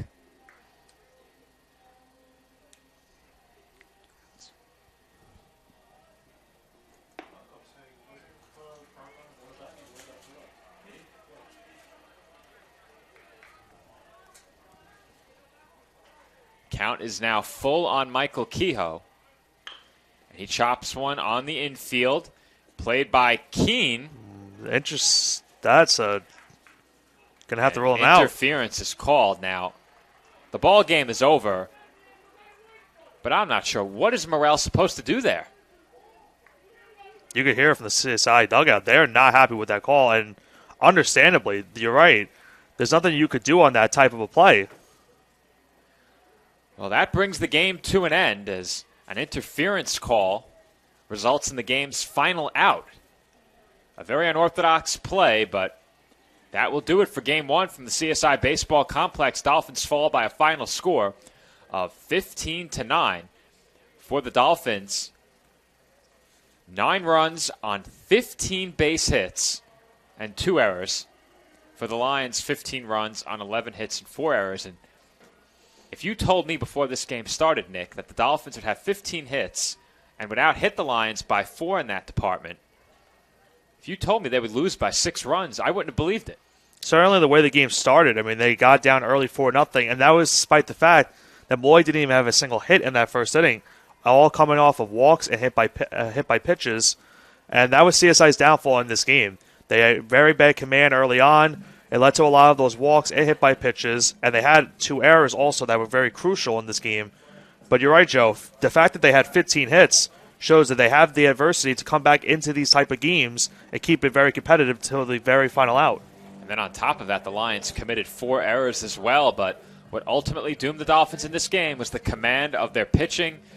Of course, Pat Gardner came out, struggled through the first, did not record an out. Adam Gonzalez righted the ship, but things began to get away from him in the middle innings, and the Lions broke the game open. CSI got as close as 3 runs in the 6th, but that was not enough as they give up 3 more in the 9th and ultimately lose by a final score of 15-9. So when we come back, it will be Nick Durst and I on the call for Game 2 between the Dolphins and Lions. That game coming up in approximately 20 to 30 minutes. Tune right back in here at this stream for Dolphins and Lions Game 2 at approximately 3:20 p.m.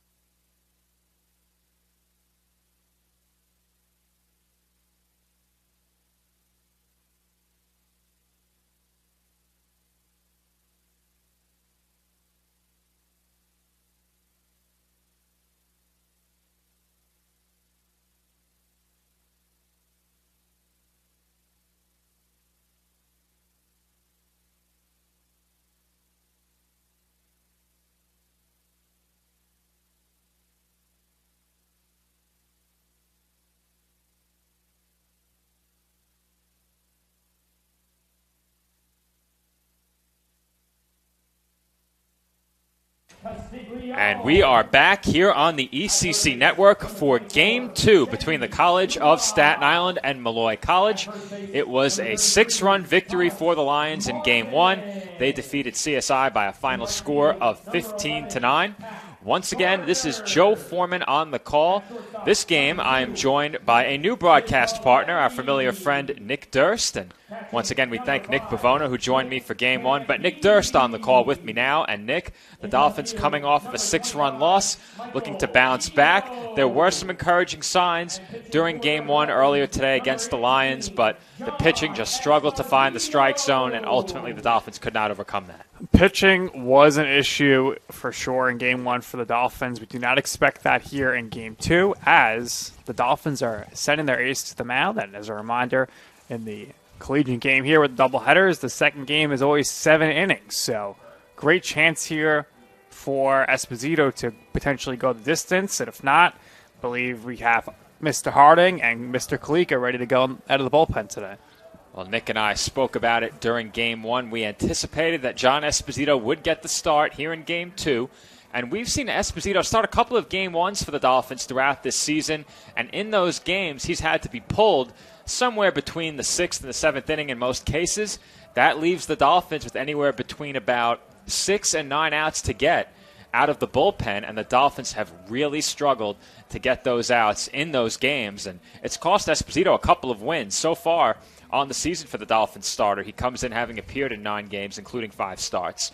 He's pitched to a record of 3-2 with a whip of .89 and a 2.13 ERA. He has 2 complete games, 2 saves, and in 38 innings, he's allowed 26 hits, 14 runs, 9 of those earned. He's walked 8 and struck out 32. 135 opposing batters, hitting at 193 against him. He's been fantastic. By far the best pitcher for the Dolphins all season. And he's had a really good streak of well-pitched outings, but just has been some unluck for him at times, and he hasn't been able to rack up the wins. I'm not sure Esposito has had more than one bad outing all year, and he will look to continue that trend here this afternoon in Game 2 between his CSI Dolphins and the Molloy College Lions. Lions looking to make it a 3-game sweep of the season series against CSI, and Esposito finds the zone with his first pitch for a called strike 1 to Vincent Pecora.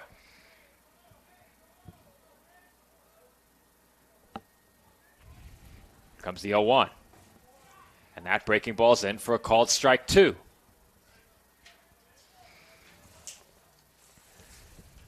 Pecora was on base several times during Game 1. A lot of walks. Was hit by a pitch.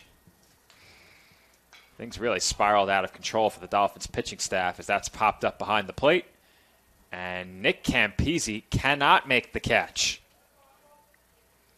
Got lost in the sun there. Campisi unable to squeeze that one in. Well, very early, the Dolphins have their first error of the game.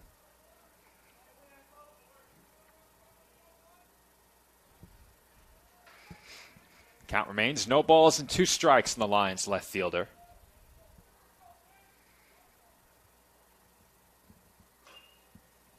And that's chopped off of the batter's foot, but Pecora was still in the box. That's a foul ball. So the count remains 0-2 here to Pecora.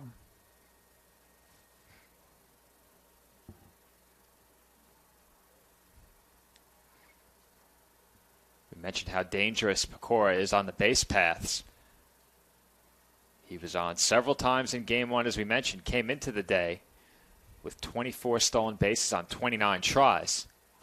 I believe he had 2 in the early game, which would give him 26 on the season.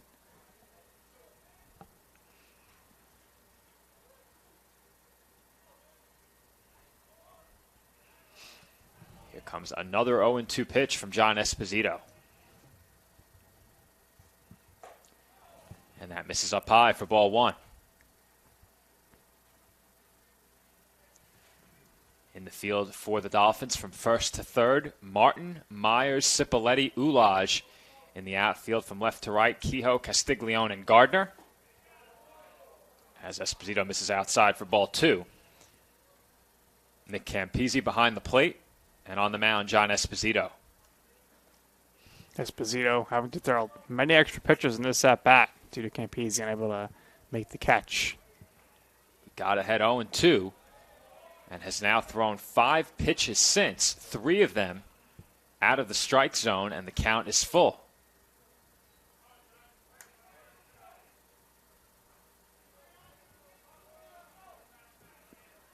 Payoff pitch upcoming from the Dolphins' right-hander. And that pitch misses inside for ball 4. Just as game 1 started, Pecora is on with a leadoff walk, and Anthony Manacero will be the batter. So Esposito there, not helped out by his fielding, and proceeded to throw 4 balls.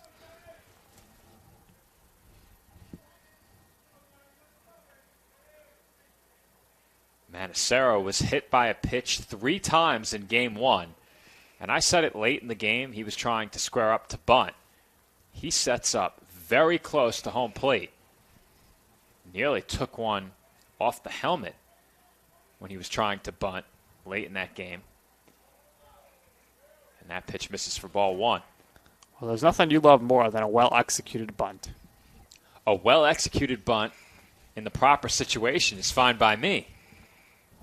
But we know that, generally speaking, I'm not a fan of the bunt. However, you and I did speak about it. We speculated that this year in Major League Baseball we might see less bunting. At the very least, in the case of the New York Mets, that has not been the case. A team that loves to bunt with anyone. Well, you saw the other night that their opponents were bunting themselves out of an inning. Sure were. That was, I believe, the final game of the series against the Giants. Inexplicably attempted a bunt in the midst of a rally. It did not work. And I believe the runner was thrown out at the plate on that bunt attempt as that pitch is in for a called strike.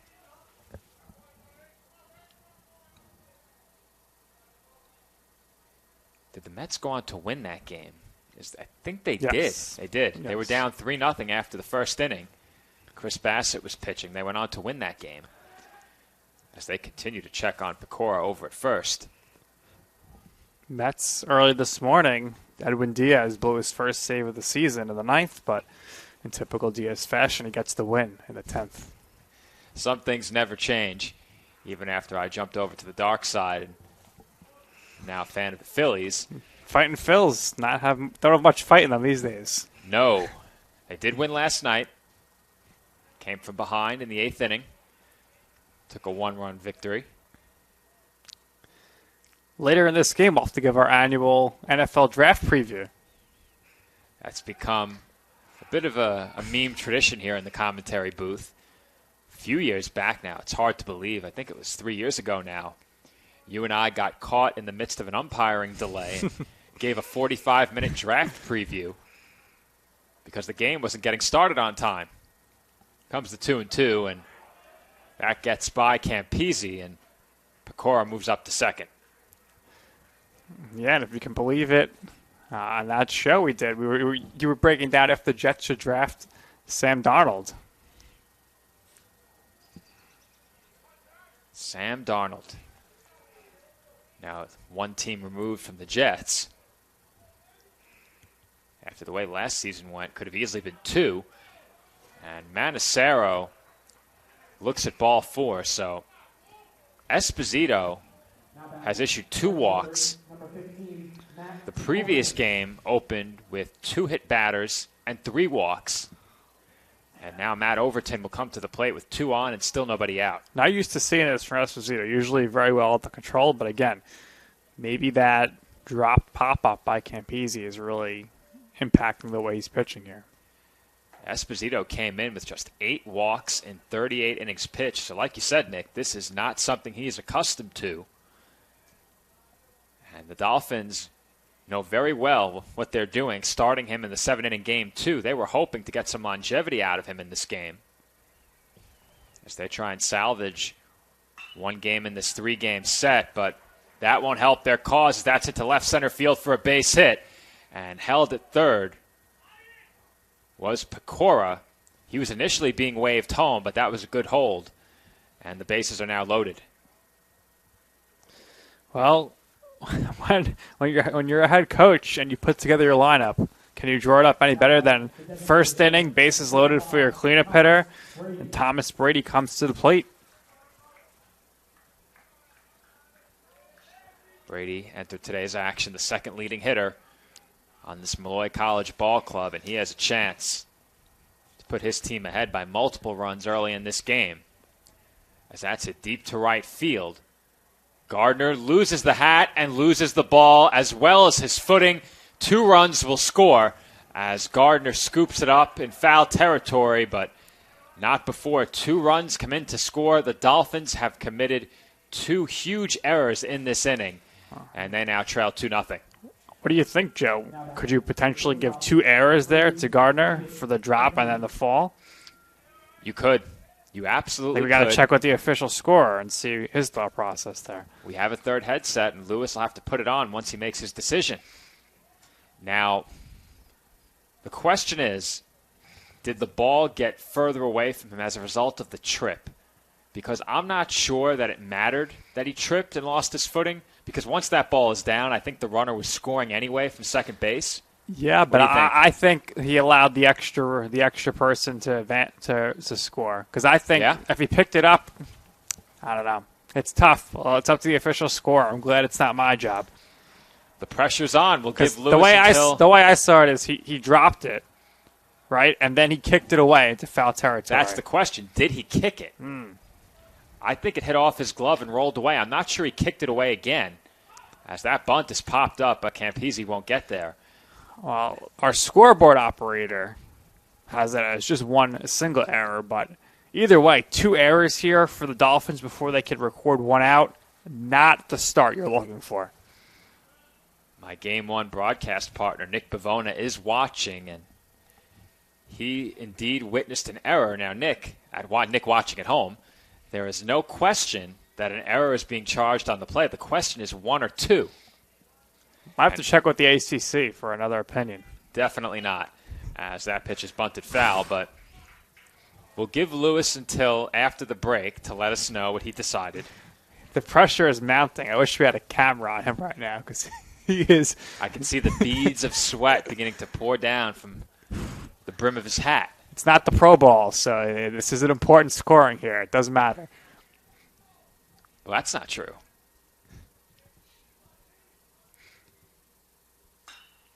That's it out to straightaway center. Castiglione ranges back, settles underneath it, and makes the catch. It's hard to believe, but that is just the first out of the game. Now batting the third baseman, number 17, Chris Heineman. And our score bot here not working, so everything might have a slight delay as far as updating with outs and runs. But everything's looking good right now. So we got a 2-0 game here with 1 out. All right, well, Nick Bavona has weighed in from home. He believes 1 error on the play. I think I'm with him. That was my initial instinct, and I'm sticking with it, as that's fouled back. Chris Einman, the batter, entered the day Molloy's leading hitter.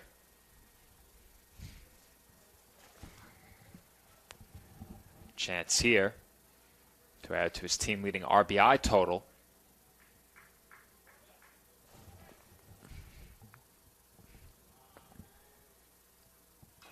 That pitch is chopped foul. Esposito now ahead, no balls and 2 strikes on the Lions' third baseman, and this is an out that he absolutely has to have.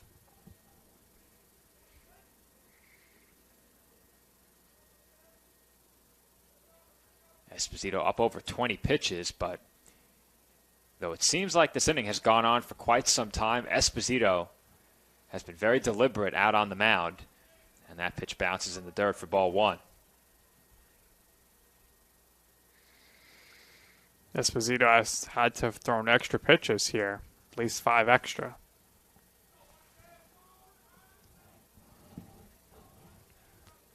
One and 2 the count. And that's chopped foul.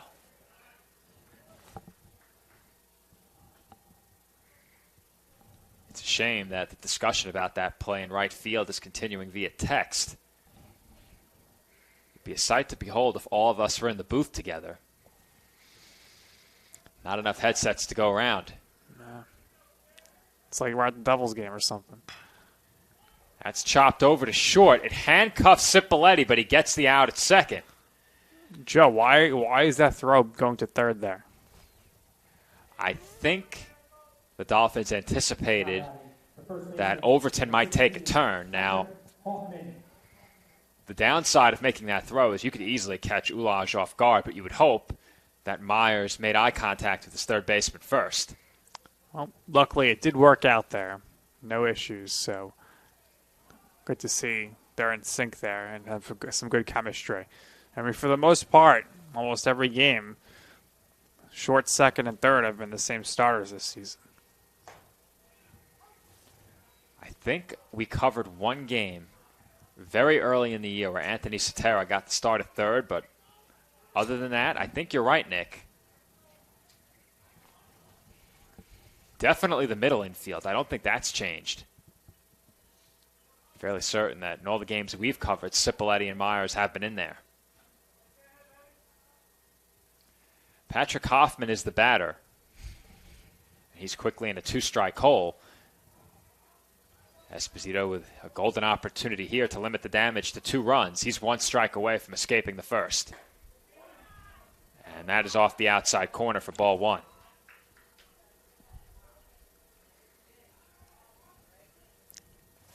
Hoffman did not play in game 1. Comes in 31 of 106, 292 on the season. He's third on the team in RBIs with 26. And that pitch is swung on and missed for strike 3. So John Esposito does a good job of working around a pair of Dolphins errors, but those errors result in 2 Molloy College runs. Our score heading to the bottom half of the first inning is 2-0 Lions. You Know 'em Right is the podcast that uncovers the origin stories of some of the biggest names in sports, media, entertainment, and pop culture. On the show, hosts Nick and Joe walk guests through the retelling of their humble beginnings, covering an array of topics from specific interests and hobbies to personal opinions regarding each facet of their industry. You Know 'em Right offers insight on how to adapt and advance, and offers alternative advice as opposed to a one-size-fits-all strategy. Above all else, the number one goal of You Know 'em Right is to offer listeners an exclusive behind-the-scenes vantage point not found anywhere else through its increasing list of professional connections. With a following that continues to grow daily, You Know 'em Right is transforming into a must-listen podcast in the right place at the right time. Find the show on Spotify, Apple Podcasts, iHeartRadio Podcasts, Amazon Music, YouTube, Twitter, TikTok, Facebook, and Instagram. You do not want to miss an episode of You Know 'em Right.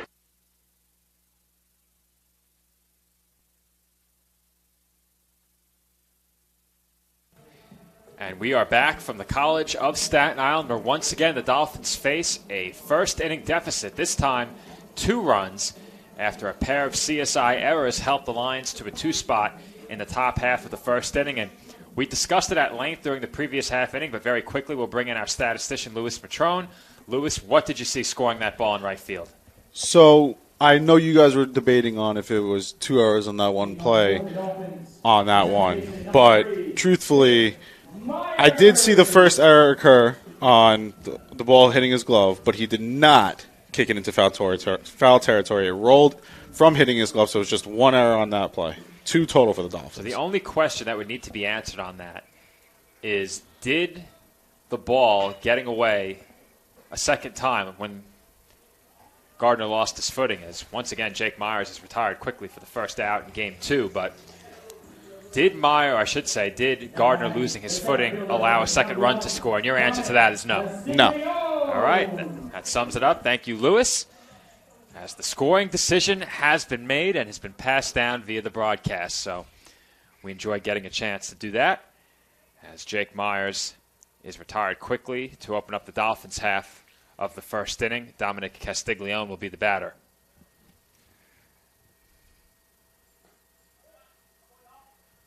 That pitch misses for ball one.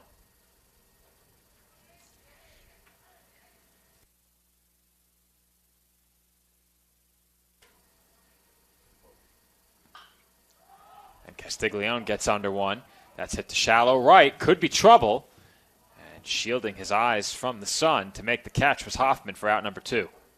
Hoffman having some trouble with the sun there, but able to make the catch. The third baseman, number 24, Shendi Ulaj. That will bring up Shendi Ulaj. Yeah.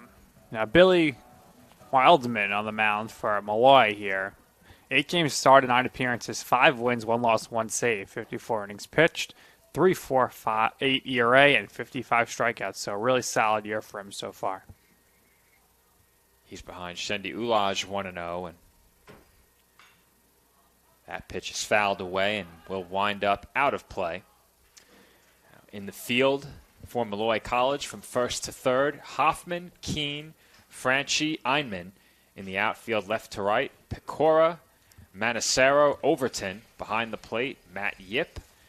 And as you mentioned, Billy Wildman on the mound for the Lions as Ulaj chops that pitch foul, and he's behind 1 ball and 2 strikes. Wildman in his recent games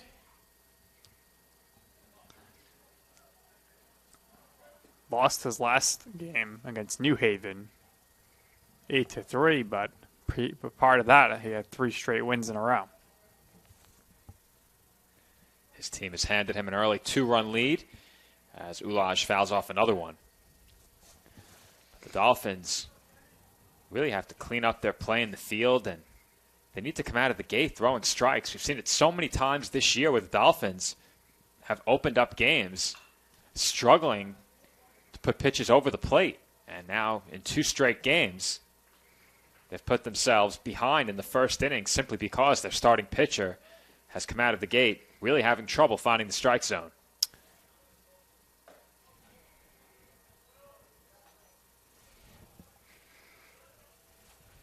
Count now full on Shendi Ulaj. And that's down in the dirt for ball 4. So good at bat for the Dolphins' third baseman. He draws a 2-out walk, and Thomas Martin will be the batter. Martin looking for his 6th hit of the day. This guy is on fire right now, and we'll see him up here getting the start here in Game 2 over Kalika based on his great hitting in Game 1. I'm taking a look at the spray chart for Martin. This also includes last season, his entire tenure with the team.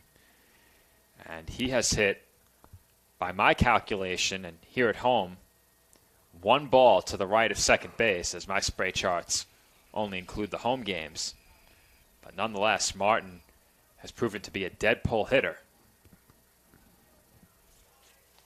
He's ahead here, 2-0. Should get a good pitch to hit in this spot. And he took a big swing at that one and came up empty for strike 1.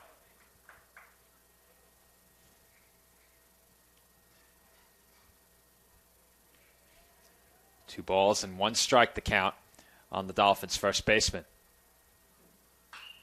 And that's it well out to left field. Pecora going back toward the warning track, and he makes the catch as Martin just got under that by a little bit, and he is retired for the 3rd out of the inning. The Dolphins strand 1, and the score remains 2-0 Molloy heading to the 2nd. Kettle Black on Staten Island, a top 5 wing joint in America by Food and Wine magazine. Serving daily lunch and dinner at the bar or on the floor. Perfect for family and group parties with top shelf drink and delicious food. From great times with good friends. Live sports and watch parties. To Staten Island's hottest nightlife. The Kettle Black features live music and DJs weekly. The Kettle Black features daily and nightly food and drink specials. The best Staten Island has to offer is at the Kettle Black. We'll see you there at the Kettle Black, located on 415 Forest Avenue, Staten Island.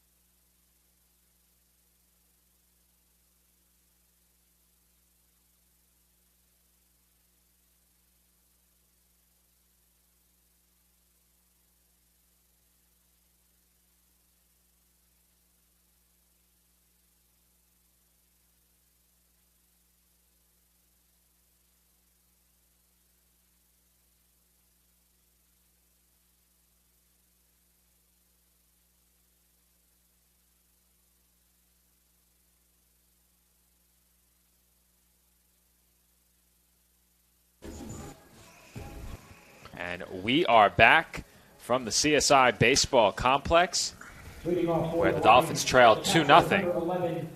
Nick, once again, a struggle in the first inning for Dolphin starter John Esposito, and he's been great this season, but the first inning struggles have been a recurring theme for Dolphins pitching. The 2 errors did not help, and if I'm not mistaken, both runs scored should be unearned. We'll check with Lewis for that, but if I'm not mistaken, 2 unearned runs charged to Esposito in the first. Certainly not mistaken, Joe. That should be the case.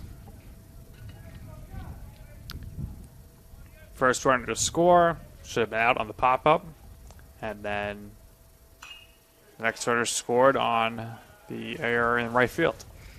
I just double-checked with my scoring. No earned runs allowed by Esposito, and Lewis has that as well, which is reassuring. Esposito quickly ahead of Matt Yip, 0-2. Yip did not play in Game 1. Comes in 11 of 37 on the season, 297 at the plate. This game, his 15th appearance and his 12th start, as that pitch is fouled away. 0-2 now on Yip.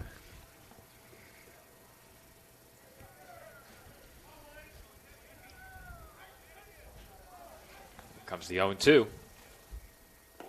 That's down in the dirt for ball 1, but for John Esposito, after that first inning, got off to a bit of a rough start. Now, the drop pop-up behind the plate was a catalyst that really got things going. Despite that, he did walk 2 batters, so that is on him ultimately, but the runs in the first inning unearned and a chance here for him to bounce back. And if you're the Dolphins, hopefully get that pitch count into a more manageable range through the first 2 innings, as he threw 29 pitches in the first. Probably max out around 90.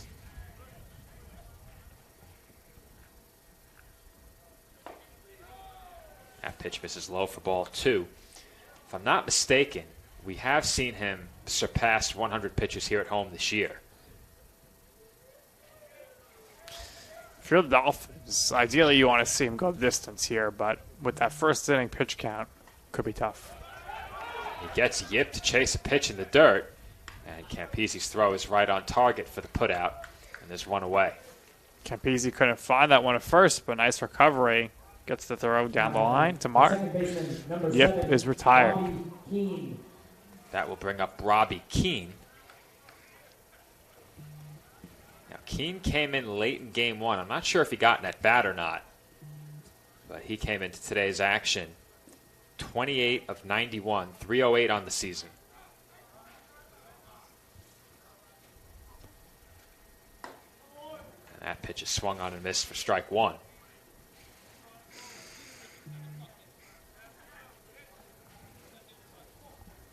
The Dolphins found themselves in a 4-run hole during the first inning of Game 1.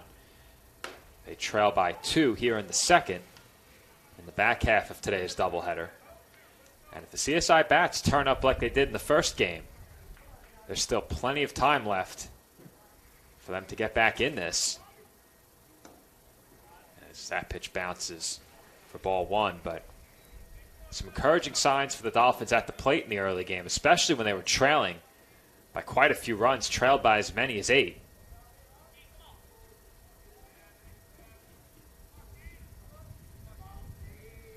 Comes the 1-2.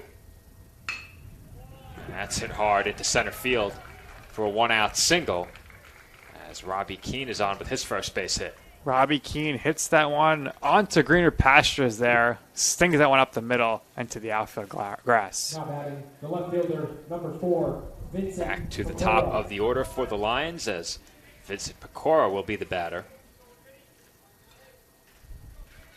Pecora walked his first time up. He came into the afternoon with 15 walks on the season. He's now at 20. And he takes a called strike 1.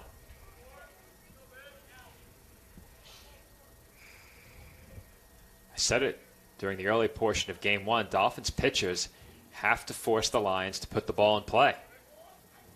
Give their defense a chance. Unfortunately, the defense betrayed Esposito in the first inning.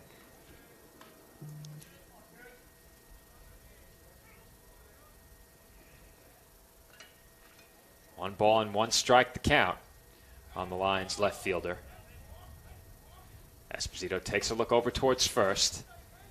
And the 1-1 pitch is swung on and missed. Runner going. Great throw from Campisi, and Keane is out. Keane knew it. Didn't even have to look at the umpire. Got up off the field. Great throw there by Campisi, and easily applying the tag there with Cipollini. Campisi has made it look easy throwing out runners from behind the plate this year. Had to put out at first earlier in the inning. Comes up with the caught stealing right there. And in terms of keeping down Esposito's pitch count, that's a very positive step in the right direction as the 1-2 is fouled back.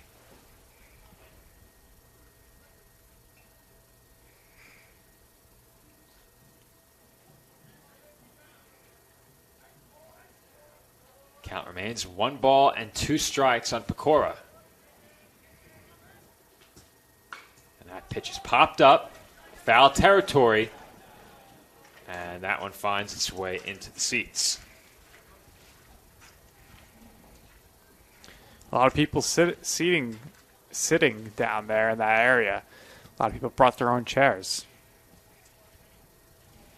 Now, I saw a chair yesterday that I have to have for myself. I actually took a photo in it, and I think we need one for the broadcast. I'll have to go check out Amazon, maybe get the chair in time for next weekend, as that's lined into left field by Pecora, and he's on base for the second time. Now, what's so great about this chair? Does it have a back? Because that would be tremendous for It a does. softball. It doesn't only have a back. It has an extensive overhang that provides shade. Oh, perfect. I know. Now, our friend Jeff Bernstein from NYU, who was running things for the Violets yesterday when I called their game, he has this chair. As the pickoff attempt hits the runner, and Pecora will advance to second. Miscommunication there on the pickoff, and hits the runner Pecora. He's able to advance to second.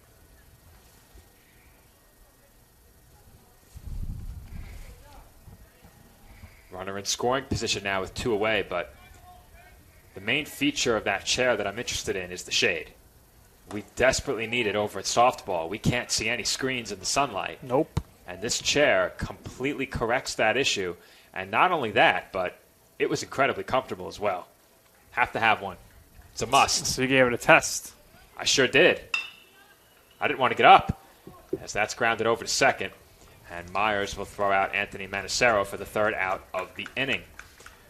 Lions strand 1 in scoring position. They have 3 hits in the game, but our score remains 2-0 Molloy, heading to the home half of the second.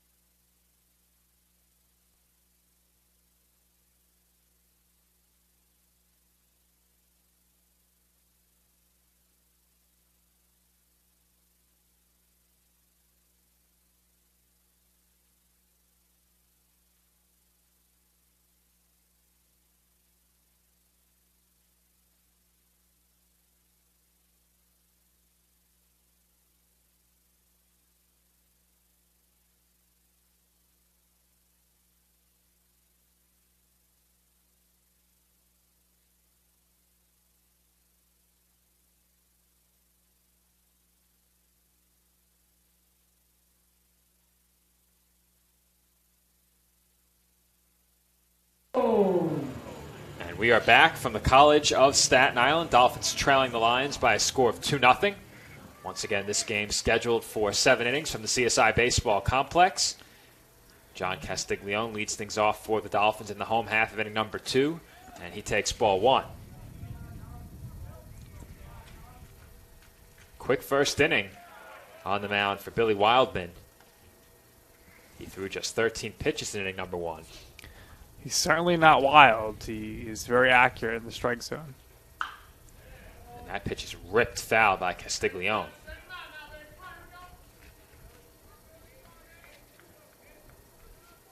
Castiglione also got the start in game 1 as the DH. And he takes down and away for ball 2.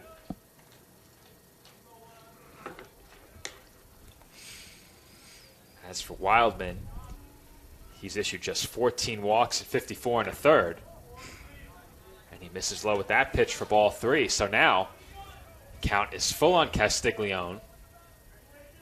And Wildman is in danger of issuing the free pass. That's lined the other way, but foul. Looked like Castiglione chased ball 4 there. Now, if he walks him, is that announcer's jinx? I don't think so. Well, definitely not with a called strike 3. Though I was very guilty of the jinx yesterday. We had no hits through the first 3 innings in the NYU game. And you were thinking no hitter. I came back from break. Neither team had a hit through the first 3. And that was the first thing I noted following the commercial. And within 15 seconds, we had our first hit of the game. As Pat Gardner pops one up into shallow left, Pecora giving chase, and he makes the catch in fair territory for the second out. Nice job there, Pecora coming over and is able to snag that one. And there's now 2 outs. And Nick Cipoletti will be the batter. Cipoletti also started game 1, as we mentioned. Both he and Myers have been in the Dolphins lineup for the majority of CSI's games. Who would even be the backup shortstop, Joe? That's actually a great question, as that's at a mile high out to left field. Waiting for it is Pecora, and he makes the catch for the 3rd out. Hopefully I have an answer for you after the break, as the Dolphins trailed 2-0 after 2.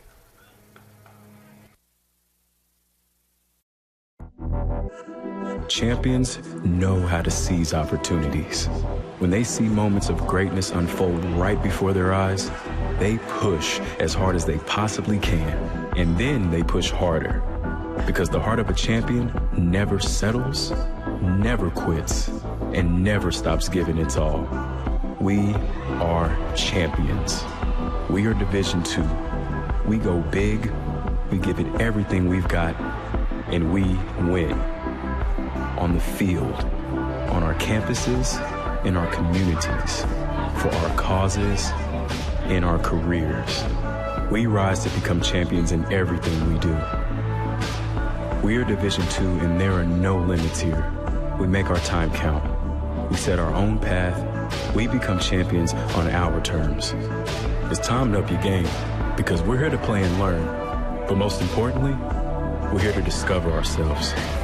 Our vision, our heart, our drive to achieve every goal we aim for, because we want to be champions at the highest level, life. At Division II, the opportunities are here. Are you ready?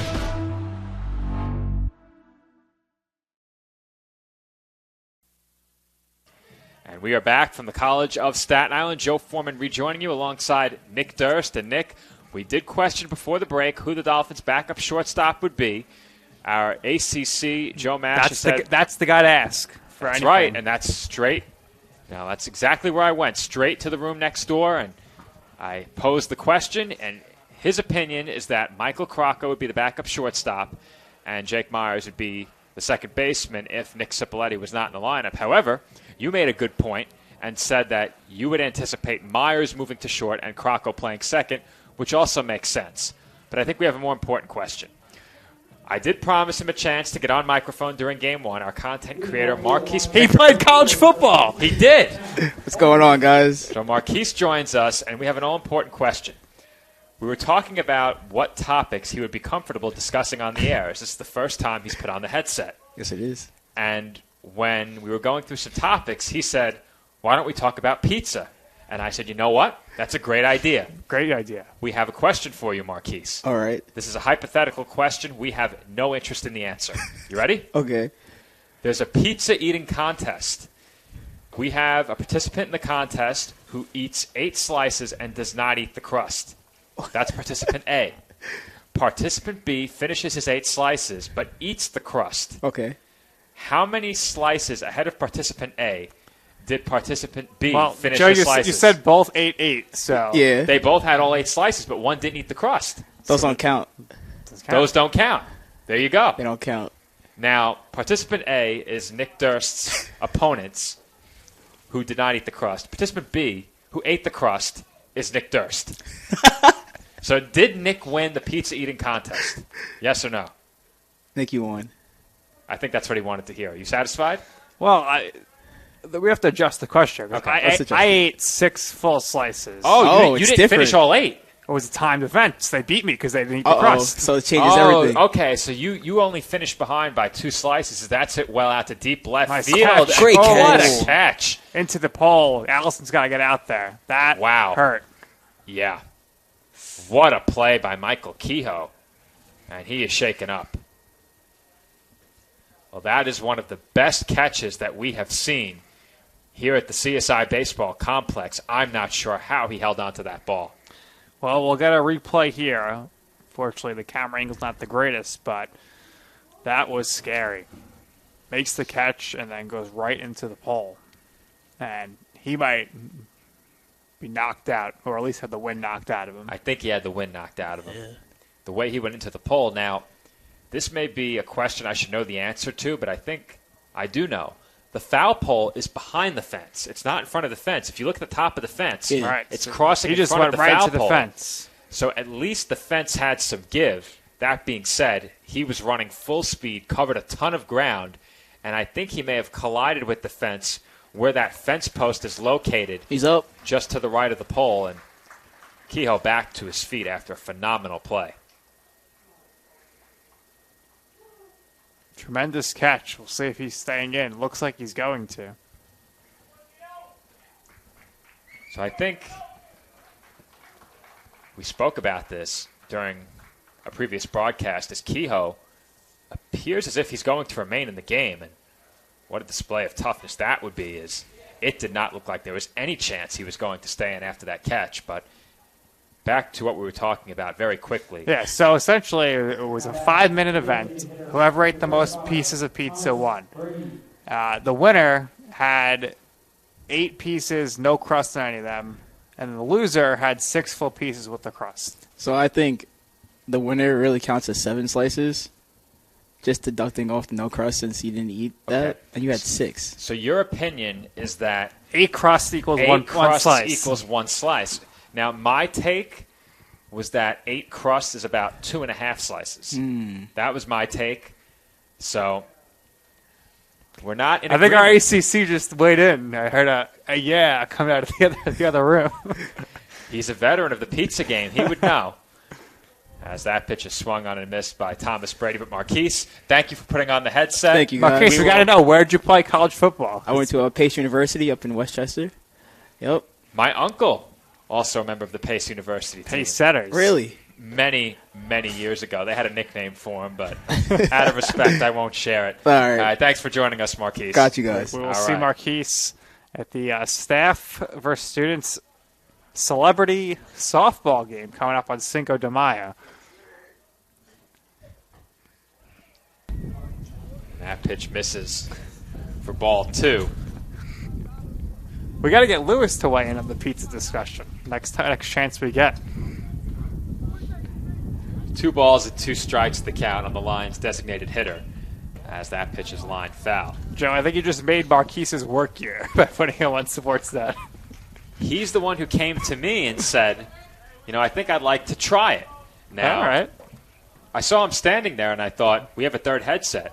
What better time? Lewis is on timeout. We muted his mic. He wasn't allowed to speak.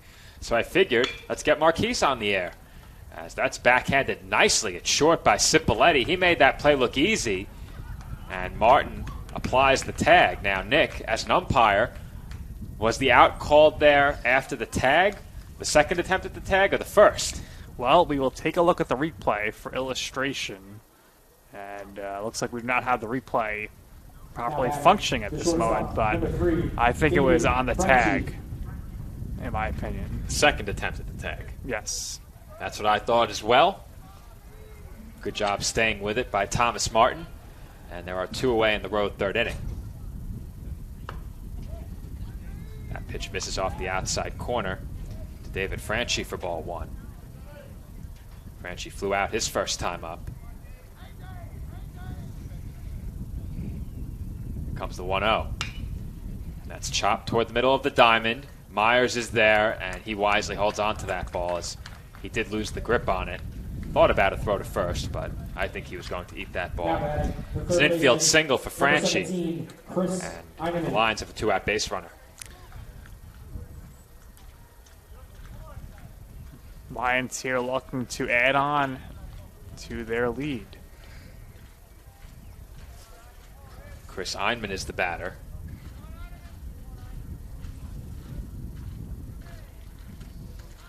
Einman reached on a fielder's choice his first time up.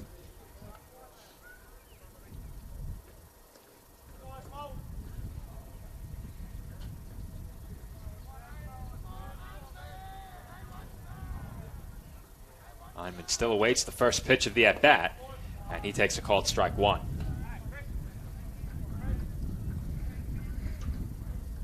Esposito helping his cause here in the last 2 innings as far as the pitch count is concerned. Well, Lewis will have to give me the official number. I know I'm off now with all that talk about pizza. What are we at in terms of pitch count, Lewis? Okay, I'm only off by 4. Not bad. Not bad.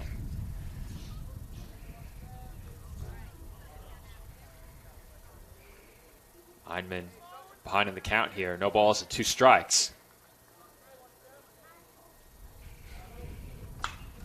And that's hit in the air on the infield. Myers shielding his eyes from the sun, and he makes the catch for the 3rd out. So once again, the Lions strand 1 on base. They pick up their 4th hit, but their lead remains 2 as we head to the bottom half of the 3rd inning. Car is damaged. Where you take it is your decision. But insurance companies would like you to think otherwise. While they may have a lot of pull, it may not always be in the best interest of your car. Your car will be fixed right and on time. What insurance company can argue with that? Call Dependable Auto Body at 718-447-4890.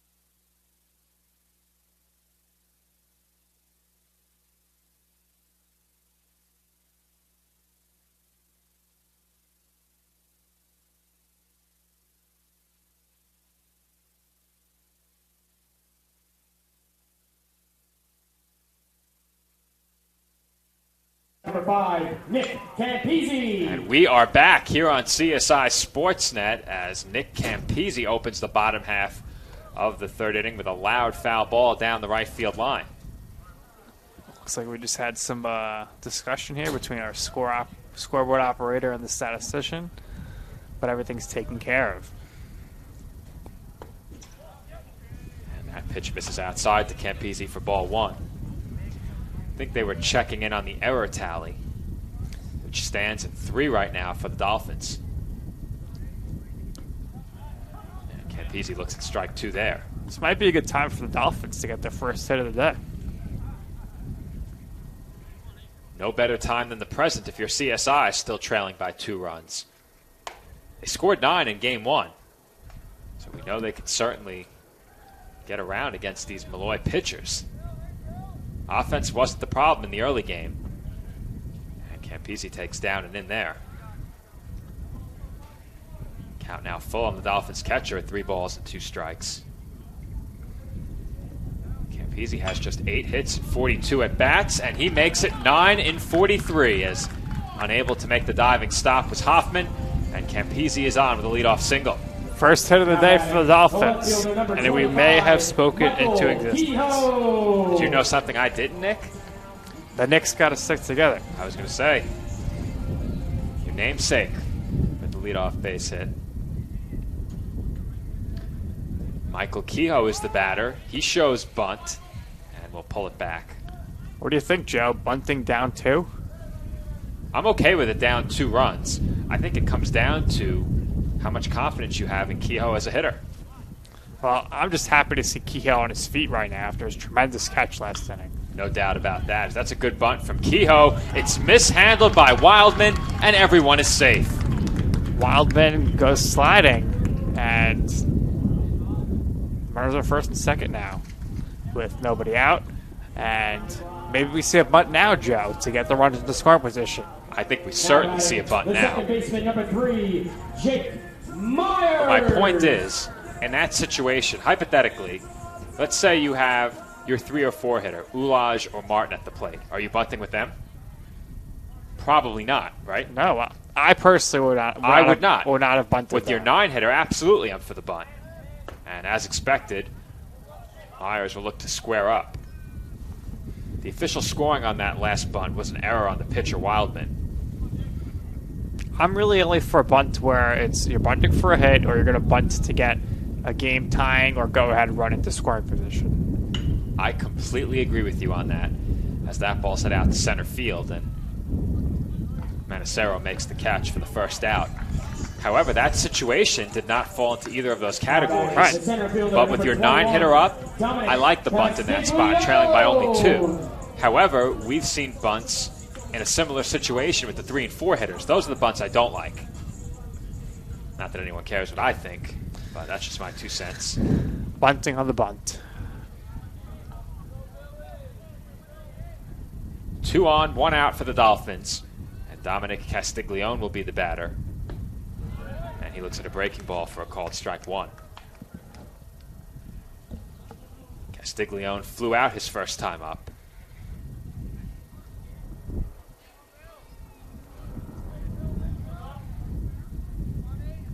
Here comes the 0-1 from Wildman.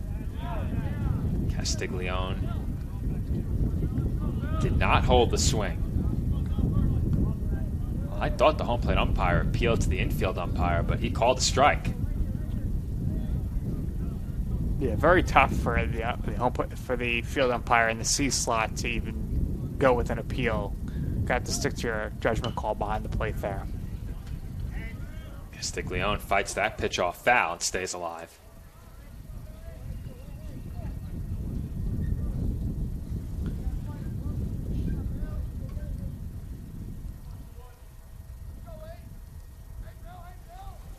Count remains 0-2 on the CSI center fielder. And that pitch is lined, played on a hop at second.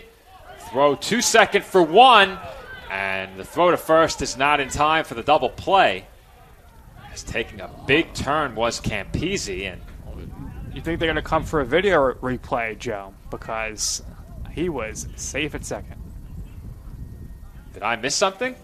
Ruled out, but I don't know if we're going to see it here. On the throw to second, he was off the bag when he caught it. So and I think that's what Morrow's having a discussion with. I so certainly did not see that. Walk you through everything. I'll speed it up a little here to get us to the pitch.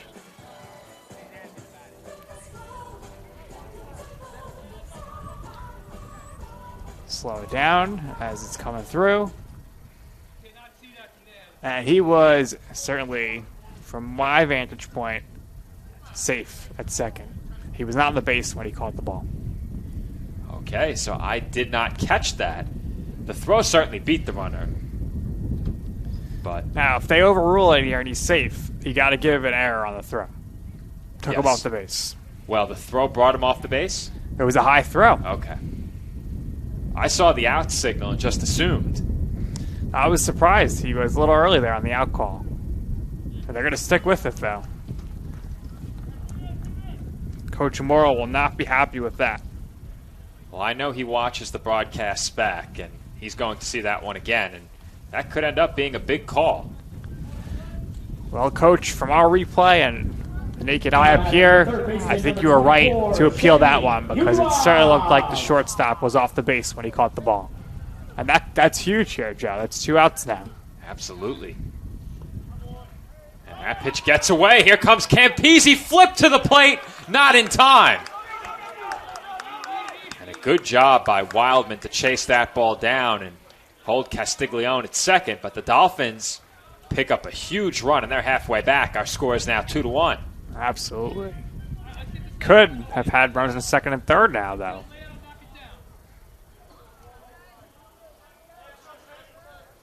Nonetheless, that's a huge wild pitch.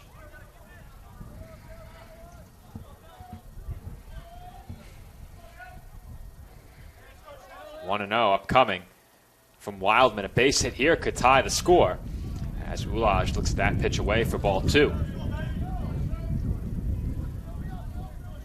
We know how dangerous Ulaj is. First base is open, but Thomas Martin is on deck coming off of a 5-for-5 game 1. Certainly don't want to walk Ulaj. No. As that's it out to straightaway center.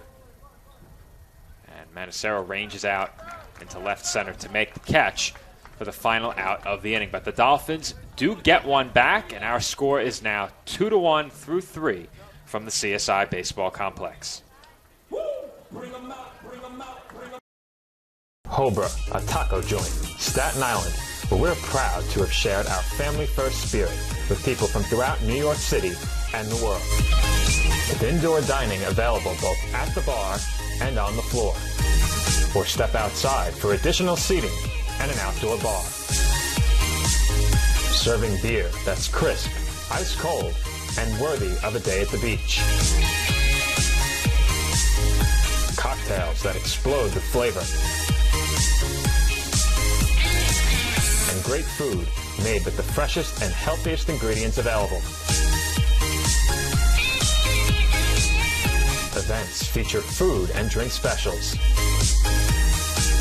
Live music. And the best of Staten Island nightlife. Your CSI Student ID saves you 10% on your dining order at Hobra. Visit us at 412 Forest Avenue, Staten Island.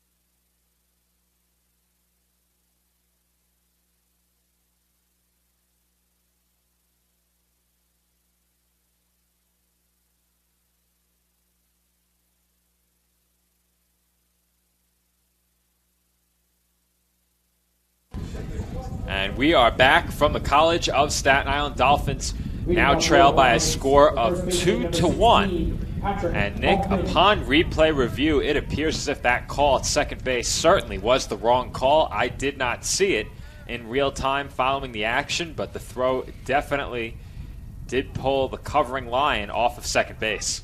Yeah, and that could come back to haunt the Dolphins here because that was a great opportunity for them to tie this game. Really piecing that inning together, you go back, and this is a tie game right now on that Ulaj fly ball if that call goes the other way. Sack fly. Tough break for the Dolphins, who have cut the Molloy lead in half. Our score is now 2-1. And after a very tough first inning, John Esposito has been strong over the next 2. He's allowed 4 hits. But both runs that have come across from Molloy are unearned. And that ball is fouled down the left field line, out of play. Batter Patrick Hoffman is 0 for 1, struck out swinging his first time up.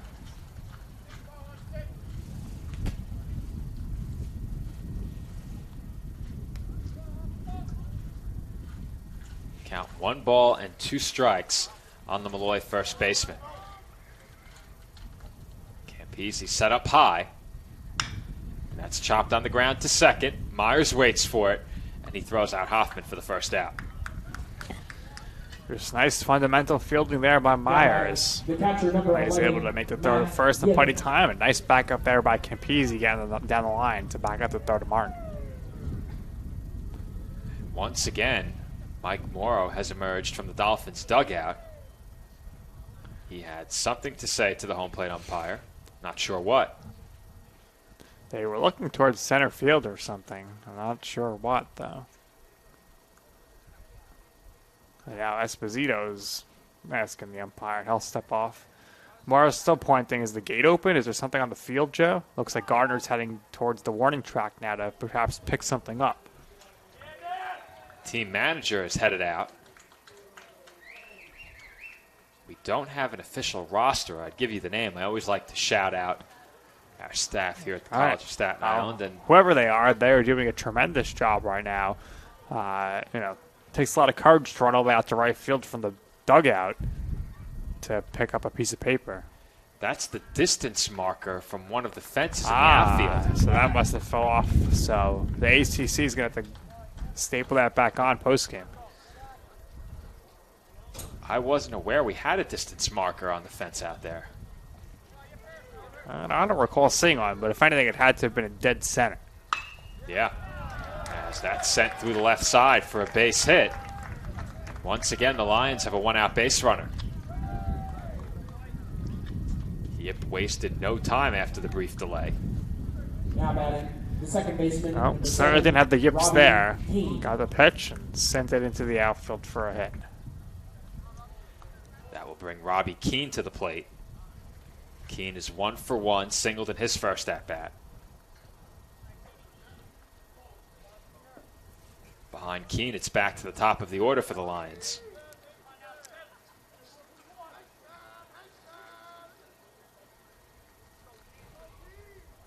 Long look in from Esposito. And the first pitch sails up high for ball 1.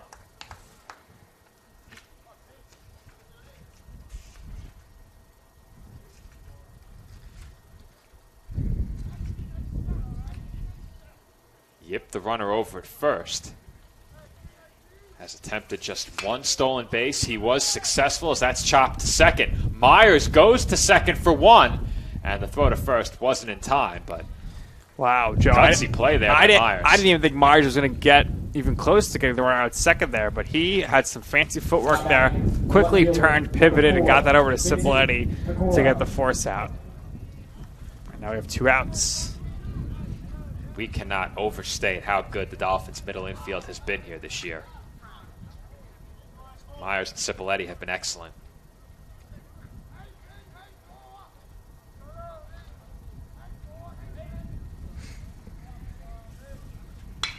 Vincent Pecora is the batter. He hits one to short, and Cipoletti handles it easily as he steps on the bag for the 3rd out of the inning. And once again, John Esposito puts up a 0 in the 4th. His team will try and get even or perhaps give him the lead when we come back for the bottom half of inning number 4. As a student athlete in college, I first got involved with the NCAA at the national level. It was through the Student Athlete Advisory Committee, SAC, gave me an opportunity to advocate on behalf of all student athletes, to affect change and to make an impact. The NCAA is giving the student athlete a platform to voice their concerns and to be able to advocate for what's going to affect their well-being. The policies that are being put in place are speaking towards academics, they're speaking towards well-being, they're speaking towards fairness, creating a culture so that the student athletes have the best experience as possible.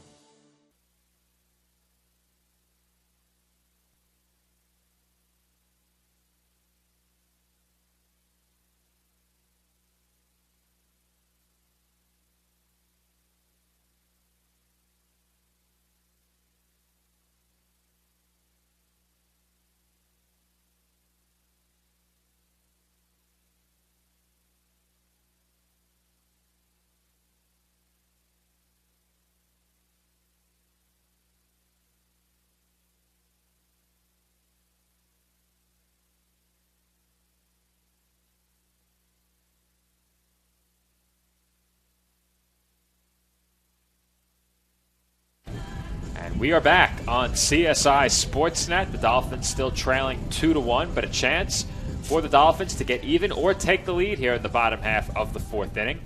They will have the middle of the order, 4, 5, and 6. Martin, Castiglione, and Gardner due up against Billy Wildman. Martin having a career day. Lots of hits today. The doubleheader, and rightfully and deservingly so, back in there in the starting lineup for Game 2. And he'll look to get the Dolphins started here. Martin has been retired just one time in 6 at-bats today. He was 5 for 5 in Game 1. Flew out in his lone at-bat here in Game 2. And the 0-1 pitch is fouled back.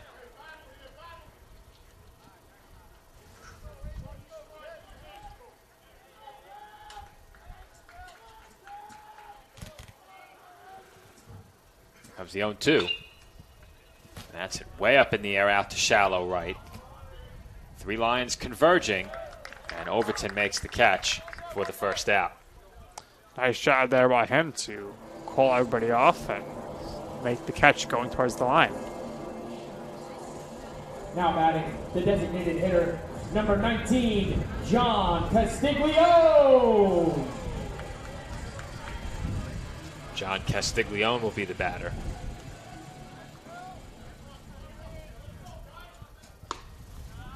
And he takes a called strike.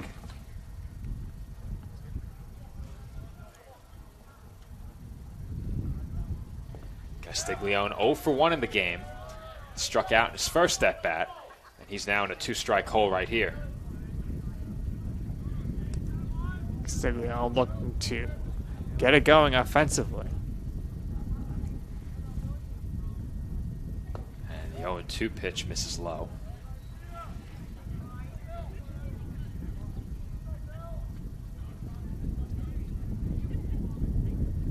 Wildman continues to work very quickly out on the bump as that's grounded toward the middle. Ranging to his left is Franchi, and his throw is in time to retire Castiglione. Showed off the range, showed off the arm strength there, and Castiglione is retired. 2 away in the home 4th inning. Pat Gardner will be the batter. Gardner is 0 for 1, flew out to left his first time up. We spoke about it off the air ahead of this game, but the over-under for the amount of times Gardner would lose the hat in right field set at 2.5 for this game. Right. And it's only a 7-inning game, so right now it looks like the under is going to be pretty safe with only 1 hat falling off so far. However, if his helmet comes off while running the bases, that might count as well. I have to check that with the certainly counts. That certainly counts. So I think if you usually we see him at least 2 times a game is his hat falls off. Hat and or helmet. And the 1-1 is swung on and missed for strike 2. And the 1-2 pitch is downstairs, but if Gardner could come up big here with an extra base hit, that would put the tying run in scoring position. After the way Game 1 went, you'd love to see Gardner come through here. And he takes outside for ball 3. Certainly not easy to rebound after something like that and then come back and start the next game in the field and have to bat. It's very, very difficult mentally. He had quite a long layoff as that pitch is fouled away. Came out in the first inning of Game 1. Did not hit in the early game. Right, so 2 hours and 30 minutes of just thinking about it. Plus, we had about a 40-minute break in between games. That's grounded to second. Handled easily by Keene. And that throw was off target, but Hoffman kept his foot on the bag for the final out of the inning. So the Dolphins go down 1-2-3, and we head to the 5th.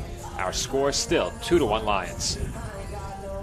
My path to a college degree would have been completely different had I not run Division II cross country for the University of Mount Olive. Having an athletic and academic scholarship was key for my success.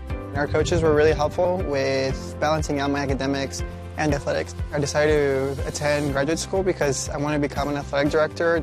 Receiving the postgraduate scholarship through the NCAA provided me with the flexibility to choose the school that I wanted. So now I know that I can accomplish any goal that I set for myself.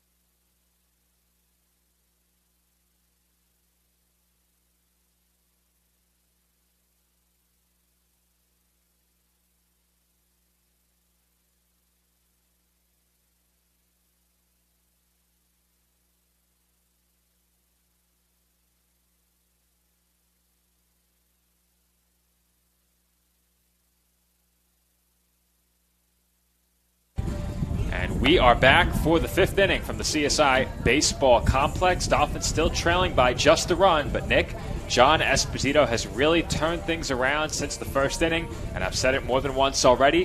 Those 2 runs he allowed, they were not earned, so Esposito very well could be in line for a win at this point. However, he still trails by a run, and CSI needs him to continue the stellar pitching. Yeah, he's certainly in line right now for a complete game, but definitely don't want that complete game lost. So you're going to see the Dolphins can get things going here offensively, as they had a pretty solid offensive showing in Game 1, but not mustering much offense here in this game with only 1 hit and 1 run. Esposito just over 70 pitches at this point. And Manicero is hit for the 4th time today, and it could very easily be 5. That might be an ECC record for number of times hit by pitch in a day. I know you haven't called as many games as I have, Nick, but I'm certain I've never seen a batter hit 3 times in one game. Certainly not 4, and I've definitely never seen a batter hit 4 times in the same day. It certainly hurts, but it does wonders for the on-base percentage. Well, I said it during Game 1. He's crowding the plate, and when he was bunting, his toe was on the chalk of the batter's box. He was as close as you can get to home plate. But these Dolphins pitchers have to be aware of that and can't keep issuing the free passes. Need to pitch him on the outside corner. Big lead by him right now. Esposito misses away with that pitch to Matt Overton for ball 1. Overton is 1 for 2, singled and flew out in his 2 at-bats.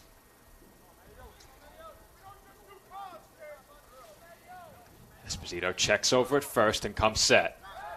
And the pickoff attempt is not in time.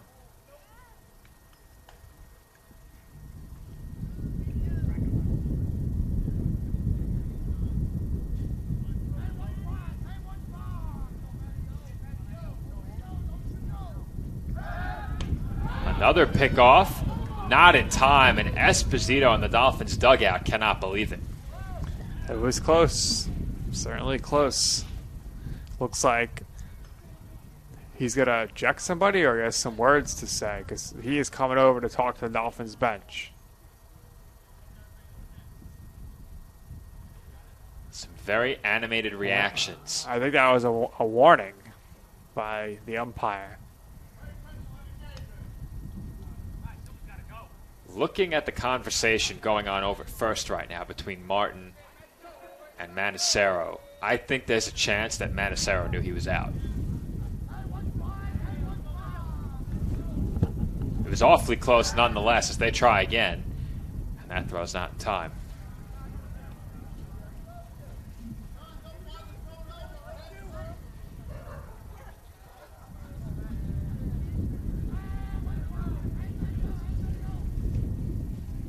We still await the 1-0 pitch.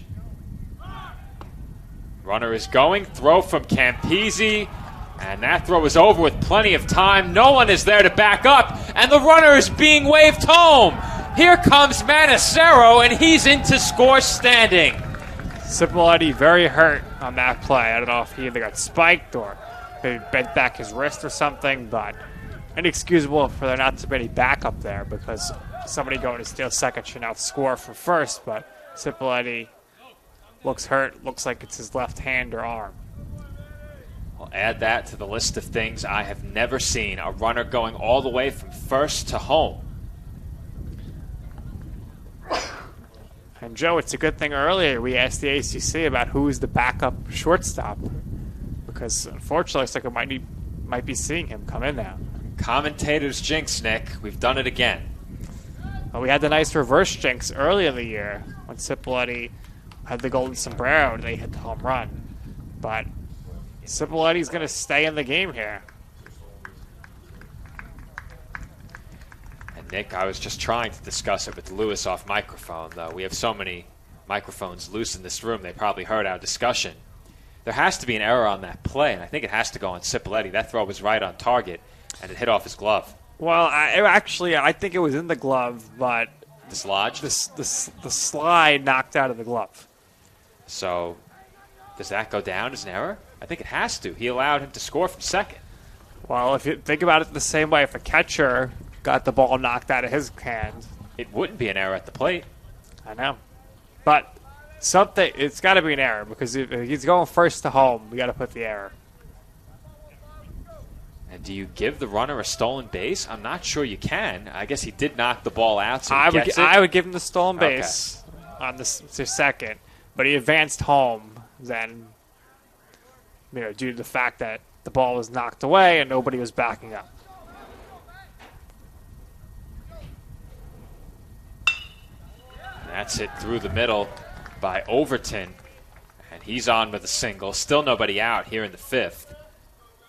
And just a brutal break for the Dolphins. They had the first out of the inning in second. The ball is knocked out of Cipolletti's glove, and I think something that may get lost on that play, certainly not by this Dolphins coaching staff, but we shouldn't forget, there was nobody there to back up as that ball came to rest on the grass in shallow left field. That was the big problem there, Joe. Have to back it up. Have to back up that throw. Because if the left fielder is there, if Kehoe is there to get that, that's it. The runner stops at second. Still nobody out in the road fifth inning. 0-1 the count on Thomas Brady. And that pitch skips in the dirt. It rolls away from Campese up the third base line, and Overton moves up to second. Right now, things are spiraling and not in the right direction for the Dolphins. For CSI, there's nowhere else to turn. Now, if the runner is credited with stolen base, which he was, rightfully so, that run has just become earned as Campese lost his glove and the ball rolled away, and that allowed Overton to advance to third. I think we've seen it all here today, Joe. And you've only been here for about 2/3 of the day. You missed the first inning in game one. Historic. That's chopped over to short. What a play by Cipolletti! And his throw to first is in time. Wow. Wow. Unbelievable job there by Cipolletti to get up to stop that and gets the out and, more importantly, saves the run. Shortstop number 3, David Franchi. This Dolphins middle infield has made some incredible plays this year, and we've seen at least 2 more to add to that highlight reel here this afternoon. That's a huge first out. Infield in all the way around for the Dolphins, and David Franchi takes outside for ball 1. Wind's picking up a bit right now here at the baseball complex. See if that becomes a factor blowing out to left field. And that pitches off the outside corner for ball 2. The danger is Chris Einman is on deck, but a walk here might not be the worst thing. Sets up the double play and may give the Dolphins a chance to move the middle infield back. 2-0 catches the outside corner.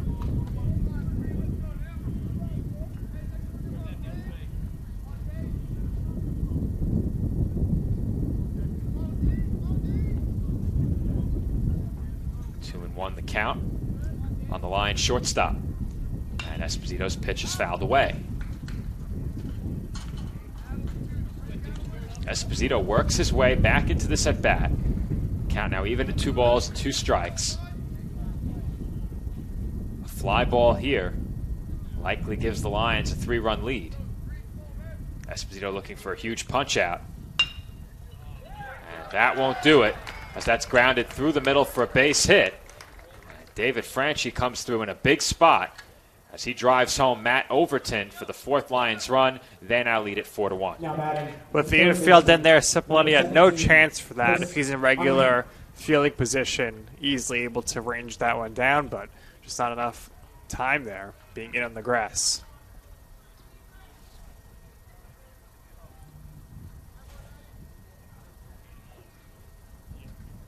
So 4-1 now. Chris Einman is the batter, and I was just double checking to make sure that run is earned, but I'm fairly certain it is.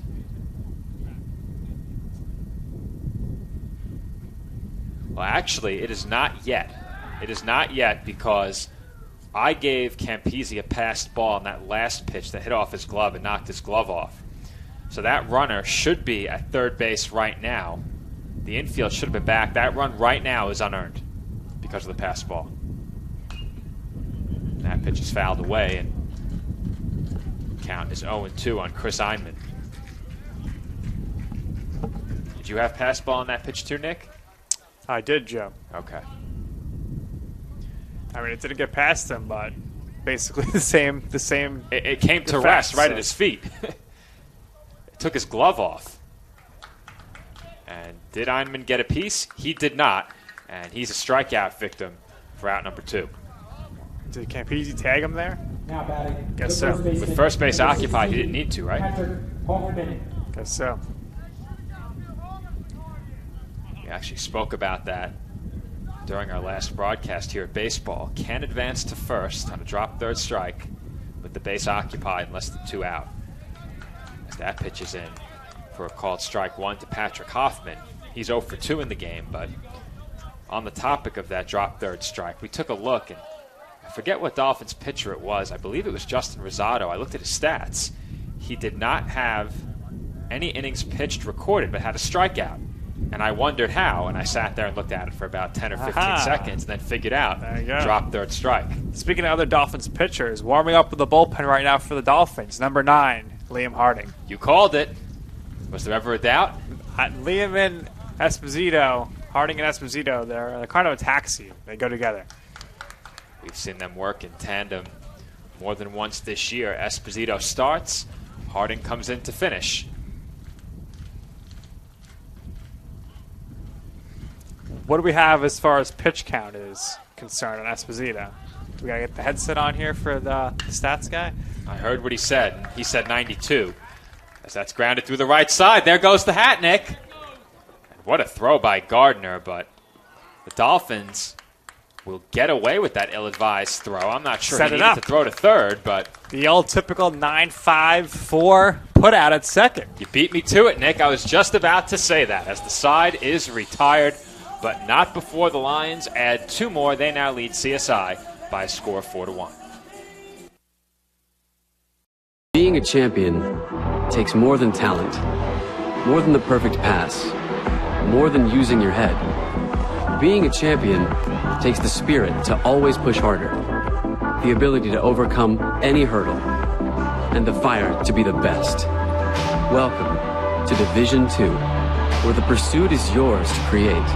And the question isn't, can you do it? It's, will you?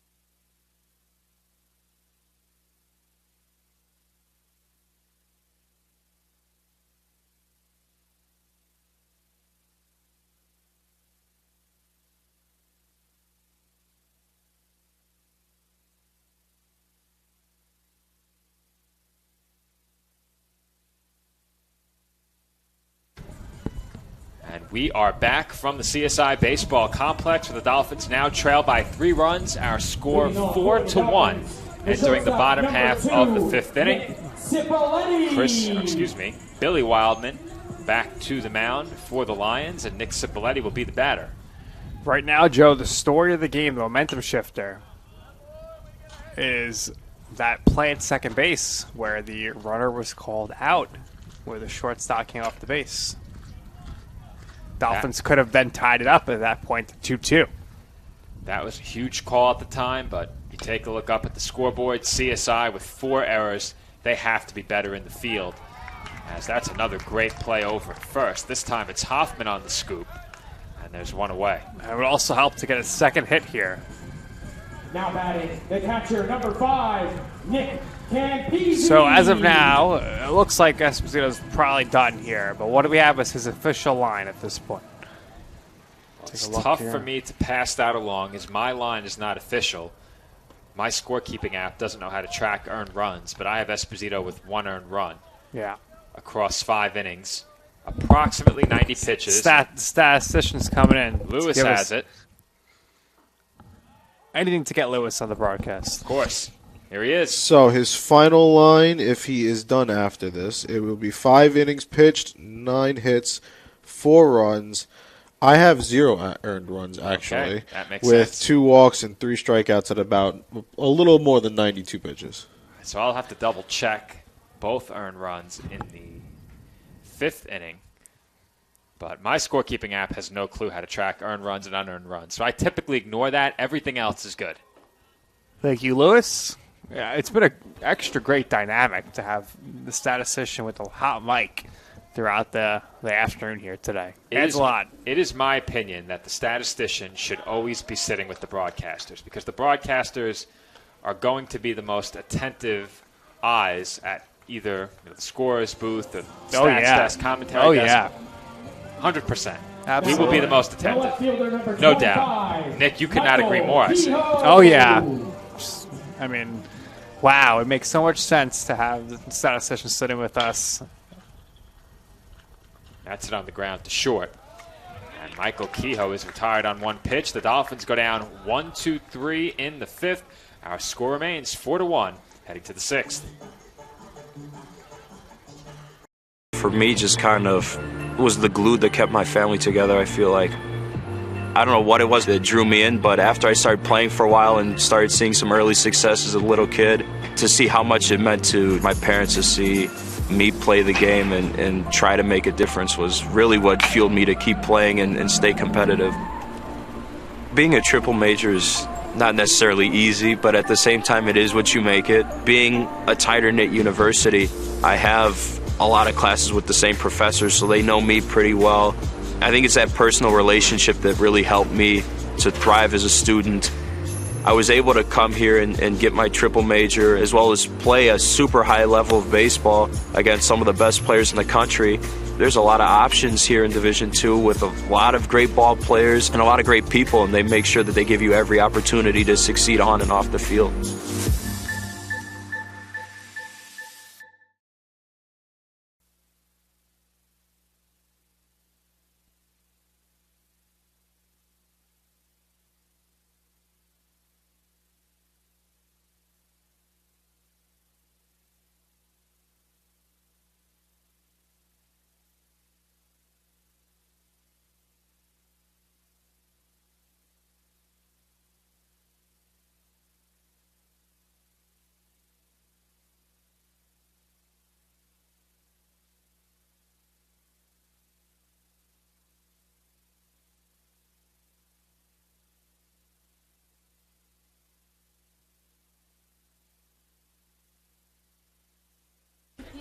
And we are back from the CSI Baseball Complex, and during the break, we took a look back at the previous inning and have come to the conclusion that 2 earned runs were scored by the Lions. We had to do a double checking of my unofficial scorecard, but after piecing the inning back together, 2 earned runs charged to John Esposito. It got started with a hit batter. It was followed up by a stolen base, and the error charged to Nick Cipoletti allowed the base stealer, Anthony Manacero, to score from second. So at the time of the run being scored, it was a 2-base error. However, the Matt Overton single, we ruled, would have scored Manacero from second. His run becomes earned. A wild pitch moved Overton to second. A passed ball moved him to third. As that one's hit well out to left field. And Kehoe makes the catch on the run for the first out. Matt Yip is retired, but very quickly back to the previous inning. So Overton, we ruled, would have driven in the run. Manacero would have scored from second. Overton advanced to second on a wild pitch, to third on a passed ball. So he should be on second base. We had a ground out, which we ruled would have kept him at second. A single then could have scored him. We then had a strikeout for the second out, but the third single in the inning would have scored the runner. So Overton certainly would have scored on the third single. Hoffman was then thrown out at second base to end the inning. So 2 earned runs.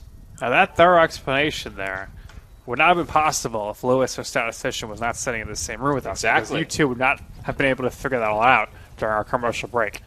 Well, I can tell you there will be no more scoring errors as long as I'm in the same room as the statistician. That I can promise you. As Lewis and I share a fist bump, the two-headed monster of stat keeping, Matrone and Foreman. 1 ball and 2 strikes the count on Robbie Keane. And that's fouled. Right in front of us in the bleachers.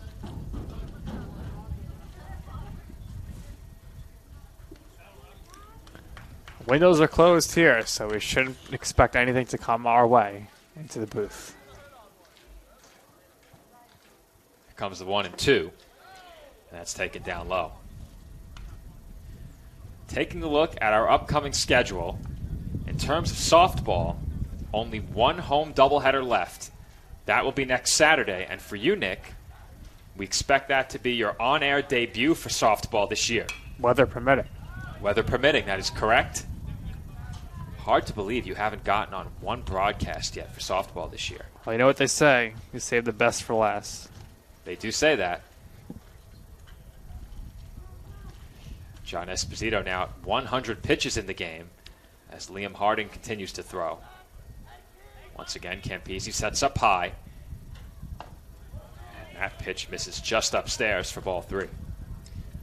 So next Saturday, we have both baseball and softball. Now, because it is senior day over at softball, and that's going to be their season finale, Nick and I will be there. Depending on how long those games take, maybe we're fortunate enough to catch baseball game 2, but softball is starting later at 12:30, so I think that makes it impossible. So that means if you want to watch the baseball game, there's only one way to do it, the old-fashioned way. Get here, get your cleared 4 passes ready to go, and you're going to watch the Dolphins play next Saturday. 2 away now in the road 6th inning. And Vincent Pecora shows bunt and takes a strike.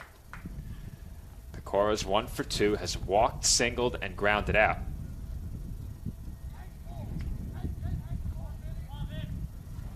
Comes the 0-1. And that misses. Looking ahead to the bottom half of the 6th for the Dolphins. Top of the order due up. Myers, Castiglione, Ulaj. CSI with just 1 hit in the game. And that catches the inside corner for a called strike 2.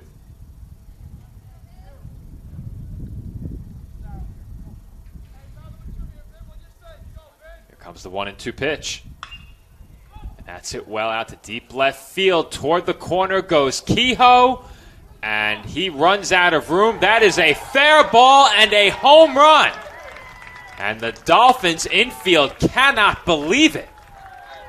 And I'm not sure I can either. Wow. Well, Joe, we will take a look at the replay, which, I mean, it's not going to do much for us because it's tough. It's tough looking down the line. So we'll get that queued up. We won't be able to see We're it. not going to see much at all, but we'll take a look here, and The center fielder, number 36. that ball explodes off the bat deep into left field, and it is going, and it is gone. Welcome to Tangier, as the Lions strike there with a home run, and it puts them ahead now 5-2-1. For Vincent Pecora, that home run was his first of the season. And the conversation continues between Mike Morrow and the home plate umpire, Nick. Is there anything more to the technique of calling that home run fair or foul than just traveling up to the third base bag and getting a good look at it? There's nothing else that can be done there when you're, the two-man crew.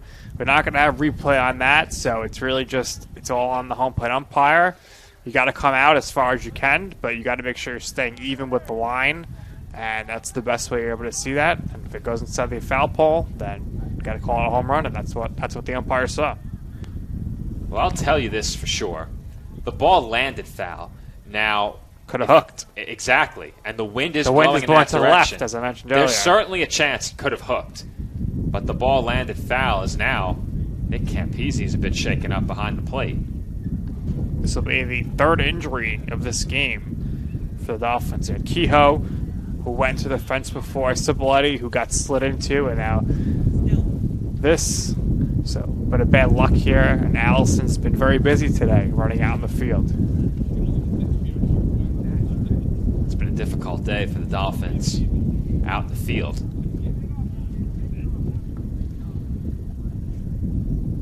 Their deficit is now 4 runs. 6 outs to play with, but for CSI, they need to find some of that offense from game 1. They out-hit the Lions in that game. Unfortunately, were outscored by 6. And Manasero's now in a 2-strike hole. He's 0 for 1 in the game, has walked, grounded out, was hit by a pitch.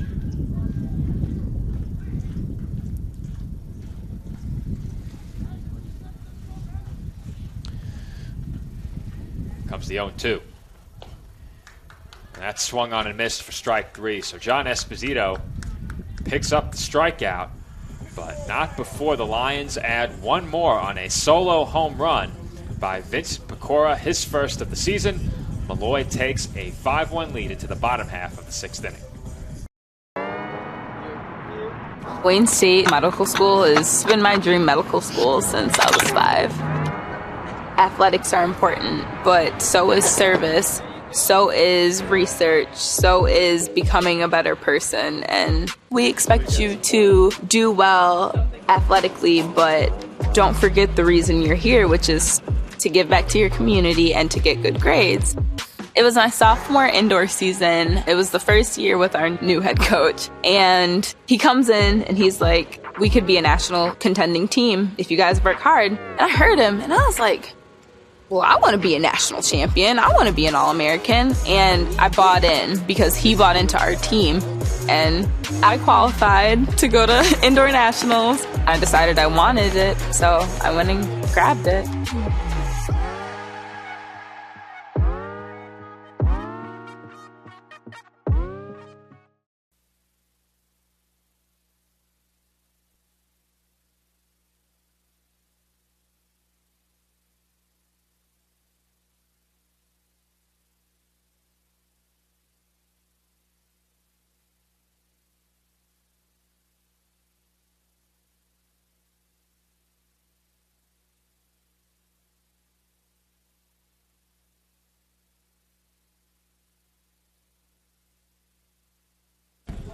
And we are back for the bottom half of the 6th inning from the College of Staten Island. Dolphins deficit has extended to 4 runs as the Lions now have 5 runs on 9 base hits, 1 error in the game. The Dolphins 1 run on just 1 hit. They've committed 4 errors. And Franchi throws out Jake Myers to open up the 6th. Myers grabbing his hamstring there. So another injury for the Dolphins. He's going to walk off the field through behind the first base dugout and make his way around. So he looks to be in bad shape right now. Punching the fence. He looks hurt. We'll see if he's able to come back in for this.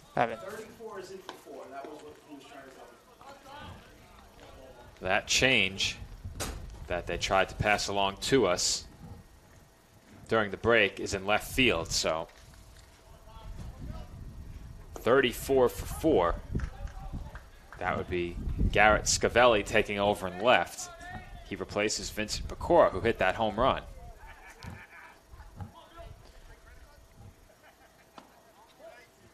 That pitch misses for ball 2 to Dominic Castiglione. Myers struggling to walk, hasn't moved at all since coming off the field. We'll keep you updated on that. It's off camera. The trainer is headed over there now as that gets by Franchi, and there was no reason to try and play that ball that way. It's got to be an E6. It sure is. There's no doubt about it. Now batting, the third baseman, number 24, Shendi Ulaj. Head trainer Allison making her way over to Myers. Myers, I think he's frustrated because he probably pulled his hamstring, and he's going to be out for quite some time if that's the case. Those hamstring injuries, lingering injuries. Fortunately for me, I've never had one. how many times as a Mets fan did you see Jose Reyes pull his hamstring and be out for months on end? A few too many, as that pitch misses high to Ulaj for ball 2, but I've pulled my quad multiple times, and it's at least a 3, maybe 4-week recovery, and that's if you're not even moving around. I'm a sprained ankle guy. So many of those over the course of my life. Like a sprained ankle, nothing to play with. At least 4 or 5 severe ankle sprains where I went from a size 13 to a size 16. Really bad. It's those basketball days. I had one severe ankle sprain where I ended up in a boot for about a month. I refuse to allow recovery, so those linger for me much longer than normal as Ulaj grounds into the 5-4-3 double play, and the inning is over. Dolphins do get a base runner in the inning, but that's all, and we head to the 7th with Molloy College leading Staten Island 5-1.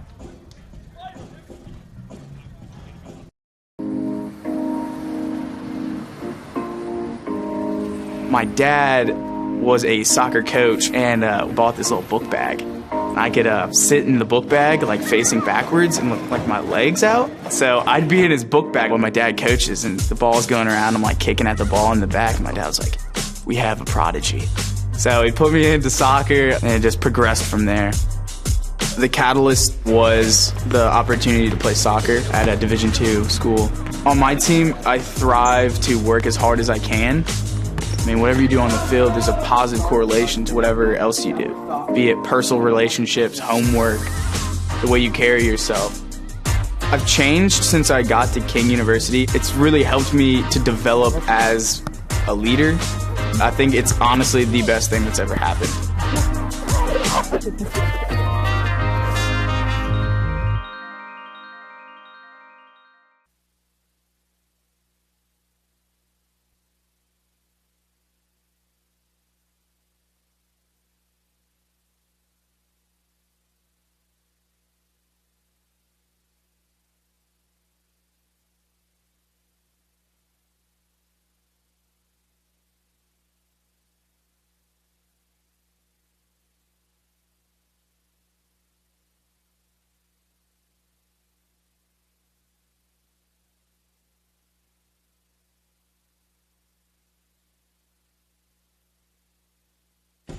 And we are back from the CSI Baseball Complex. Our score 5-1 entering the 7th inning.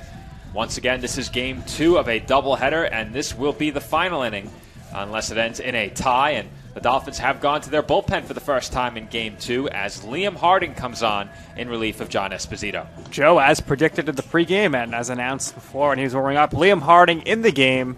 On the season, he has an 18 ERA with a 2.56 whip. He's 0-1. He has 7 appearances, all out of the bullpen, and he has pitched in 9 innings, given up 11 hits, 21 runs, 18 of those earned, 12 base on balls, 13 strikeouts. He's given up 2 doubles and 2 home runs, and he's faced 38 batters. The batting average against is .289, and he's hit 4 batters as well.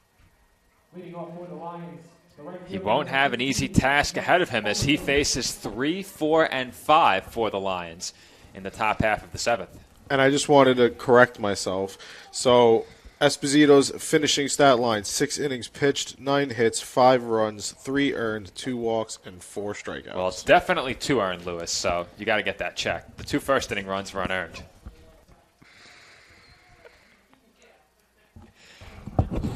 Try again. We'll work on it during the break. And that pitch misses for ball 1 to Matt Overton. And that evens up the count at 1 ball and 1 strike.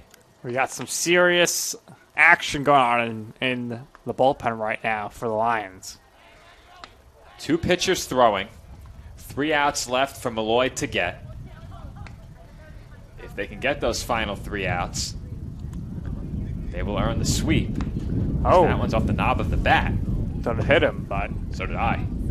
Off the bat it was. Now, the scoreboard reads 2-1.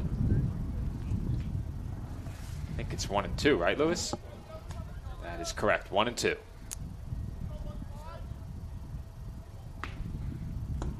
And Harding's pitch misses down and in.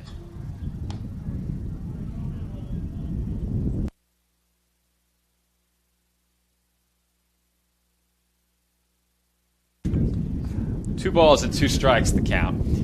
In the bullpen for Molloy, a left-hander and a right-hander beginning to throw. That pitch is fouled away.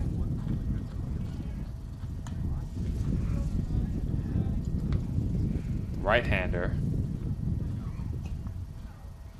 Where's number 30 now? I'm trying to find that on my stats. That'd be Jason Schwartz. Good job, Nick. I still can't find 30, so I'm doing something wrong here. Usually it goes in numerical order. It does not here, Nick.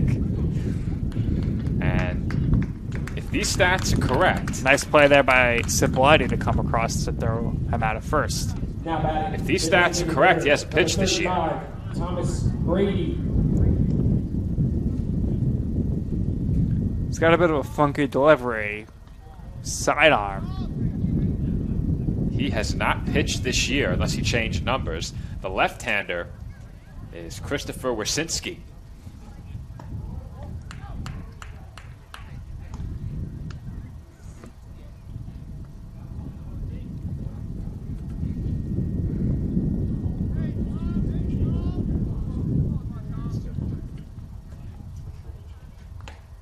That pitch is swung on and missed by Brady.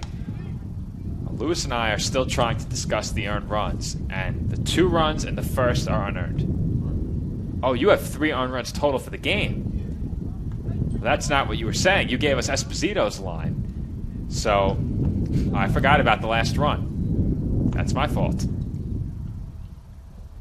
Uh-oh. Silly me. Uh-oh. Lewis, you better right. pick up the headset. It's your only chance to ever correct Mr. Joe EJF. Foreman. EJF, Nick. EJF. Again. Though I do go by FO now, so EFO. As that's taken up high for ball 3. Forgot about the 5th run. You used to go by ASID. I did. There was a time where I went by ASID. That title no longer exists. ASID, of course, would be Assistant SID. Though I think I may have just had those privileges revoked after that incorrect declaration I made. That's popped up and caught over and short by Cipolliti for the These second days you go by Mr. EBAY. That's true, but I always went by that name. That was Mr. EBAY was my pseudonym. Now you have an official business name on there. You're all set. Real deal fan gear. It's the real deal, folks. Always the real deal. Almost impossible to find anywhere else, what they say.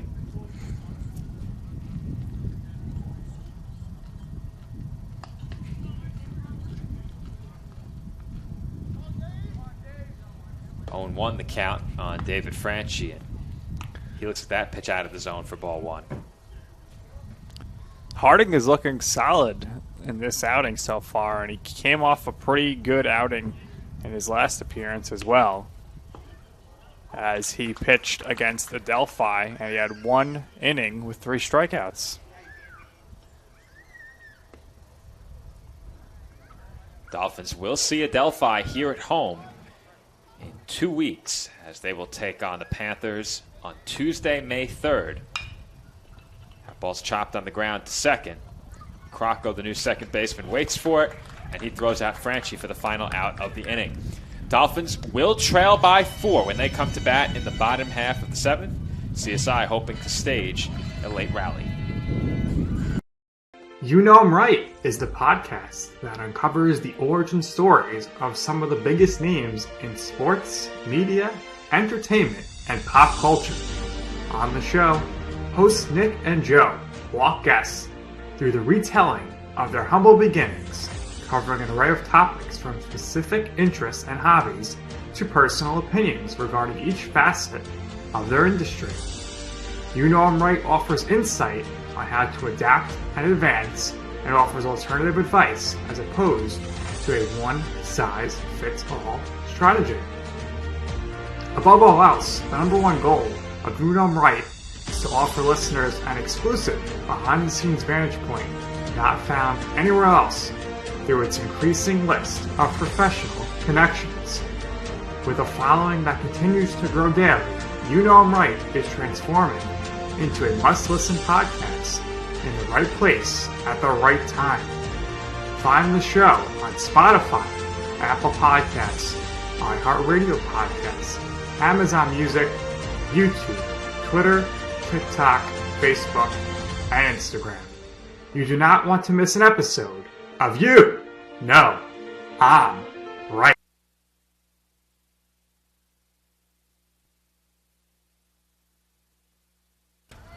And we are back from the College of Staten Island, where the Dolphins trail 5-1. First pitch to Thomas Martin is in for a called strike. Martin is 0 for 2 in the game. Flew out in each of his first 2 at-bats. Billy Wildman making a bid for a complete game. He's allowed just 1 run on 1 base hit. He has pitched stupendously today. He sure has. That's grounded to short. Franchi has it. His throw to first over with plenty of time to retire Martin for out number 1. And this is a great broadcast today. You know, we had Lewis on with us. Marquise made his debut to talk about some pizza. And tomorrow, Joe, I got to go to Brooklyn for something. So the question is, am I pretty much obligated to go to L&B? And what is your thoughts on L&B style pizza? If I remember correctly, I believe I went there with former colleagues Dave Pizzuto and Tom Krichkowski following the Cuniac Soccer Championship. Was that at Brooklyn College? That was at Brooklyn College. Okay. So that was back, I believe, in the fall of 2018. Long time ago. So that was nearly 4 years ago. I really enjoyed that pizza. I think I gotta go try it out, and it's warm. It's gonna do. be warm. Gotta get up. I've had it before, but I gotta go check it out, and gotta get iced as well. It's very good, as John Castiglione came through with a base hit for the Dolphins with 1 away, and now an error. E3 will put Pat Gardner on. Castiglione safe at second as the throw went there and sailed into left field. So now, all of a sudden, the Dolphins are 1 base runner away from bringing the tying run to the plate.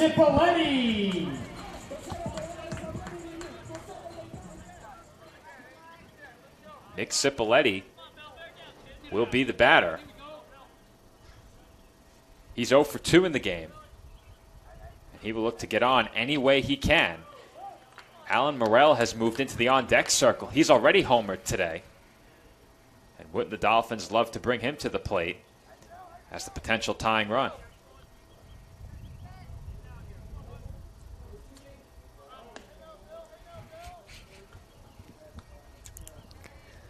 Only 1 pitcher throwing in the Molloy bullpen right now, and Cipoletti is ahead 2-0. What do you say, Joe? Does he have the green light here, or should he take another pitch? I would take one. Think so. I would certainly take one. If he was the tying run at the plate, green light. Right, we know he has that power. He does. And he was swinging for the fences there. Undoubtedly. Undoubtedly is right. That was as big a swing as we have seen all season from any Dolphin. That was a good pitch to offer at, though. Really can't blame him. It's right there. That's fouled back.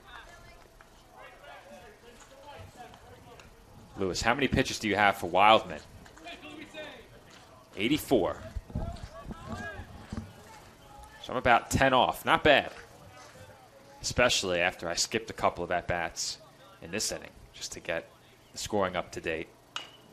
That's chopped on the ground to third. Foul ball.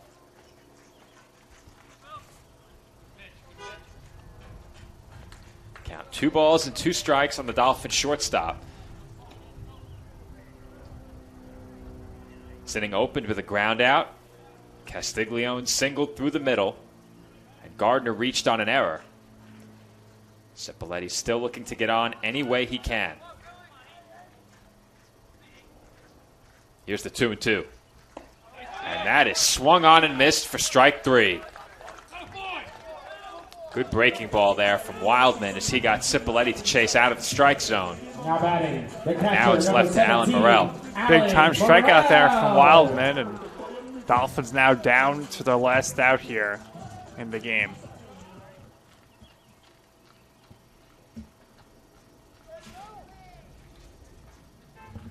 Two away now in the home half of the 7th.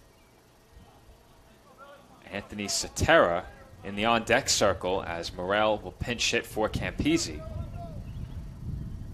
Morel had a 3-run homer in Game 1, his second of the season. And that pitch is down in the dirt for ball 1.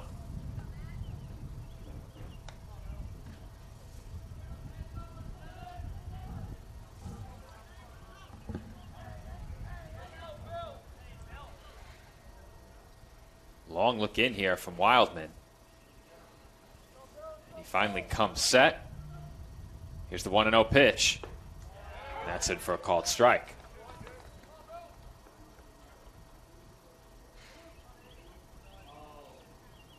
Now, I mentioned it at the beginning of the day.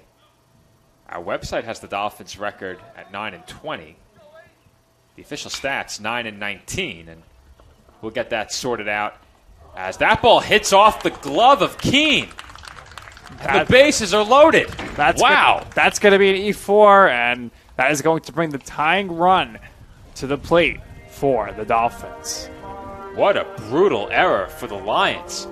I was certain this game was over. 34, Anthony Santera. That ball just hit right off of Keene's glove. So Anthony Santera will come to the plate here to try to keep this going here for the Dolphins. 2 outs, down 5-1, but the bases are loaded. And Santera takes a called strike. Both teams now with 4 errors in the game.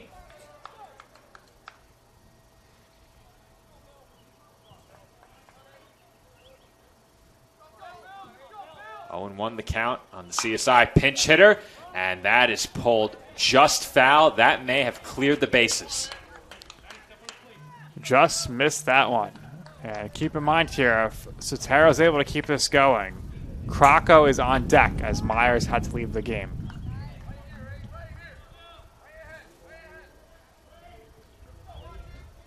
Oh, 0-2 the count on Anthony Sotero as he looks to keep CSI alive.